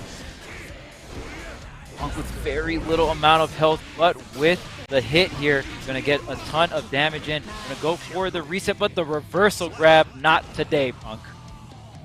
You gotta watch out for that. That is one of those, things that every Guilty Gear player that we've seen it throughout the brackets in any bracket rely upon is the wake up throw. So quick with it. Burst puts him back on the table though. This is good for Punk if he can get in, because that burst off the table and you put him in the corner, it's a wrap like that. Wake up throw is so good in Guilty Gear 2 just because of the frame data of throw, right? You definitely can't react in tech throws in this game. It's like frame 1 or 2 grab. I mean, it's quick. It's very quick. A Page, back dash away from the 5H, risky, but he had the distance into it. In the intuition, but Solstice getting into him at the bar to find the finish. Windshield wipers into the PRC to make it safe, but here comes Punk on the offense here, barely getting the touch. Okay, the guard break here into the grab. Corner situation, knock knock. RC goes low, the mix, the hit, and that'll do it. Punk, oh my god, the super! So yelling at the top of his lungs there for game number 1. Punk gonna be in favor of that. Solstice was looking real solid, but Punk just turns one opening into so much off the reads, right? I think that's a really big thing in fighting games. Like, you see people like, there's a moment, and I feel like I don't know if it's just destiny or whatever. Just find that one moment, and this has been given to you. Punk's really good about taking those moments and running with it. They don't always happen. Obviously, nobody can be perfect with it, but he's one of the best. And part of that's the read on the player and the footsie play. But I'll tell you one thing: Solstice may look competitive. It's not done just yet. Looking back from the brink in the 6P with the anti-air right there. Yeah, and there's a lot of players, when that moment happens, they thrive in it, and then there's other players when they're given that moment, they get a little too nervous, right? Punk definitely a player that thrives in those moments. 6H, super. A lot of damage. And Oki. Solstice got this in the bag. This is your round. Oh, with the DP, recovered in time, and still be swinging. 6S, no way you lose this, Solstice. Ain't no way. Ain't no shot you lose this. Ain't no shot he loses, Charles. No way. So much of the positive got burned out because, Solstice was capped out on the meter. So only going to be able to have that full stick there, and Punk is gaining up this meter here. Oh, not going to cash out. Oh, enough for the finish. Oh, jeez, one touch. Ah! Vortex with the bar spit. That's one of those things where a player is going to do that option to get in to find that finish. The bar is one of those tells. You make it safe with it, and I don't think Punk would have did it unless he had the bar to do it. Yeah, that meter management, right? It's such a big deal, and especially like that positive bonus not really giving Solstice too much because, Punk will just smack him up the whole time. It's a really big deal here. Here's the reset. Okay, air dash to get over. Yes. Revolver goes low. Solstice still blocking, but still gets hit. Don't want to be pressing. This is looking real bad as Punk has got the momentum of this match like that. The fact, though, Solstice got to swing it back in his favor. Here's the sword setup. This is where Ramlethal wants to be. This is where Ramlethal thrives, getting those swords in the corner and using those explosions to go ahead and stagger all different types of pressure here. Punk still on the defense on this left side.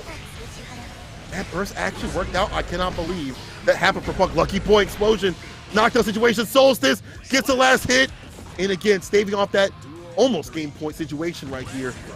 Trying to put the 1-1. We've seen so many tech grabs, right? Both players just going for the grab at the same time. What a whiff punish coming out from Punk. Knockdown jump. H-Con pressing a button. Can't do that. The wall splat. No slash. Solstice, and the super. Give me my Oki. Yeah, Solstice will make you pay every time for that. Okay, here's the burst. Punk. Yep. It is the third round. Got to use all the resources, but grab into the red RC cancel. Gonna close that one out. One apiece here, going back and forth between Punk and Solstice. I really like that mental stack overriding that Solstice was doing enough to make Punk kind of second guess. The dash up throw, like you saw him from down the street, he just hitting the running man at you. And that was enough for the finish. Now, we're 1-1. The competitive. I like competitive games.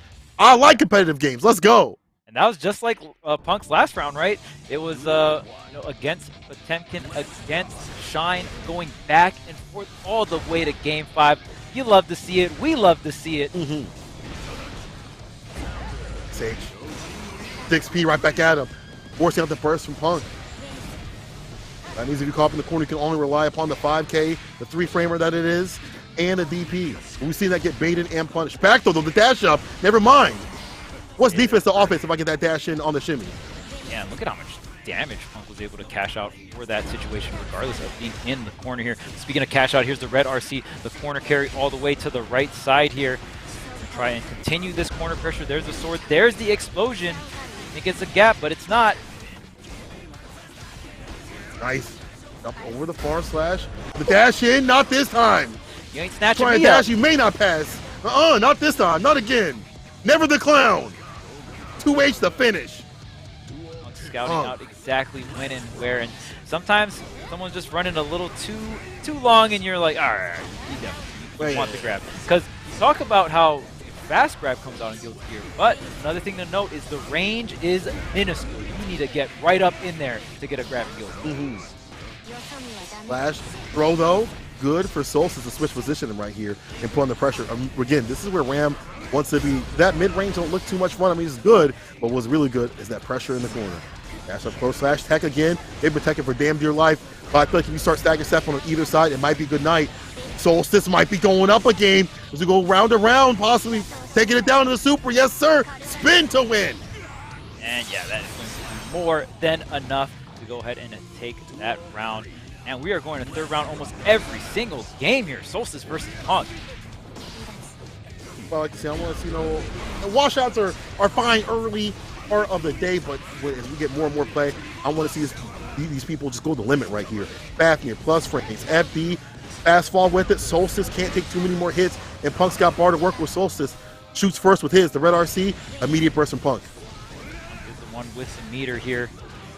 Almost capping out, going to keep the offense going. Goes for the low. Okay, just goes for the 5K there. Oh yeah, that's going to be it. No meter required from Punk, and now Punk going up 2-1.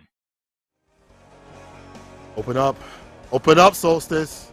Open up, try to get in, says Punk. He lands another win on game point against Solstice, but not for nothing. You see Solstice is fighting back, and some of it just needs to be a little bit less on the economy of buttons. The minute that you whiff that far slash, you see Punk dashing in. And also, I'd like to see also stagger stepping a little bit, because we've seen the tech on both sides, right? And I think if you can catch Punk maybe going for that throw tech after he's dash up those situations, things like that, you might be able to land some big damage or slash in the heavy in the corner carry with the sword send. We'll see who's going to get the win. Punk is on game point, but I still believe the Solstice could take it to the limit. Yeah, and I mean, I feel like both players are just playing around each other's max range moves very well. Like you said, Solstice whipping these far slashes. That moves, it's very hard to stay right exactly out of range of that and come in for the whip punish, right? But Punk is doing it almost every single time. And Punk kind of knows when Solstice wants to come up for the run-up grab and is able to cash out, but vice versa. Solstice gets the text, but not really. Like, you can get a call out like that and just cash out damage, right? With the backdash or something of the sword. Oh my god, that's what I'm talking about. He's able to play on that distance, and it's deadly. And this is real bad. You put in the corner against this character, you have the super, Solstice can spin. At any point, wake up situation, that's why you see Punk back up. Doesn't want to get hit. Beautiful spacing. Dagger step a little bit. R slash. Oh my goodness, this corner pressure. Still defending the reversal throw, though. This should be it with the wall break. Ooh. Windshield wipe, of course. The classic. Of course. But the maximum amount of damage to do it. Again, Punk let these buttons whip, but Solstice might be able to find something if he gets in a certain range. Maybe he can kind of space out Punk so when he recovers, you can get the hit and kind of play the reactions. But Punk is not down, just got DP, knockdown, close slash, no bar, 4 defense, all offense, all damn day. Punk in play is about to find the finish. Punk about to put himself on set point. Yeah, with the tap dust, something we have not seen Punk go for this entire set. Tap dust into the red RC. Not a lot of characters can combo off that tap dust, but if you got the RC on deck, keep it going. Oh my! Ooh. That was clean! Just using... Wow, just using the PRC to get himself and cancel himself mid-air and get the backwards air throw. Punk, hello? You good? This feel personal. Why is it so personal? That was intentional. I ain't seen him air grabbing a long bit. My man acting like he a classic Guilty Gear player right here. He is on set point against Solstice. Can he seal it? Solstice got a lot of bar. We might be seeing another game. About that bar in the second. Can he get enough? No windshield wiper. Just go for the 6H. Not the finish. Don't let man like Punk. There's no way. No way Punk come back from that. Ain't no way. Not even Punk can come back like that. Not even Punk. Right? Okay, Nah, okay. Sword through the chest. nah, it's Ram. No. Put him to rest. No comeback for you. Not this time. Yeah, really good stuff. And man, Punk is digging. How deep is that bag of tricks, Punk? Dang, man. The PRC into the air grab, looking clean out here. So we're going to see the Game 5 situation here going back and forth up until this point. But who is going to clutch it up here, Game 5? And it's difficult because I feel like if Punk gets the lead, the win for him. But Solstice, if they get the lead, they're in where they want to be. Like, that's what they're comfortable at, is that aggression area, right? Where they want to play aggressive with it. Punk takes that away, you're already playing the weaknesses of the character. Like, you have to run super, YRC, and things like that. And Solstice doesn't want to be there. Punk would take it, or Solstice, game point, and move on to winners finals. Oh my God, the pickup, the DP. And again, it's meaty with whipping these far slashes, like you pointed out earlier. That's like almost like Punk is playing around the far slash range so well. So he got hit with that one though. 6P stops him. Okay. Oh no. Oh! Hug in the air. To the throw. Oh, the 6H OTG. Again? Punk. Yeah, did it twice. Again. Yeah, you make sure. The double tap. I think I saw a You gotta move. double tap with the 6H. That's the Nago tactic. Yup. 6H doesn't do enough. You have to hit him with 2. Can he get out of this corner? Or is this man over? Remember, when Solstice got that help, you see how much more comfortable that he is as a player. Yeah. Don't let that go away. Get the Oki off the wall break here with the super, the laser beams to set it all up. And the positive bonus, Solstice is going to have that 50 tension available right and ready here, but not going to matter. Perfect to end it out. We got final game, final round. Exactly what I wanted to see. Punk. Back it up a bit. The dust reset. Drop. It's got to be a drop. But still, picking it up back here. Fist to face. The shimmy. Oh no, this is looking real bad. No! The stimmy shimmy. Let's look at how much health he took off. That was a lot. Oh, That's straight from the government. When the stimmies hit, the government shimmy. Oh man, those are gonna hit. Yes, sir. So is Punk as he makes Solstice quit. And Punk with it. That is him for the win. 3-2. But that was final game, final round. That was a sick match, though. When you hit your opponent with 3 different types of shimmies in one game, it's over. It's over. You can't get your ankles broken that much time. You can't walk after. You only got 2 ankles. Couldn't walk up the first time. What are you trying to do? You made me knock over my damn keyboard. I was so upset about that match. I done knocked over my keyboard. But you know who's knocked down the losers? Solstice, as Punk moves on in the bracket, going on to fight Umishu. Good luck to you, bro. I don't know if you know how to fight that match, but Solstice is not down yet. I feel like that was a very competitive match. That was one of those matches that could have went either which way. It's just you saw Punk back up against a 6P immediately, knowing that was a lot in terms of stopping his dash-ins and playing to how Solstice wanted to play. We talked about the footsie game of Punk being so good. Maybe not the most optimal soul, but he know what to do when it comes to neutral. Got the fighting game fundamentals to back it up. And so many times, I mean, we saw Solstice really utilize the reversal throws in so many situations. Punk caught onto that, and you cash out big. Obviously, if you are whiffing a throw, you get the hit. It's a nice old counter hit right there. And, you know, when you got the counter hits, even if you don't have the most optimal stuff, you got a lot of time to, get the combos. And a lot of those times, Solstice was looking for in the corner. So, most of those baits coming out from Punk was able to get a wall break, right? So really good stuff from Punk, scouting out all the defense, and now in winners finals with Umisho. Oh, that is going to be a big match. I don't know if he's ever fought a well, yeah, you know what? Actually, he's fought Shine. And I'm not talking about the pot Shine. I'm talking about the Street Fighter Shine out there. $3 shape up out there. He's got to fight that dude or he's got to fight someone who's played this character in this bracket. He's got to fight Umishu. But he's fought Shine. I'm sure they've practiced together. They've shared tips at least. And Shine is, I definitely think he's good enough to give you the experience of Happy Chaos, right? He's given it to show you how to fight that matchup, like how that matchup goes, because he's real good with it too. But Umishu's different today. Umishu be playing unusual. Like, I see some BM from Umishu. Umishu, you in the chat. I know you're focused on your match, but are you good? Can we get an explanation? You've been different. You've been throwing out the clones. I don't even think that's necessary, bro. Like, Jesus.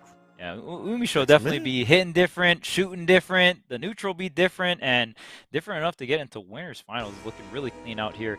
But we talked about doing your homework versus Happy Chaos. But sometimes I mean, not sometimes, but all the time, you got to do your homework and you got to have the experience, right? You can know everything in the world about any video game, but it don't matter if you don't got the execution to back it up, right? So, especially in a fighting game, you got to have the execution to back it up, and it's always a mixed bag, right? Always a mixed bag. Yeah. Sometimes you're not as optimal, but you got the experience. A perfect example of that is Punk, right? And there's other players, you got the execution, you got the knowledge, but you don't got the experience quite yet, and you got to go through that grind, right? Mm-hmm. And listen, I'll tell you, some people over this chat are talking mad mess. They're not with that grind. Coke Zero saying that Sosa's looking free when that was a 3-2 right there. Dog, you don't know what you're talking about. That's why you're not in these top tier brackets right here. Who's in top right here? Winners finals, Umishu versus Panda Punk. Let's get it. Shut up, Coke. Okay. Punk starting things off pretty hot here. Gonna use the burst to keep Umisho in the corner here. Red RC, and yep, not gonna go for the empty low, just gonna go for the overhead. And oh, okay, we got the perfect blocks on deck here, not getting pushed back, and that was so pivotal. I'm like, that already tells me Punk is ready for this matchup. Wow. Yo, Walso, did y'all play? Yo, 6H again? He said, not today, you ain't coming in. Umi, look at how Punk just stays at mid-range distance. He's like, I'm not getting got. Okay, the tap dust here and the gun, yep, to be able to combo off that tap dust. There's the clone going up and over, hitting the clone, but not Umisho. The pickup. Back in the sights. Laying down the shots. Swift reload here, but wow, and you see that, like, right when the content, and that time, Punk not even really dash blocking, right? Just waiting. Right when the concentration was low, you just saw full sprint forward, full send it. Here comes Punk, the hero burst, but the hero knee coming out from Umisho to end things off. Trying to stay away, trying to stay solid with it. Anything can get going, Umi can get that distance with it. And we saw Punk unfortunately fall the clone right there. Maybe that might be the determiner in this match like that. Let's pick up with the shots. Corner carry, yo, a lot of red. My man is bleeding out here. Umishu got him in his sights. Oh no, and On the there's foot of the the knife. install. The shots are coming out behind the clone. We got the concentration, the bullets in the chamber right now. Punk just waiting for the opportunity. The concentration halfway here, but it's still not enough. Right when Punk steps forward, the shots come out. There is no way that you need that clone, bro. Yo, Umishu, there's no way you want something different. You know you different today. You know you different today. You probably wearing a different shirt. You usually wear red, you probably wearing blue today. Yeah, weaving the clone. Like, he didn't need to do that. He just BM, bro. I know that's BM. You could have reloaded a shot. You could have got some concentration. Yeah, you really had to throw the clone? Anything. Damn. The Clone Wars? You're right, Chet. Star Wars 2 out here, man. Dang. I'm gonna stop. DMC ain't gonna catch us. Oh, yeah. Oh man, Umishu. Again with the stank. 6S, but immediate burst actually gets the side switch with it. It's good because Umi back to mid-screen, actually going for the aggression. I don't know if that's where you want to be. We've seen him wake up with DPs. Umi's not afraid. Oh, here's the shots. Reload the chamber, get the wall break, get the juicy meter as well. Umisho looking like the winner of this round here. The concentration install, the yellow RC, but I'm not close to you though. Not even I ain't over getting there. slowed down. Oh my god. Right, Punk, land the conversion. He's got to get anything going. Round start is never going to help out and play the defensive tactics and the tendencies of Umishu. Because I feel like if he gets him in the corner, and as we've seen throughout this bracket, Rui's been able to work, but Umi with a fantastic press and the corner carry off of that. This is a good thing about if you do land a hit, you do get that corner carry from this character and a lot of damage. It resets back to neutral. Oh, where are you going? Shot, no way. Oh, he takes his burst. That's the worst. So clean. That was so clean coming out from Umisho. There's the super here, the desperation. I'm coming through. I'm snatching. Okay. You want cemetery? The dash up, wild throw. What is going on, Chad? He really woke up and got the hit. You know what? Umi's probably like, he would never. Not in his wild. Oh my god. Choked up. Dang, what a super coming out from Punk. The last ditch effort, and it closes it out. A pixel and a dream here, but you got to seal out this third round for the game count here. And Punk looking like already on the back here. Not a lot of health. Okay, this is up. Oh no. Oh, that's unfortunate. All those cool moments in the end don't matter, dog. Like, that's sick. You got that super, but I'm gonna seal it right there. Yep. Umi on game point. This is looking convincing right here. It started off good for Punk. He was dash blocking, but I feel like he's starting to break down and not go back to that plan that he had before. We'll see if there's more in store, because this may be your last run in the winter side of things. Umi getting it done.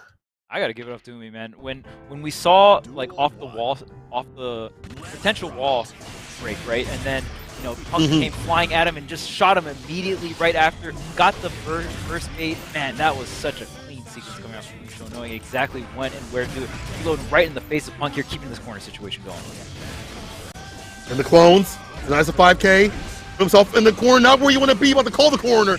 The burst gets some distance. Umi not baited out.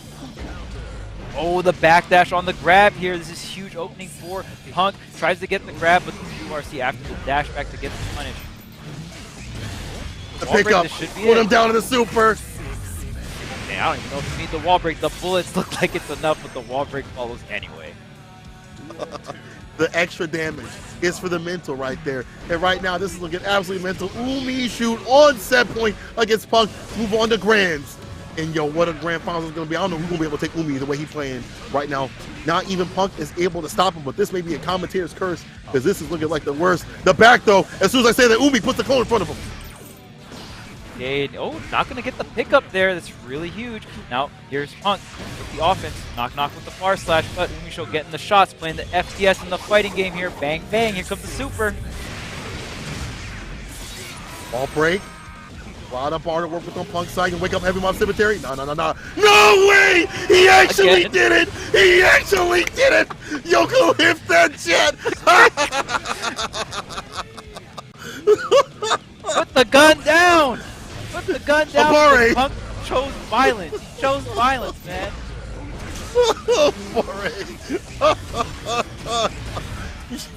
Someone tell me what he's doing on his stream, please.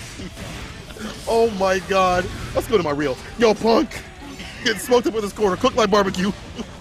Air throw back down to the ground.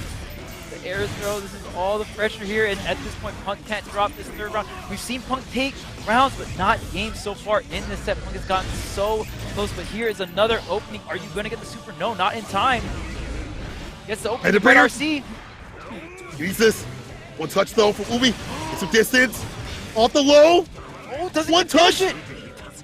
Umi gets the hit and will go on to Grand Finals winner side over Punk. 3-0. Wow. So close, but yet so far from Punk. Able to take the rounds, but not the games. And all the round threes are so close. The wake-up supers were so on point to really punish Umi Show, trying to catch, just to get up into a block, right, with the shot. You do have that guard pressure as well. But man, not able to seal the deal quite yet. See if Punk can get the run back through losers, but we'll see what's cooking in the Shark Tank. And oh man, you put Punk down there. Punk's also powered up by loser side of things. Like, he just got more matches to play, heated up, but he's not the only one. Solstice is down there. There's quite a few other players down there, but man, Solstice ain't down there no more. Bro, Umi. Stealthy took out Solstice, man. Oh! I The Shark Tank's real, man. The Shark Tank's real. Oh. Bean ain't down there no more either. It's just Jonathan, Stealthy, and Punk. That's the only players left in the Shark Tank at the moment. I'm telling you, man, losers bracket is brutal. It's a brutal one. Hey, yo. All different. Again, who could call who's gonna win in the end? Like, yo, Yeso, I'm sorry. I had to call you out on that one, bro. But you said Punk was gonna lose 3-2 against Solstice. It will switch the other way. It could have went either way, but it's so hard to call who's gonna take these matches. I feel like you see how these players are playing. Like, even someone like Punk who's taking a break. Honestly, there was no offense to Punk. I thought he wouldn't make it too far, because we've seen his performance in these brackets not go too far with it. He maybe gets you with the game sometimes, but when he really wants to play, he comes through. And yo, Yeso, you have to talk to me, tell me why that prediction was a little bit off, brother. So, my predictions were entirely wrong. I was rooting for Solstice so hard in that second set. It doesn't work out. Of course, Punk comes through, wins that set. Umi Show and Punk there in Grands, and Punk made it close, especially in those last two games, but it wasn't quite enough. Umi Show takes the win and moves on to Grand Finals, and this is Umisho coming off of the Wednesday Night Fights victory last night, beating Dawn in Grand Finals, gets into Grands here on back-to-back nights, and now things get really interesting as we continue tonight. Do want to update everybody on kind of how things have been going on the lower side of the bracket. Jonathan Tanay has made it to through 3-0ing back-to-back sets, beating Shine and then beating Beans. So Jonathan now waiting in losers semifinals. Will play against the winner of Solstice and Stealthy, if memory serves. I don't have the bracket in front of me right now, but I believe it is Solstice and Stealthy, and the winner of that will play against Jonathan Tanay. And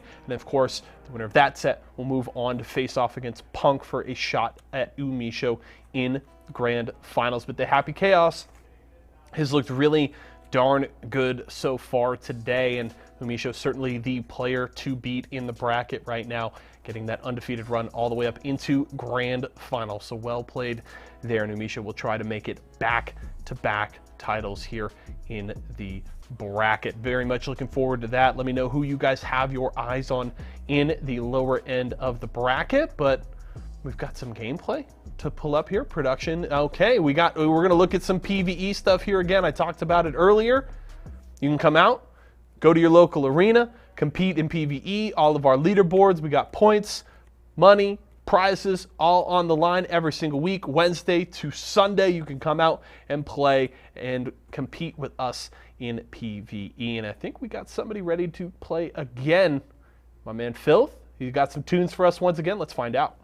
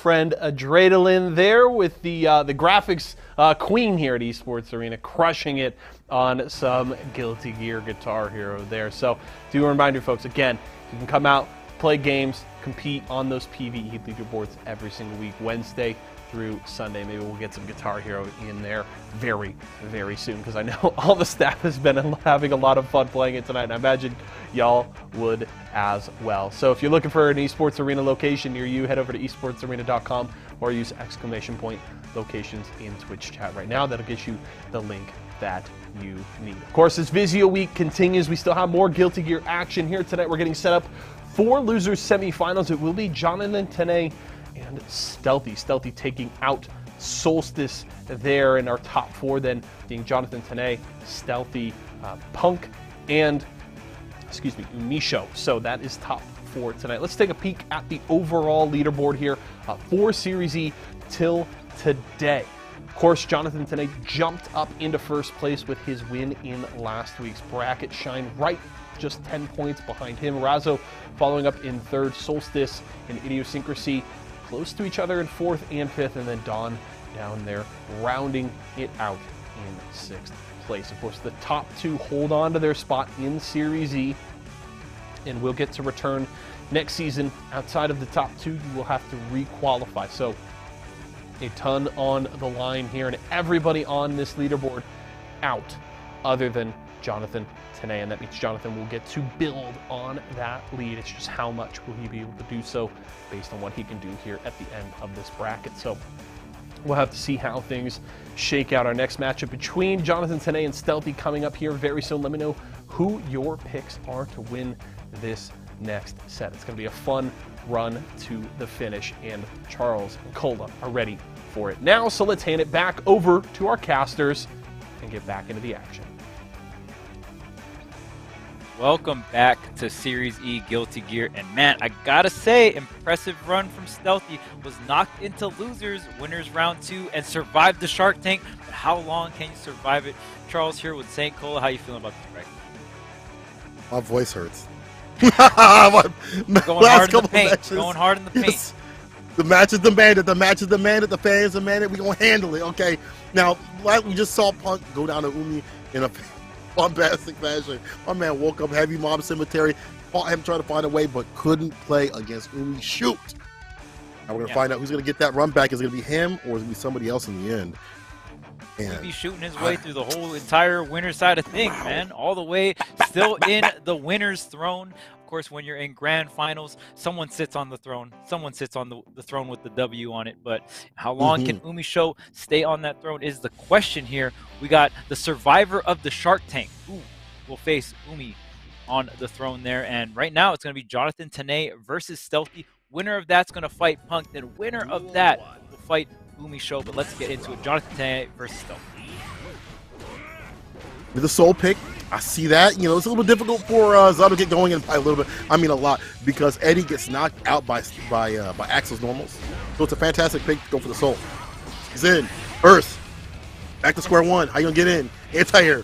Again, Stealthy with a zoning. Yeah, it's a little different when Stealthy doesn't have to fight someone with a gun. Because, if I'm not mistaken, it was... Oh, wait, no, it was actually Bean who knocked Stealthy into the loser side of things. But Stealthy living on a pixel right now. The blue RC just getting smacked right up there. This pick working out fantastic. Once you get in, you get that win. The lacking defense of this character, you have to get those knockdowns with the Ks and things like that in play. But if it don't happen like that, Jonathan Tanay just gets that victory. There's the throw, though. I like that, not letting that revolver go for free. Them shots are shooting blanks. In the backdash, yo, the options that something is employing against a revolver are super sick. You got to find the hit, get out of the corner. They'll do so right here. Ooh, no side switch there coming out from Stealthy. Jonathan going to keep things going. The wall break, the fall. Oh, okay, just going to go for the OTG there. The RC to keep the pressure going. Baits the burst with the RC. Back to neutral. 5P. Jump S. 2H. Success. This is Jonathan Tanay. He knows if I get it, I get that win. Like, if I get you in this corner situation, this is my game plan. But Stealthy fighting back with the aggression. Rensin explosion. Walking him down. FD won't save you. Oh, the run up throw. It's not enough, though. We're still available, but at this point it doesn't matter, and the trade is going to be in favor of Stealthy. Jonathan was on a pixel there. He'll definitely take those trades all damn day, and that's one of those things you have to have as a fighting game player. The willingness to take trades and use your health as a resource, even if it's low. Even if it's low, Stealthy's health is draining right now. The close slashes and the BRC, the fade away and play, the finesse and plus. About to put him to rest. Meaty fireball. 5K didn't find the finish. Wanted to bait out that burst. You're the worst, Jonathan, today. You are the absolute worst. Yeah, and the shimmy to bait it out. And Jonathan, so many baits on so many different levels that game one, right? The burst got baited twice there, and even like the shimmy after the blue RC, Jonathan knowing exactly when where. It's so funny to me that, you know, Jonathan on the soul and then the main being Zato, those characters are very like polar opposite from each other, I feel. So Oh, yeah. I think it's really cool for Jonathan to understand both sides of the coin when it comes to different character playstyles, right? Yeah, it takes a lot of work. You know, I stole Soul despite the fact that he is Unga in the Bunga. He definitely takes a lot of work to play in terms of like optimally of the combos and things like that. That's what's going to access the best of what comes from this character in terms of damage. Unless you're someone like Punk that just has fantastic footsies, but not everybody got those. Definitely got the Maxwell Bombers though. Puts him in the corner in this distance. Jonathan Tanank, they'll play perfect to come through. Never mind. Dash up throw. You get the OTG though. Now you're forced to use all of your meter on the FD here. Okay, you got some bit of offense working on your side, but the 2K to seal it out. Healthy. Again, these dash up throws and dash up dust and things like that are what put people off their pace. And if it gets like the 2K, 2D knockdowns and things like that, that lets him reset the pressure. But Tekken, once again, the reads, he's been getting grippy with it, and Jonathan has been punishing EP. Speaking of punishes, got one on the deck with the command grab as soon as he landed. Okay, Tomer, one vision, denies it. He's walking, waiting for it. Okay, run out there. Ooh, okay, we got the conversion, the corner carry. Oh, gonna keep it going here. The wild throws so much damage after those. Head PRC, Axel Bomber. To be the fish, we get the wall splat. Doesn't even need that. The damage. We think about this character not having damage, but if you can get those Axel Bomber loops on the deck, that's enough to do it. I love how optimal Axel combos are like hit Axel Bomber, hit Axel Bomber, hit Axel Bomber. Axel Bomber.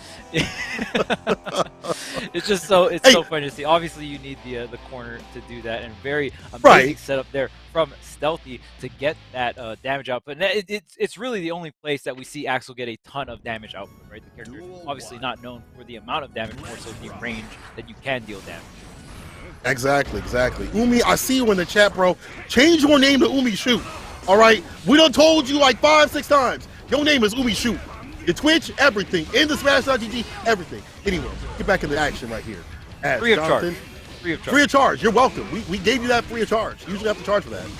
Jonathan making Stealthy pay for this oppression. Ooh, back near the face. 2K 2D knockdown though. Yeah, ain't free for Stealthy. Situation. Stealthy paying with health bar right now. That's a lot. Expensive. Yeah, it's pretty expensive. Running out of funds here for Stealthy. But we get the connection here, the PRC around here. Jump back. Jump slash, my beloved. Yeah, They not, said not it was the name today, but I do miss that not name. the name. JS, my beloved. Oh, beloved. It's still good. Ooh, 2S comes through in the clutch right here as a round start. Fantastic opener for this character. And you see the results. Corner carry, fireball, knockdown. Obey on the burst. He's going to go for that BRC. And about to find the finish. Fafnir breaks the wall to make a fall, meet his neighbors, and build that tension up. Okay, just going to keep the pressure going here. Just going to get the Rensen. Oh, wow. Nice. Going to keep the corner pressure. The blue RC into the Axel Bomber. Nice. Can you crack the wall? Okay. Can you get the wall break all the way up there, Stealthy? Yeah, it's kind of hard up, but this dude's got the chains to let him hang. The dust blocks it out. 2K 2D knockdown immediately from Stealthy. PRC try to cancel it, catch him off guard. PRC of his own, the side switch, the hop, make him drop. Yo, John, that's the real thing you can do? That's sick. Yeah, and Jonathan still keeping the soul clean, looks like it, not just only on the Zato, right? So just keeping the soul for these specific matchups like the Ramazal, kind of going back and forth, but it looks like for the Axel going to have the soul on deck. Fantastic job of it. Scientists in play. 2S, 2K2D knockdown. Stuff with a 2H. Instant explosion. Starting with that 5K, would love to get like a snail or something, anything. Or into like 2D knockdown immediately. Jonathan denying that, the 2S going underneath the 5P. Yeah, it's so hard too because we've seen Stealthy play so well in the mid range. Guess what? Soul has one of the better mid ranges. That far slash is so hard to deal with, right? Oh God, you just called that out perfectly. He got the hit. Jump slash while beloved got. Red RC about to find the finish. Stays away from the mix. Look at this defense with that. Wrist gauge is Soldier Boy Frank. Stealthy ain't even afraid. Axle Bomber? Yeah. Big combos right there. Big combos. Trying to get these pokes in. Slash. Threatening. We've seen that get hit, counter hit, and dash up for the finish. You gotta be careful with that button. I said be careful with that button. Burst. Staying alive here. Stealthy gets over it, but the burst gets burned from Jonathan. This is absolute last hit here. But Axel is the one chilling full screen. Or the FD come down with it. Major time. 2K2D on his trip guard for the finish. Stealthy. Iron Will. This kid's 16. He's 16 years old. 17 years old. Whatever. He's in that range. He's a teen. He's still in high school. You think other people know about him? Like that steely nerves? Like, yo, bro, I just played this sick bracket. I'm getting like top 3, top 2 out here. Like, well, I'd be bragging so much. Stealthy, you brag about this in high school. You want to brag about your win over Jonathan T because it's about to be the end. Like, man, you are doing the work out here. How are you so good at that young? That makes me so mad. I'm 34 and I'm barely celestial. Get out of here. Yeah, it's great. I mean, most of the like professionals in the FGC are a lot older, right? Or not a lot older, but just more on the older side here. So it's really sick to see some of the younger generation come through like Stealthy and find a ton of success on the Axel here. And even just like, I love how Stealthy played that last round because Jonathan finally gets in movement-wise, and instead of Stealthy trying to throw out options to cover the area that he's going to come in, once he does come in, it's like, okay, I'll let you land in front of me, but I'm just going to hit you with the 2K right into the sweep. So very well played for himself. Uh-oh. And you defend in this quarter situation. The wake up! Buttons from Stealthy. Had the distance to do it and bet it all. Made this man fall, and now he is on set point. Just getting the advantage this early round here. The burst is available as well. Jonathan has to respect that. When and where will it be used here? Stealthy still not even opting for the burst. Just getting out of the corner, just fighting his way out with the 2K.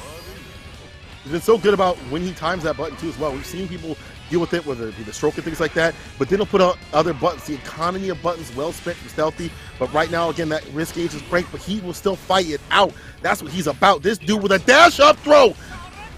OTG, jump H. RC trying to find the finish. Ain't no way you come back from this if you're John T. Oh, there's the burst. There's the insurance. Jonathan has burst available as well, but you know, Axel a character that's very difficult to burst, especially if he's just chipping you away full screen. But here comes Jonathan, finally gets in here. That jump in. Try to challenge, counter a situation, the DP. He's still in. He's still in, staves off set point. The health just melted right there, and Stealthy was so close to closing out this set, but Jonathan using the run to go ahead and corner carry Stealthy all the way to the right side. Side switch, of course. 2K2D doesn't give up too much room and actually check John T from leaving. So S right there once again, my beloved, coming back for my win. He's still good with it. She's still good with it. The side switch, the trade, still in Stealthy's favor. He has the health and he's back in mid-screen. But John T is mean. Soul does damage. You got to watch it. There's the eject button with the PRC. But Jonathan ready for it and converting off it, forcing the burst as well while taking a bunch of health on the way. Stealthy, one touch and play. If you can find that hit, the PRC 2K burst, offensive style keeps him in the corner. Red RC, can you survive this mix? No, there's the hits. And Jonathan Tanay stays in. The 2K, you thought the 2D was coming, but then the burst just came through, and man, so close. And Stealthy so close to closing this out. You gave Jonathan one more chance, and here it is. Game 5 situation. Jonathan Tanay on the Soul versus Stealthy on the Axel. I like the Soul pick. I like what he's doing. I like what he's doing in terms of pressure on the corners. He's making Stealthy break down a bit. But if Stealthy goes back to that gameplay, back to his old self, Forgive me, Lord. I must go back to the old me where I get these dashing situations. It might catch Jonathan Tene off the deck. This is game point, both players. Forgive me for my sins. I'm playing Soul again. But you must understand, it's versus Axel. It's versus Axel. I must do what I gotta do. Uh-oh, it's okay, man. It's the world, though. Time. We're about to do triple Axel bomber. Oh, okay. Oh, 2 was enough. But still the perfect, though. Axel was perfect. Oh, my God. You don't get in. Perfect shows. Third. It hurts. Stealthy. Back with that aggression. Mid-screen with it, too. I like this. Not giving up too much room. I feel like that long-range game was actually allowing John T to come in with the 2S and things like that and deal with the jump back, jump slash. Now he's come through with it. An anti-air, the blue RC, but doesn't get the pickup with the 2K here. Blue RC and the dash back. Jonathan tries to get the air throw, but it forces the burst out. It's locked down on the ground. 2H. Air to air right there. Jump slash once again. Oh, close slash situation. Burst. But still, John's got a lot of work to do. A mountain to climb. He's not fine. That man is bleeding. Jump H gets deleted. This health being depleted. That red, my man's actually almost dead. If John can land a big hit right here, it's going to be it. It's going to be it. The dash in. John takes the final game final round. Give me more.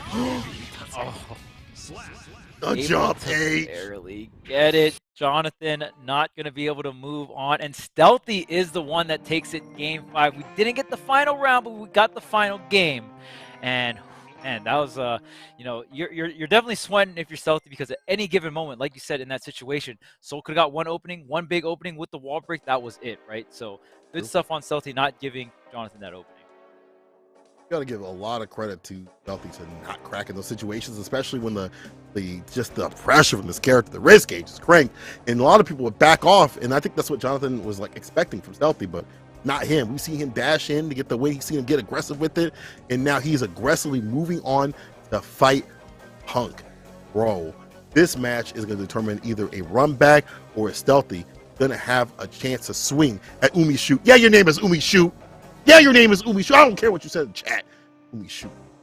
Umi Shoot sitting on the winner's grand final throne right now, and see if anyone can attempt to dethrone him. I think Punk has a solid shot. We saw a lot of close games, but Punk was never able to close it out.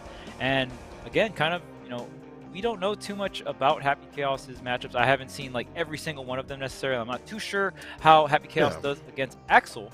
Both of them kind of operate in the same range. I mean, not really. I think Happy Chaos maybe having a little farther range. The gun, you know, goes full screen. So we'll see who's going to be able to really give Umisho the test here at Grand Finals. Punk versus Stealthy. I believe they fought earlier, so I think this is the first time they're fighting in this bracket, at least.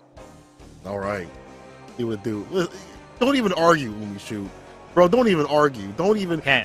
Yo, chat, agree with me. Chat, agree with me. We gotta bully him. We gotta bully him into changing his name to Umi Shoot. I guess maybe you shouldn't do that because this weekend is Arc Revo. They might have a patch after the fantastic action. Make sure y'all tune in for that. Yeah. They might change that character up a bit, you know? Yeah, we'll see. Maybe Umi Shoot will transform into something else. Maybe sometimes you got to put the gun away. You know what I mean?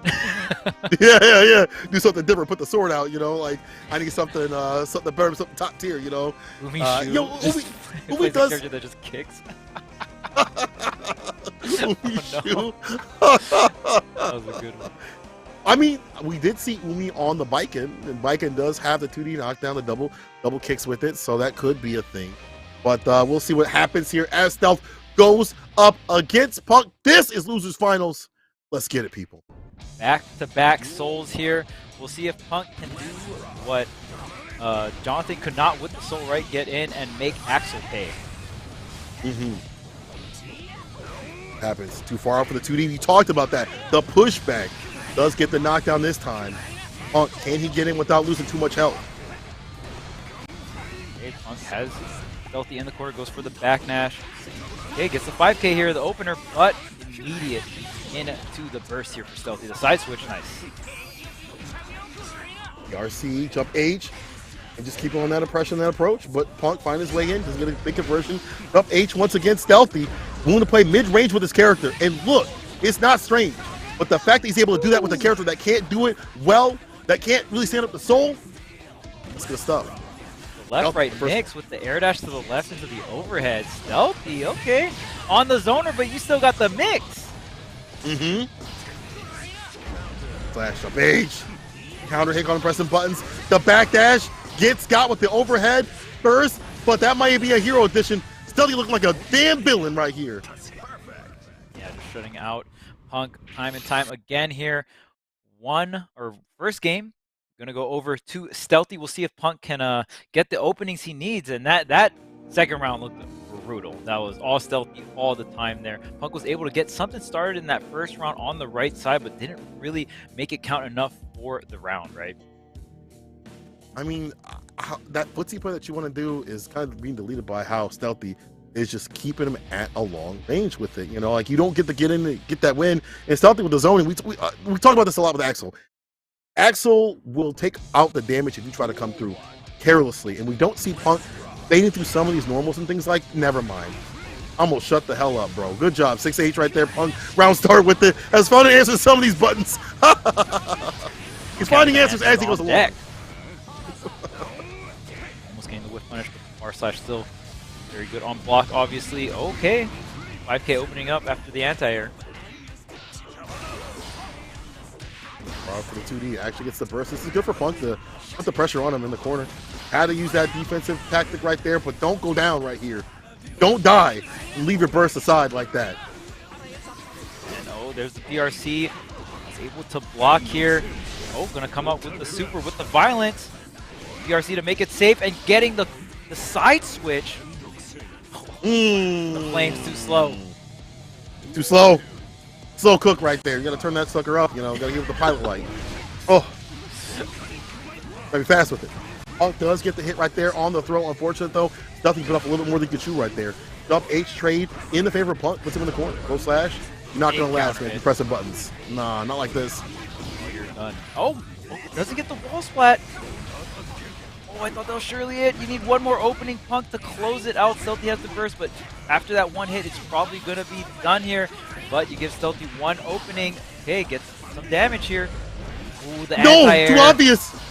Burst had to stay solid. Yeah, if you would have been you're back against the wall, then Axel Barber's gonna let that thing rock. Fireball falls to it. And Punk still alive, staving off that game point situation that Stealthy would have been on. But at what cost? I mean, we saw Punk, drop that wall break on the right side, and the burst had to be used to seal out that round. The round did get sealed out though, so still pretty worth. But Stealthy gonna be up here in terms of resources for burst. Absolutely. Yo, 6S caught, but just too far for the rest of the revolver to unload. Still, Punk trying to come through. 5K though. Trade. Stealthy willing to take these trades. Clothesline. Okay. Okay, from here. Freezing time? Nope. Ooh, yeah, we are. Here we go. Just to get one more Axel Bomb. One more. Dash up Axel Bomb. I'll give you $5 if you do it something. Dash up Axel Bomb. Never mind. Dust. Don't do that. It's not worth your money out here. You might lose a lot more. That's not worth $5. I need to see the charge dust start just like at Frosty Faustings. That was legendary. Wow. that had lore behind it too. Stealthy, was so different. Funny. All right, so Stealthy up 2-0 here against Punk. Punk having a phenomenal winners bracket run, but right at the end of the line of the Shark Tank, looks like the last and final Shark. Stealthy might be the one to take him out. The biggest one right here is a Megalodon. Don't let the age fool you. He's a Megalodon out here in these waters, and he is a mega amount of pressure to deal with for Punk. I mean, this zoning is real hard for Punk to navigate. I feel like you see like he's not as comfortable, and honestly, part of it is because Stealthy is willing to go in with this aggression. Like you don't expect an Axel player to play like that. Put them to you expect to be able to read their buttons and things like that. Stealthy makes it hard.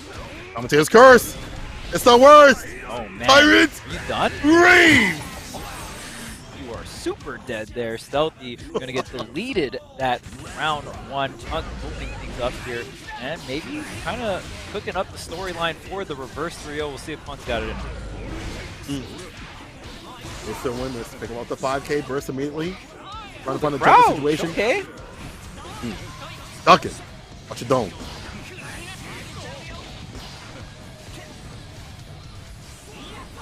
Still anybody's game. Yes. Punk with all that bar, he can still cook. It cook. Yep. Oh, Yeah, and there it is. Just full screen pressure. Punk not being able to get close.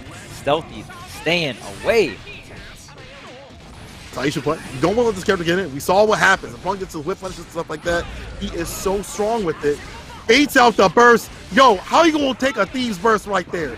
How you gonna take the burst thirst for somebody else who's already thirsty? The 2D knockdown, the PRC, and that'll be the victory to get that wall splat. Just like that. Stealthy taking down Punk 3-0. With the triple axle bomber. Why not? Why not? Get that wall is very useful. Oh, it was the last one, not an axle. See, last one should have been axle bomber. So. Yeah. Next time, Stealthy, just a commentator critique, just one more. Triple axle bomber. Triple axle bomber. Why not? Why not? Add more. GG's for Punk there. Wonderful run. I'm gonna stop the run there from Stealthy at 3rd place. Phenomenal throughout winners bracket, but just getting shut out by the 2 zoners, the gun and the sickle chain, man. The range too long. Long range. Too much. These zoners, by the way. But I'll tell you what, there's been great play from Stealthy to make it through the loser side of things. The defeat, not only Solstice, but heated up Punk and many more after being dropped down. But can he fight someone like Umi, who has been someone different that won't even take the opinions of commentators, won't even take the help. We've given him a new name. He said, I ain't Umi Shoot, I'm Umi Show. So show me something different. A new name. I'm still gonna call you Umi Shoot. I don't care, bro. You ain't gonna stop me. You don't have to put in change.org. You're gonna make me run a twit long. Ain't gonna happen, bro. Ain't gonna happen. Nothing will stop St. Cola. Nothing. No, not at all. Who's gonna stop each other in this bracket right here, bro? I do not know who's gonna take it. Umi has been on a tear. But the way that Stealthy's playing, I feel like there's confidence behind it. Young man confidence where, you ain't got the fear of nothing. You ain't dealt with taxes in your life. You ain't dealt with bad back when you wake up. Life is just free to you. Everything is just easy for you. No and you rent. just play with the aggression. No rent. You feel immortal. Keep playing like he feel immortal. I'm telling you. See, what do you call it? Stealthy didn't get hit with the reality stone yet. No. When you pay your first month of rent, that's reality stone right there. Yeah. I'll tell you what the reality is right here. This is Grand Finals. Guilty Gear Strive Series E Umi Shoot versus Stealthy. Let's get it. Umi Show on the winner's side of things. Not too sure about this matchup. Obviously, they're just not a matchup that I see too often in tournaments, right? We usually see the Nagos, the Leos, reign supreme. I know Lost Souls in the chat. I don't know what his opinion on this matchup is, but right now, Umi Show getting the shots in, twirling the gun, getting the wall break. And look at the damage it's done. I mean, but this is fine. You don't have to go back to full screen. No reset to neutral. This is mean, actually. Umi. No wall required. No wall necessary to set up. Easy construction. It's terrible axle. Oh my god. Yeah, that's not good for Stealthy. You are the king shark, but I don't know what a shark can do to a gun. I don't know. The fisherman got the dynamite. Go in the water. Yo, the low profile under the 5P. Yo, Umi. That was sick, but wasn't enough at Stealthy. We'll take the round back. Yeah, and I mean, maybe this is a matchup that Axel has to play, maybe more running forward, right? We see Stealthy kind of trying to close the gap here. Maybe not, in a sense where you got to get into boxing, but try to keep it mid-range, at least, 2K distance. Seems like a pretty powerful area here for Stealthy. You know Stealthy loves that 2K, right? Yeah, and your buttons do seem like they're slower, and you get less reward if you get hit. Stealthy hits you with 5P, no big deal. Then you command grab, side switch, no big deal. Umi hits you from full screen, you eating the whole Glock. The get like that. Oh my god, laying flat on his back like that. Umi. Denying his approach with the shots. Oh my, Barnum and Bailey's. You gotta see if you're Stealthy, you gotta try, right? At least try. Maybe it's a little different timing or whatever. That was for the first game, so might as well give it a whirl. Man, it's just so hard because when you're getting comboed full screen, the bursts don't matter, the walls don't matter. You're just getting shot up and comboed. That must be so painful. Listen, a man like me would have picked Leo and unplugged after the first loss, but Stealthy, you sticking with it. Remember, Stealthy has to win 2 sets to win in full in terms of this tournament. You gotta do it twice to make it nice. Umi just needs 1 set for the victory, denying that reset he's trying to. You gotta get both of the sets here. First set to knock Umi Show out of the heavens, and the second one to send them down into just out of the bracket, right? It's gonna be hard. It's gonna be an uphill battle here for Stealthy, especially with Umi Show getting that first game. Be at max range, not where you want to be. You don't want to let that curse be the fight. So you see the 5P trying to interrupt, but the shots, the Glock is too much. This is too much. Stealthy can't find a way in for that win. The pickup. Oh my God, the last shot. Was that OTG? Like off the super? Oh, because he was so high, he had enough time to do that? My goodness, that is very strong.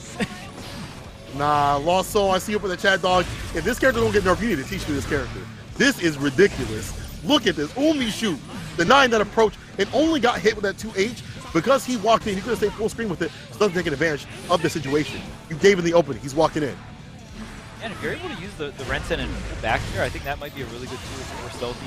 Just getting that out there can be the difficult part, right? Where you get, while you're getting shot down, there's the install. Okay, just gonna go for the reload here, gets the clone out. Stealthy trying to get in with the PRC, trying to get close enough. When we show, not only do you gotta worry about the gun, but you also gotta worry about that weaved in pressure with those normals too, right? God, bro. Yo, Umi, I bet he was licking his chops. I just wiping the drool off the side of his mouth, putting his little bib in. He said, I'm about to get my win. This is an easy matchup. Easy work right here. As you see Stealthy struggling in this match, bro. Let him play. It's a 2-player game. You know, Punk is a crowd favorite, but I feel like Umisho might have been cheering for Stealthy in that loser's finals. If you know what I'm saying, you know? Yeah. Thank God. Oh my God. I need to find a good matchup. Yes, let's go Stealthy. That's Let's what go I like to Stealthy. see. I'd be so tight. That's how brackets go. Mm-hmm. Cheering for the right matchup for you. Exactly, you're definitely right. But then again, this is a fighting game where anything can happen. And this is Guilty Gear where you have a bad matchup, you could come back from the brink. And it's not like Umishu is just relying upon the fact that it's a good matchup for him. You see him being able to deal with Stealthy coming through. He knows how Stealthy wants to play. He's got the data. He's put it into practice. There's that Rensen, the 2K to keep things going here. Not only, like, Axel just being unique in a sense where you have a move that can pull your opponent into you, right? Okay, we get it. You have the bar. You have the bar, Stealthy. He did that with intent. I was villainous with it. We'll make sure you know what I'm trying to help you do. I'm trying to get that win. And this is another question too. We're not even too sure how much experience Stealthy does have in this matchup, right? So even for Stealthy, if this is an L, this is a W in a sense where you get that matchup experience. But we know Stealthy trying to at least get one step at a time, trying to get this reset. But Umisho here with the super, here with the wall break. Some of y'all said this is not a fighting game. Listen, it's a fighting game, but everybody's different. Y'all wanted that variety in your characters. You're getting it right here. This is Guilty Gear. This is Guilty Gear right here. I smell something. I smell something. This is Guilty Gear. Is that the game? I don't know. That might be the game. Listen, back in the day, used to suck it out, but now we spray. Put the shots on him. Umi on tournament point. Okay, Umi kind of running forward here. The gun's not. Okay, there's the gun. There's the gun. On point. On cue. On cue. Okay, gets the counter hit. Gonna pull in. Yep. Side switch. 2K pressure, but gonna force out the reverse from Umisho. Pick up. Umi. Fully stocked, locked and loaded right here. Unloaded someone the clip to do it. See the dash? This is a one-player game right here. It's a one-touch situation. Umi, shoot. This is so hard. You have Stealthy has the burst, but are you close enough to use it? Oh, he BMing. He BMing. Umi shoot says, say my name. It's Umi shoot. It's Umi shoot. One touch to steal it. Oh, the 2K 2D. That could have been 2D. Right there, the burst. The H. Oh, but the knockdown. Umi shoot. Don't get lazy with them things. Let them bang. As he takes it 3-0 over Stealthy. Damn. What a character. Umisho just racking up the 30s. Winners finals. 30. Grand finals. 30. Immediate. Back to back. Cannot touch this man in the winner's side of things. Will not even touch the Shark Tank. I'm too good for the Shark Tank. I don't go down to the Shark Tank. Staying in the winner's throne of grand finals. Congratulations to Umisho showing off the happy chaos, and especially towards the end there. And Umisho had to play a bunch of different types of matchups too. Obviously, I think the true. Axel did look. I'm not super experienced, in that matchup, but it definitely looked good for Happy Chaos, right? Kind of saw Axel have to use very different tools in different ways in the matchup. And usually, when you see that, it's like usually a sign of a bad matchup. So, but I mean, even all before that, surviving some of these rushdown characters like Leo, like Soul, right? So Umisho had to, do the gauntlet, do the zoner gauntlet. Definitely survived. Oh yeah. Good defense too. Y'all kind of forgetting the fact that he had great defense throughout this bracket. Staying alive in Strive is a difficult thing, and this character doesn't have the best defense. No DP, gotta run out the clone, stuff like that. So gotta give Umi his flowers. And I'll tell you one thing, y'all in the chat could not pick up this character and make the magic happen, especially not with the best in the US. So give Umi I said shoot his flowers. And my man shot himself to the victory. And we're gonna shoot over to Yeso. Thank y'all for watching, and we'll see you in the next one. Cola and Charles, shout out to both of you. Great cast on the day, gentlemen. Always a pleasure to listen to you. Here at Series E, back-to-back bracket wins as well for Umisho. We have to mention, we talked about it earlier, 1 Wednesday night fights. Last night defeating Dawn in grand finals. Takes down Stealthy and his Axel this time around in 3-0 fashion as well. The Happy Chaos dominant on the day, and excited to see what, how players adapt to this Happy Chaos coming in and dominating here today. We'll have to see if anything changes going into next week. To all of you watching tonight, I hope you enjoyed the show. Lots of great Guilty Gear action here tonight. Do want to encourage you to watch the ARC Revo America Finals this weekend. Of course, Razzo and Jonathan today will be both representing Series E at the tournament this weekend. Go cheer them on, as well as all of the other players competing, and enjoy all of that. It's certainly going to be a very exciting show. If you guys missed any of the action tonight, or if you missed anything from Apex Legends and Halo Infinite earlier on this week, make sure to tune in tomorrow, 4 p.m. Pacific time, right here at twitch.tv/esports arena. I will be hosting Series Recap. I'll have a couple of very special guests joining me on the show to talk about everything that went down this week, and we'll definitely be talking about the ARC Revo America Finals this weekend, so don't miss out on that. Again, that's 4 p.m. Pacific time right here for Series Recap tomorrow. Do want to remind you again as well, come out and play with us at Esports Arena. You can see one of our locations. Oh, we're going to take that down. Come out and play with us, folks. Use exclamation point locations in Twitch chat. There you go. There you can see one of our locations packed tonight.